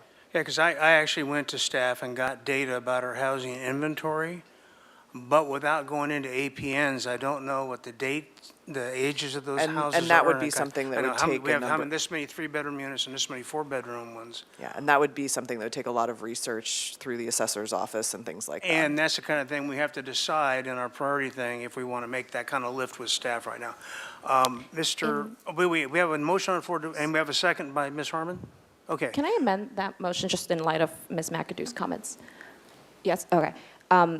So for question number 2, I would like to make the motion, we don't need to conduct existing or additional research to bring this item back by April 8th. So that would be the only amendment that I'd like to make. Okay, the seconder, fine with that. Okay, very good. Mr. Friedman. So I have two questions. One is actually, it's Mr. Henschke. Even though it's new construction, would this apply to La Cumbre Plaza Macy's? And the reason I ask is that they'll have new construction, but say they have a loan that goes out 30 years or more and 20 down, they have to do something. Would this apply to new construction, or is it pre-95? Is it a rolling 15? What does it apply to? Okay. If La Cumbre and Paseo Nuevo get built out with apartments, it will not apply to those apartments and the initial rent of those apartments. If for some reason they had to do a substantial remodel of a brand-new unit, it would apply to the substantial remodel of the brand-new unit. But the likelihood of that happening, I would suspect, is pretty low. Yeah, and I'm not talking now, I'm talking if it was down the line, like 15, 20 years. It would Okay, apply. it's very important to distinguish between rent control and what this ordinance is. This ordinance is not rent control in that context. So the answer is what I gave you. If they built the units and then they were renting them out and they had to do a substantial remodel of one of the units, this ordinance would apply to that substantial remodel, assuming it's Regardless of still when in they do it. existence 15 years from now. And the only reason I raise it is because we are at a disadvantage in negotiating other things with the Taylors. And it doesn't have to make sense, but they view it how they're gonna view it. The other question I have is I raised a few other issues. It wasn't in the motion for us to come back, or would those come back anyways, such as the perjury issue, the appeal issue? Would those be coming back to be discussed? Not as part of the motion, but I didn't hear it in there. Would they be part of that discussion? Those will be part of the discussion when it comes back, because perfect. before you will be the consideration of what to do with the ordinance once it's ready for introduction. Okay, perfect. So those will come back at the April 8th meeting. Okay. Mr. Jordan to the motion.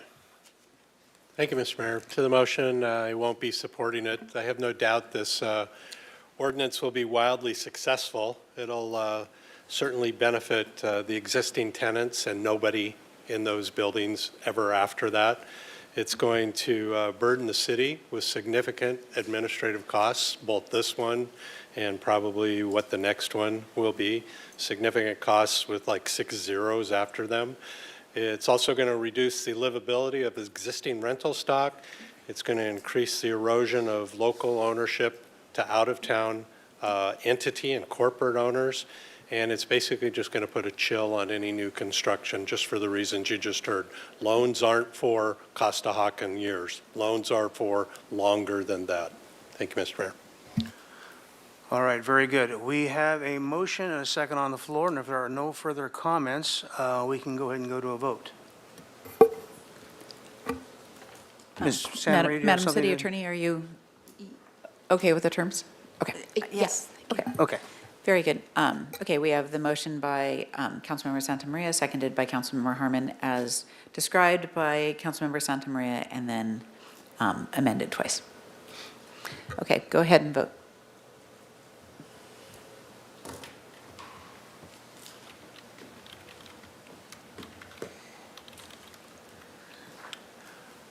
Motion passes 5-2. Friedman and Rouse denied. Mr. Should we- Jordan, do you want to redo your vote? Is that? Won't matter. Pursuant to I gave you one Councilmember job. Jordan's statement, let me see if we need to cancel it again. Let me hit start and see what happens. Next time when you guys want to call me the old guy, go right ahead. Okay, go ahead and vote, please, on the motion by Councilmember Santa Maria, seconded by Councilmember Harmon, as amended twice. Go ahead. Please vote. Yeah, monster surprise. Motion passes 4-3 with Rouse, Freeman, and Jordan voting no. Thank you. Thanks to everybody in the audience for hanging in there, and we'll move on to our next item. I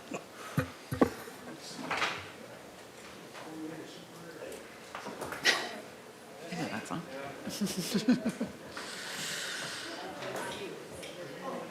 Let me see.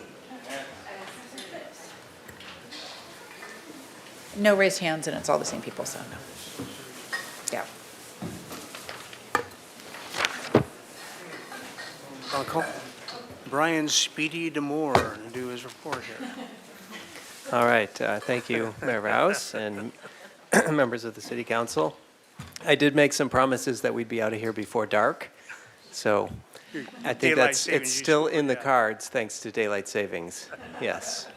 And I am also mindful that this item it's been to Planning Commission, it's been to Finance Committee, so there's been some vetting already, so I will move relatively quickly.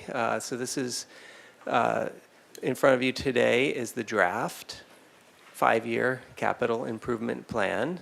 It's in draft format. Typically in the past, it would come to the council in March as a final document. This time around, what we're doing, because what would happen is the budget would continue to evolve from the time we presented the CIP to the council in March. Budget would evolve, but we never went back in and updated the CIP to match the budget. So that's our game plan for this year. We're presenting it today as a draft, and then as the capital programs come before council for adoption, we'll go in and open up that CIP, and it will actually match when people go online and look. So there's some excitement among staff that we'll have a document that is correct. So that's just one thing I wanted to highlight as a change, in case you're wondering why that big draft stamp is on the multiple 100-page document. So yes, today it's just looking to get council's comments and hopefully accepting that draft. And as I mentioned, when the budget's adopted, we'll post the final CIP at that time. So the goals of the CIP, obviously it's a planning document. It looks out primarily 5 years. There is a placeholder in the database for future needs. And I would say there's more certainty the closer we are to today. So the first 2 years are the most important, and those are the ones that we try to actually constrain to the anticipated funds that would be available. But we do identify unmet capital needs, and as I said, it becomes the basis for the 2-year document.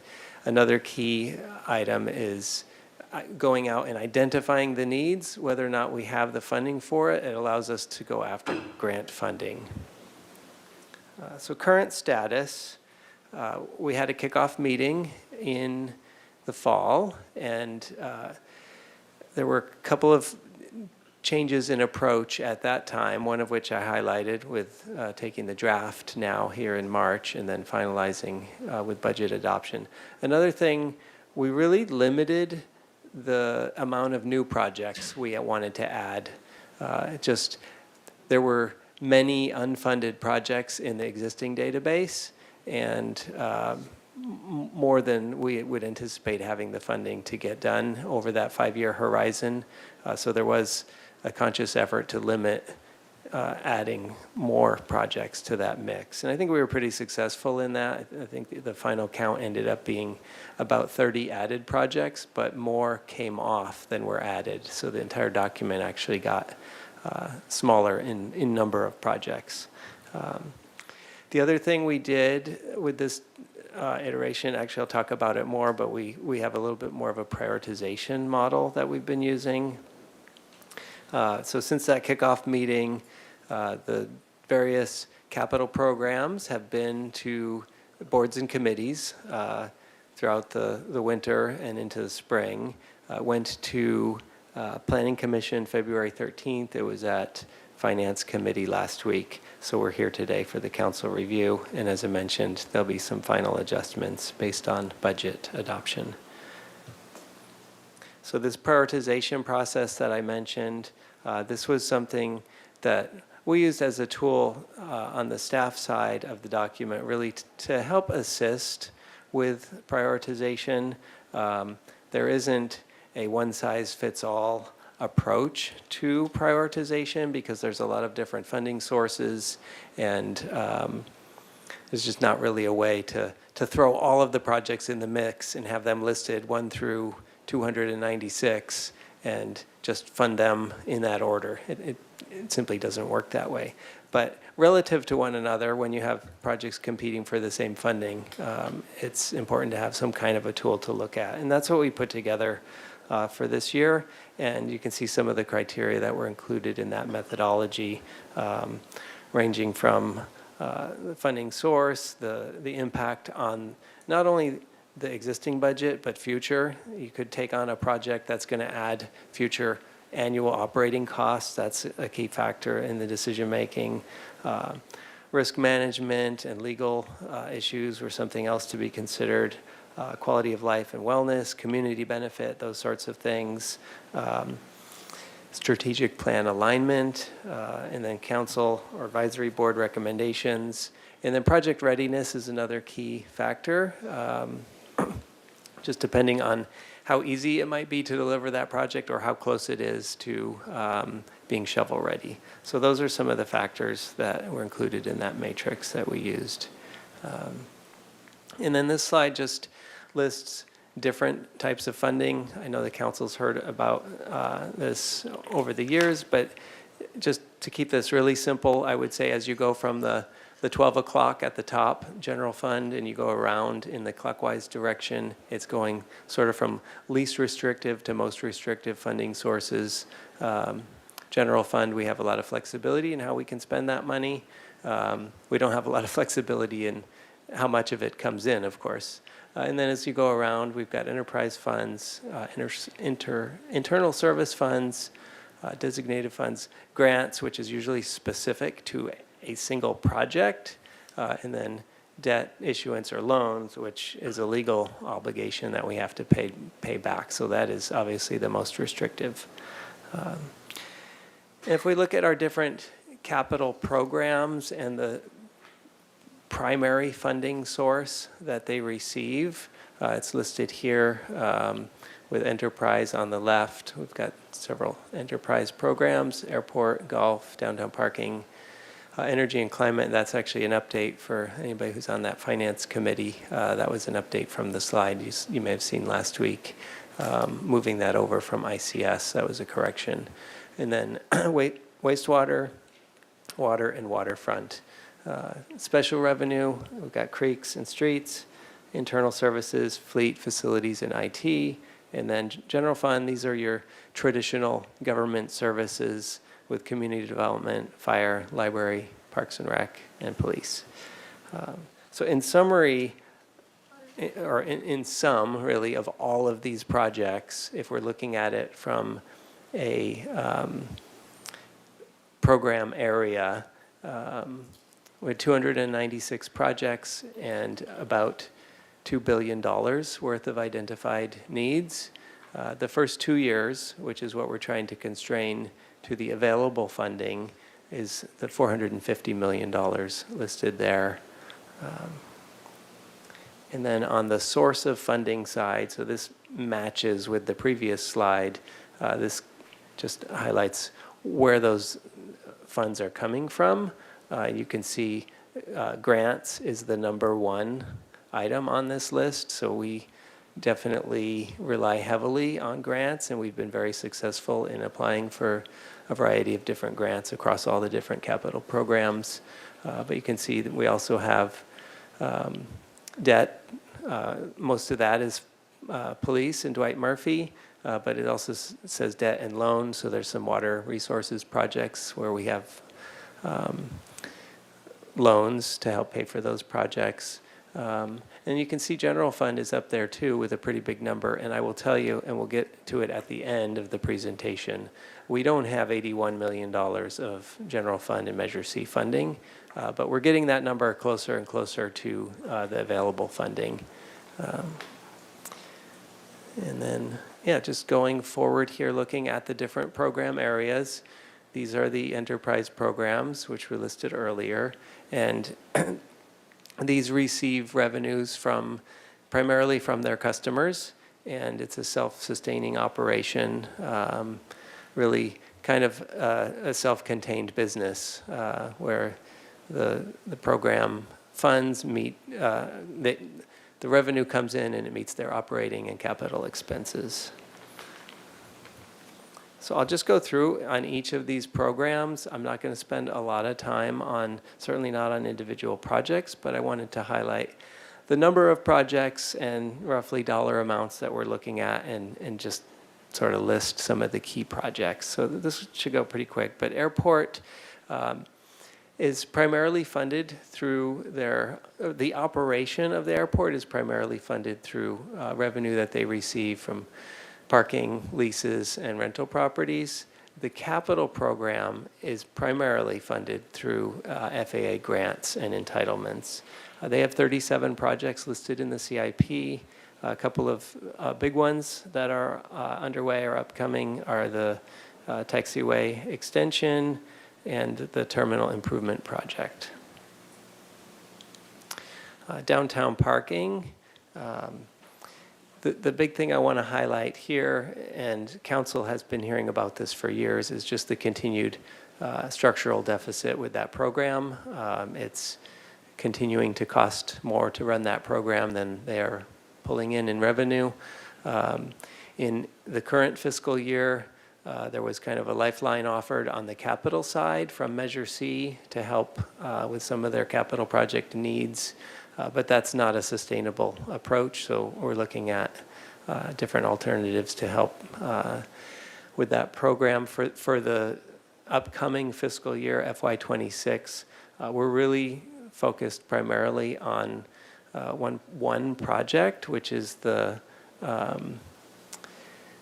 parking structure and facility assessment update. So we need to have a good handle on what the needs are. So we're kind of taking a little bit of a pause in capital. We know there are a lot of needs in that fund, But the game plan is to just update that assessment, and then hopefully moving into 27, we'll have some better options to stabilize the fund.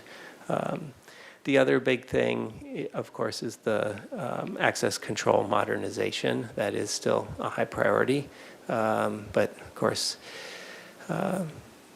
resources are needed to deliver that project.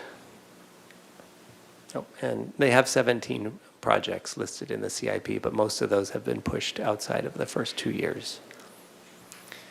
Energy management, this is kind of a blended program, but on the capital side, they've been pretty successful in receiving grants. They have 19 projects listed in the CIP. A lot of EV charging projects, which some of them are listed here at Harbor, Parking Lot, Eastside Library, and Courtyard. Golf, I think this is our smallest enterprise.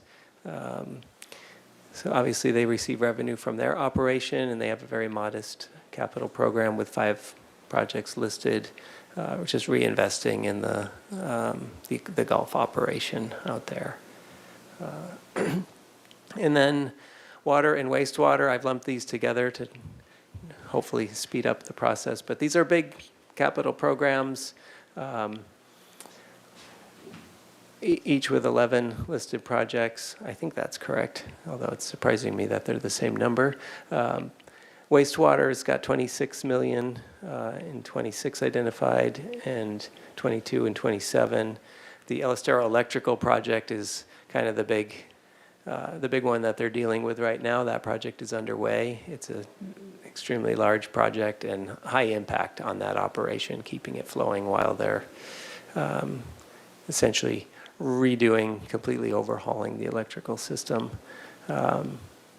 On the water side, that program's not quite double the wastewater program.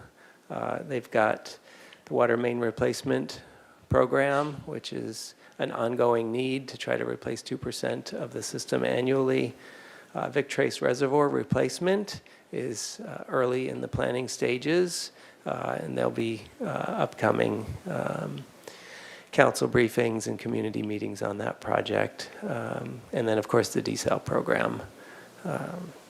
And I will mention that rates have been approved through FY28. That should be sufficient to sustain the capital program moving forward, although there are some pressures on that, obviously with unknown capital expenses in the future. Waterfront, the last of the enterprise. Revenue sources coming from leases on commercial properties, parking, and then their slip rental and fees. They have 27 projects listed in the CIP. Not a lot of dollar amount, as you see with the $2.4 million. There's a lot of programs identified in the out years. Marina replacement is a big item, though, that they're looking to kick off in FY26. And then, of course, they've got the annual maintenance and repairs at the marina and the wharf.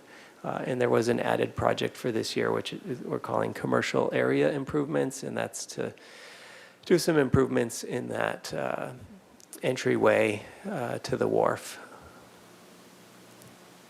And then special revenue programs, it's just 2 listed here, creeks and streets. So these are a variety of funding sources that are for a specific purpose. I'll jump right in with creeks. This one is funded through 2% transient occupancy tax through Measure B. They have 15 projects listed in the CIP. Big one coming up is this Mission Creek restoration at De La Vina.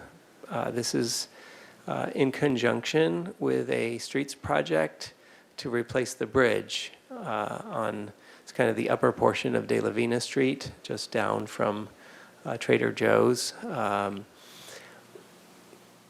Public Works has been working through FHWA and did some property acquisitions. And there was an interest amongst creeks to do a restoration on one of the properties that we acquired in order to build the bridge project. And that's going to be something that they'll take over on the tail end of our bridge project. And then they have some stormwater LID projects. They're looking to do some experimental things either in Parkway or elsewhere just to test out some options for improving stormwater capture and treatment. On the street side, this program is funded probably by the greatest variety of funding sources. There's the utility users tax, which comes in from a number of different utilities. There's Measure A, and then there's state gas taxes. Those funding sources primarily fund the operation. The capital side on streets is primarily funded by Measure C and grants. They have 61 projects listed in the CIP. I mentioned the De La Vina Bridge project already. The biggest annual item is pavement maintenance, which is just an ongoing need. And then these active transportation grants, which we'll hear about a little bit more at the end. Moving to internal service programs, we've got facilities, fleet, and information technology. Their funding primarily for the operation comes in through charges that they make to other departments, and they do have capital funding that they've requested. So listed here is fleet and facilities. Facilities has the bigger of the programs. I've lumped them together though because these are both public works operations. Facilities has 26 projects listed. One of them is ADA transition plan, which is really a long-term plan to upgrade city facilities in accordance with ADA. So there's a number of things that will be happening in that this year and into next year. A standalone project that could be listed as ADA transition plan, but it's really big enough that we want to highlight it separately, is the City Hall elevator and restroom project. We're going to be coming to council soon with a contract to move forward on that design. And then fire station renewals are a high priority item for the city. On the facility side, fleet just has 2 projects. One, obviously, the fleet replacement, which is an ongoing capital program, and then they need to reinvest in their auto shop, the lifts there, so that's kind of a smaller item, but requesting Measure C funding. And then information technology, they're, I would say, kind of new at the Measure C table with being still a fairly new department. There's a lot of needs in that area, and with Measure C, they're able to go and do some of these important things to help their department and to help the entire city. They have 12 different projects listed. By far the biggest is the city radio infrastructure replacement project. A couple of other big things, though, are the citywide telephone switch and work on the GIS database. All right, moving on. We are now to general fund programs, so we are getting close to the end. I mentioned earlier, these are mostly your traditional government functions funded obviously through the general fund, and although they do have opportunities to go after grants, Measure C is a big piece of their capital programs. Starting with community development, they just have 3 projects listed. They're more planning efforts, but State Street Master Plan and State Street Design Services are 2 projects that are included in the CIP, as well as the general plan update.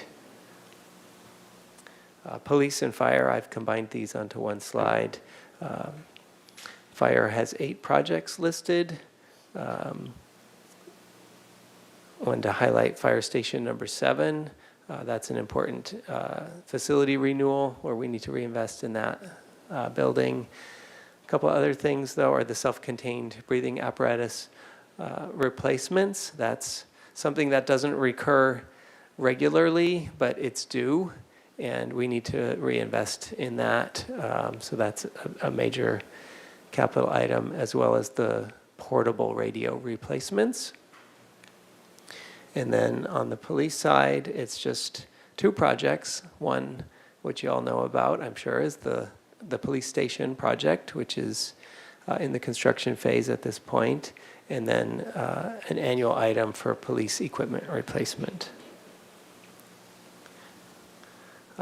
Library, they have 8 projects listed in the CIP. You can see from the numbers here, there's not a lot of funding being requested to allocate to library in the next couple of years.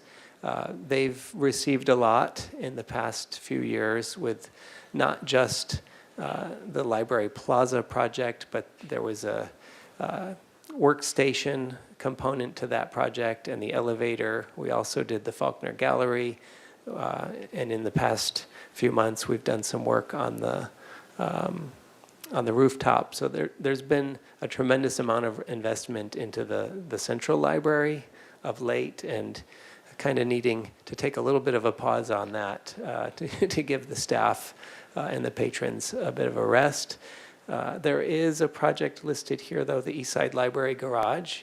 That is a project that the library is wanting to move forward on. It's to help support their programs that they do throughout the community with the Library on the Go vans that they have to help house those, not just the vans, but a lot of the other materials that they bring to those events.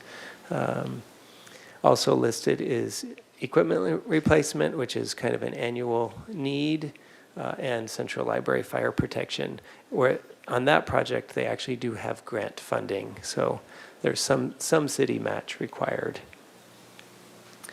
Moving to Parks and Rec, this is a big capital program with 35 projects in the CIP.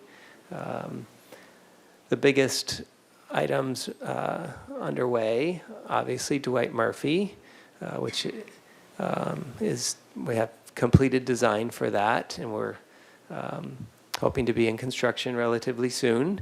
And then Ortega Park is also nearly ready for construction. So those are 2 very large transformative projects. And then Los Baños needs both an investment in just a facility renewal, but there's also opportunity to kind of rethink that facility as a whole. So that's another major capital project. And then, that's kind of the end of the different program areas. And I wanted to end with just a quick little snapshot of where we're at with the Measure C and Measure C and General Fund capital program. We're estimating about $34 million coming in annually over the next couple of years, which this is the primary funding source for capital, other than some of these grants, which we've been very successful on. But we have these key projects that we're quite committed to: the police station project, Dwight Murphy, and annual pavement maintenance. And we've got priorities that have been developed by the Citizens Oversight Committee and adopted by Council. So we're trying to put together a capital program that falls in alignment with those priorities. And initially, the project list was more than 2 times the available funding. One thing I want to highlight here is on the police station project, there is an element of that project that won't be funded through the debt issuance, so we will need to cash fund a pretty significant portion of that. So for the next couple of years, so for the budget cycle that we're looking at, there's going to be a big piece of Measure C that we'll need to cash fund that project in addition to the annual debt.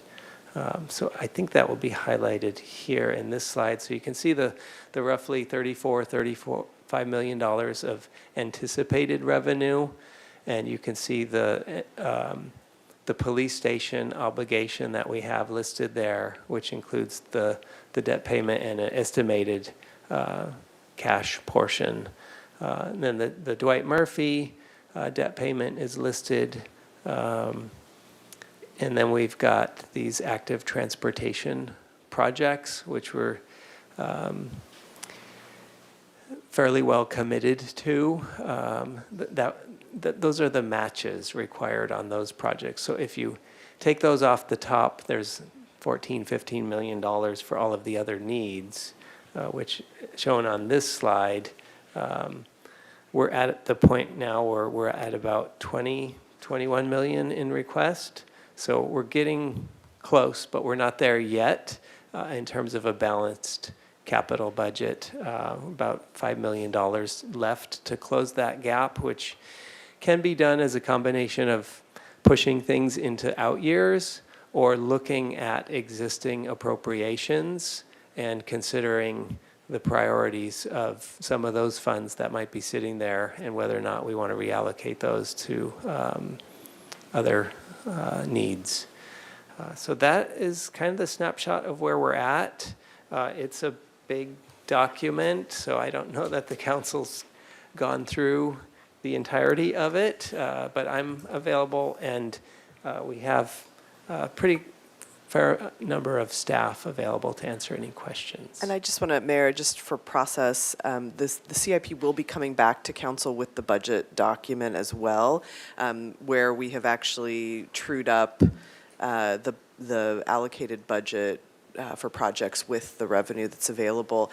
The city charter requires us to have the council accept the CIP in March, which is well in advance of our budget process, so we're not even sure where all of our funding sources are landing. So this is a little cart before the horse, but that's what the city charter requires. So this is really just to accept this in very rough draft form, knowing that it will, again, come back. But if there are any particular projects or concerns or questions that you want us to be thinking about before it comes back with the budget and in a couple of months, we're happy to address those.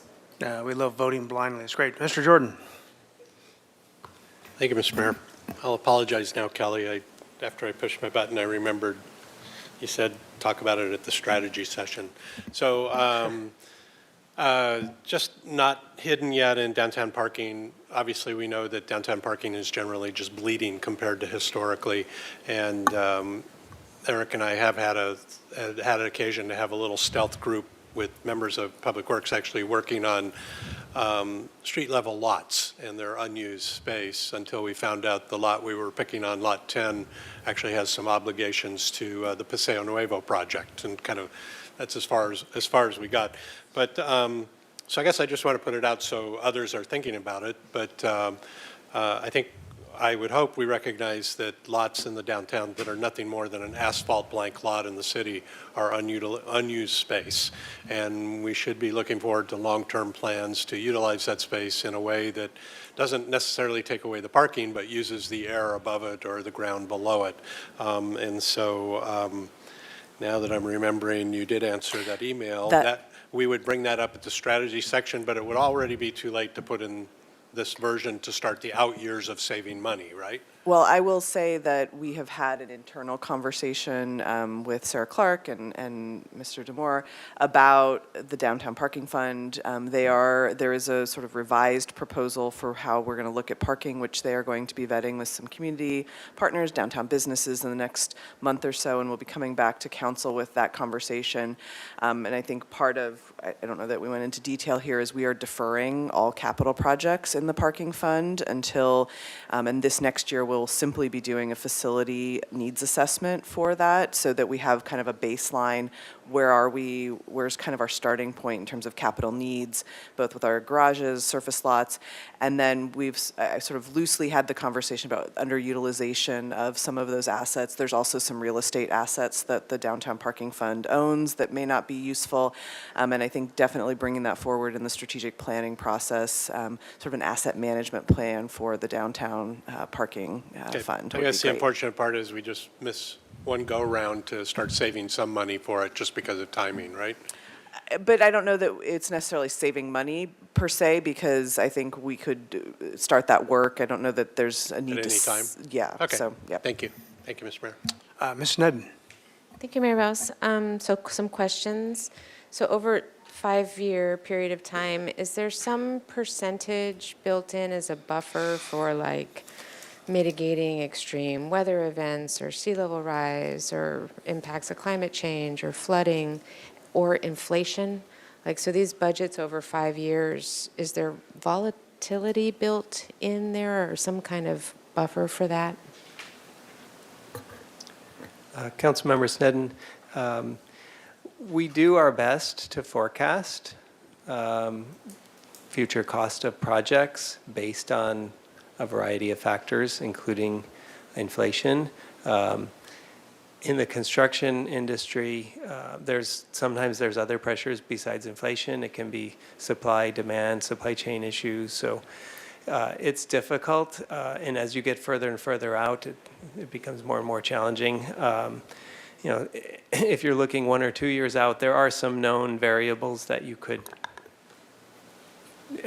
include, but as you get further out, it's best to just kind of keep a standard industry rate to increase by. And then on the climate change, we actually have, and I see Jefferson in the back of the room, our entire resiliency program, I mean, that is what they are working on, is specifically the action plan around climate resilience and capital projects needed. And so there is a whole work plan around those efforts that is managed out of our sustainability department. Thank you. And I'm looking forward to that one, but I was just wondering if, as things get more extreme more quickly, just whatever our estimates are over the next 5 years, well, tariffs also. I guess that's a question of how much.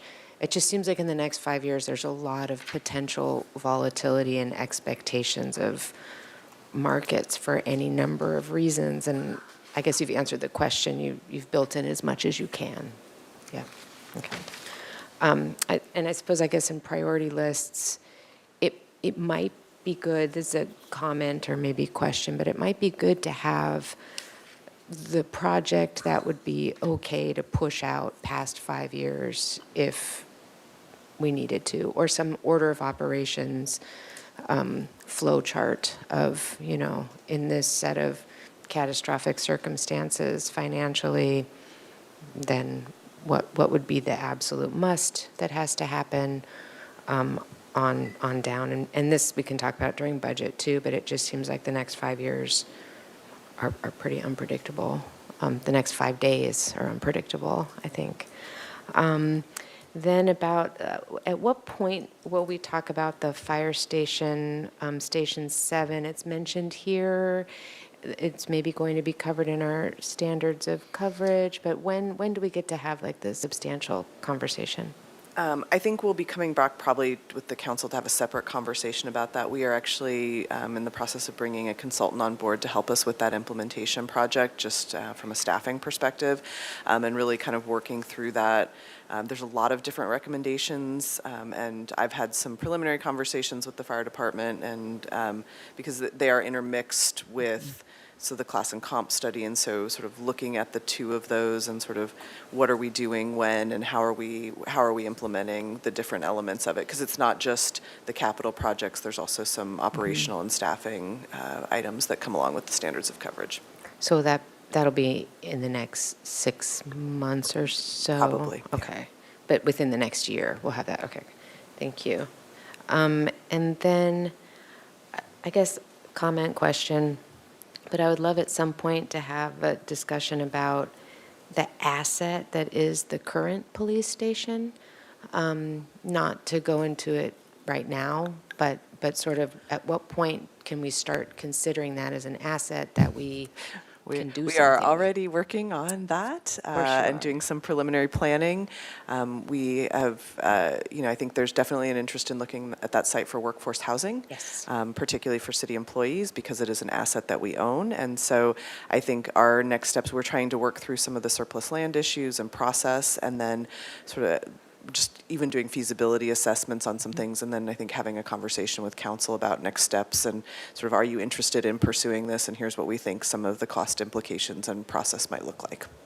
Excellent. I'll take this opportunity to say yes, workforce for our city staff, housing right there. I'll just put that in now. And then I had similar questions about downtown parking. I don't know about a stealth group meeting with Public Works on their own exactly, but it's been a question for a long time for all of us in public, in the open, about considering the current usage, the state of play of those for maybe housing. I think once one of those lots became discussed for the commuter lot and the housing project there, I think the question kept coming up, well, what about the other lots, and how did that one get picked, and what is our full asset consideration? So I imagine we're going to hear that out in the open. What's the timeline for that, or what's the mechanism for that we might be looking Again, I at? think sort of bringing it up as a priority in the strategic planning process, so that sort of asset management plan would be part of that. Okay, you can add me to that list as interested in that also. Great. And then I just want to confirm what I thought I heard you say, that at budget time, the true-up will not show that there's a deficit to balance with the budget adoption. That will be zeroed out. Okay, thank you so much. Mr. Friedman. Thank you, Mr. Mayor. Just to clarify, it wasn't a stealth meeting on parking lots. It was Councilmember Jordan and I had got staff together and said we had some questions. What is the process to do it? Just to say, are we missing an opportunity? Anybody's free to ask staff those questions. So they didn't do any extra additional work beyond just answer our questions. But anyways. So just two, I wanted to follow up. First was the Parks Department.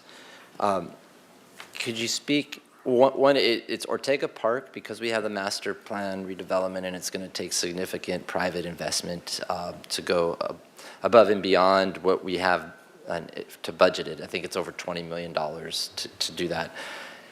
But here, one additional component of that is the pool. Because of the condition of Los Baños, we're kind of under some type of time frame with that pool, because it serves as the other pool that we have for the community. So what is the plan for Ortega Park, and then in capital improvement investment, and then how does that relate to, I think it's in here, or it was put out about a master plan process for the Parks Department as a whole, so we're not just picking one project off or being strategic. Mayor Rouse, Councilmember Friedman, that's a multi-part question. Hopefully I'll get to all the answers you're seeking. So first of all, we are still and near the end of finalizing our final design and construction documents. And so we anticipate being able to submit those to the building department within the next number of months. We are also, and so our efforts are always get everything done so that we are ready to build when we're ready to fund building it. We are, in fact, I believe it happened 2 hours ago, submitted another grant application for funding to fund up to $10 million for the project. So we are still actively seeking outside funds. And then as we get to, and Mr. DeMore referenced this too, at every step of a major project like this, even smaller projects, we do cost estimates as we go forward, so that we're always trying to figure out how have costs changed, has the project changed enough for that cost to change. From staff's perspective, believe that if we can secure some grant funding, it will help us leverage some other private non-governmental funding, and that we can move forward with that. The request for capital allocation is just for next year, and that's really to support us through the building permit process. Until we get to ready to build, it's been deferred until any further request. And then City Administrator McAdoo is really in support of undertaking an update to the city's Parks and Recreation Master Plan. It's been on our CIP wish list for probably as long as I've been in the department, which is a little while, and never funded because we've always prioritized reinvesting in our existing infrastructure, doing what we know we can do and people want, replacing a playground, doing these different things. But we will be undertaking a comprehensive citywide, which will help us fold in what we're already working on, will also give us a bigger vision and a community-supported vision, which hopefully will then enable us to secure other funds outside just Measure C or other city support. And then to circle back to Los Baños, one of the requests for capital over the next 2 years is to address some important structural needs of the current facility, and so that it does remain operational while we're getting Ortega Park together. And then we also have, as we've always had for about 20 years, under our aquatic feasibility study, how do we expand that pool within its existing footprint to better serve the community? Because we will always need more than one. And then companion to that, really come up with a solution to the West Beach wading pool, because it is a recreation facility that has been essentially mothballed for too long. Perfect, thank you. I appreciate the clarification on Ortega Park. So should we get the grant, then things could change, and that could come up with the funding, 3-4 years out. It's not five or more out, depending on what we can get. That's all I got for parks. The other question I had was for airport. Just on the terminal redevelopment, or expansion, I should say. It's heavily federally subsidized, starting with the proposed budget for next year, $4 million, and then $22 million, given the in 26, 27. Given the uncertainty with what is going on, if we weren't able to secure those funds, would we just push that out for another year? And then how does that impact our ability, as we're working with the airlines on that terminal capacity? Is there some type of deadline with the airlines that we need to get this done, or are they understand the predicament we're in and they're flexible with us? Thank you, Councilmember Friedman. Sarah Isa, Capital Development Manager, Santa Barbara Airport. Very good question. So the $4 million plus is to cover the environmental and the final design for the terminal improvement project. Right now, we have no word from FAA as to whether or not the funding will come or not. We expect that it will. And we expect that the remainder will for construction. We've received no other word, so we expect that. If it doesn't, then yes, we would have to develop some sort of contingency with the airlines and the customers. Thank you. All right, very good. One quick question for me, Mr. Tamor, regarding, and I'm not sure where this goes, but the recent FEMA funding we did for a subject is going to be coming up very quickly for you, like tomorrow, the Lower Laguna area, and the FEMA funding we got for at least the temporary fix-its, and then the long-term vision. Is that expressed anywhere in this? I believe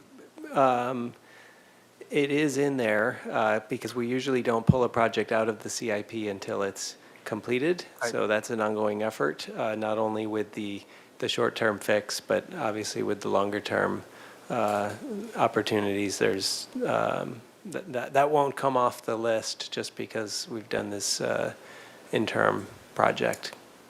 Great. I mean, I think there's some interdepartmental coordination I'd like to help facilitate if we can move forward on all that. So, okay, with all that, we've received the report. Does anybody like to make a motion to accept the report? You do need a motion for this, right? Yes, we do. I'll move the staff recommendation to Mr. accept. Friedman, first. Second. Ms. Sannery with a second. Mayor, did you want to call for public comment? Is there any public comment? No raised hands, Mr. Mayor. Thank you. I thought maybe Jefferson had come up with something, but no. All right, very good. Let's now go to the vote, if you would, Madam Clerk. Very good. This is a motion by Councilmember Friedman, seconded by Mayor Pro Tem Friedman, seconded by Councilmember Santa Maria to approve the staff recommendation. Please go ahead and vote.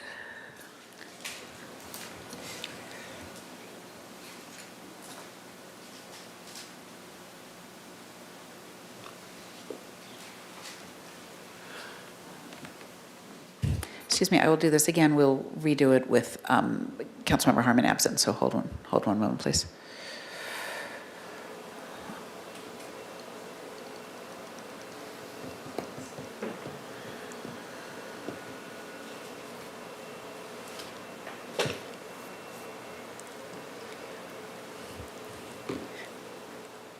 And what's going to show here is just the attendance, and then we'll redo the vote. So this is not the vote. This is just showing that Councilmember Harmon is not here. So hold, please.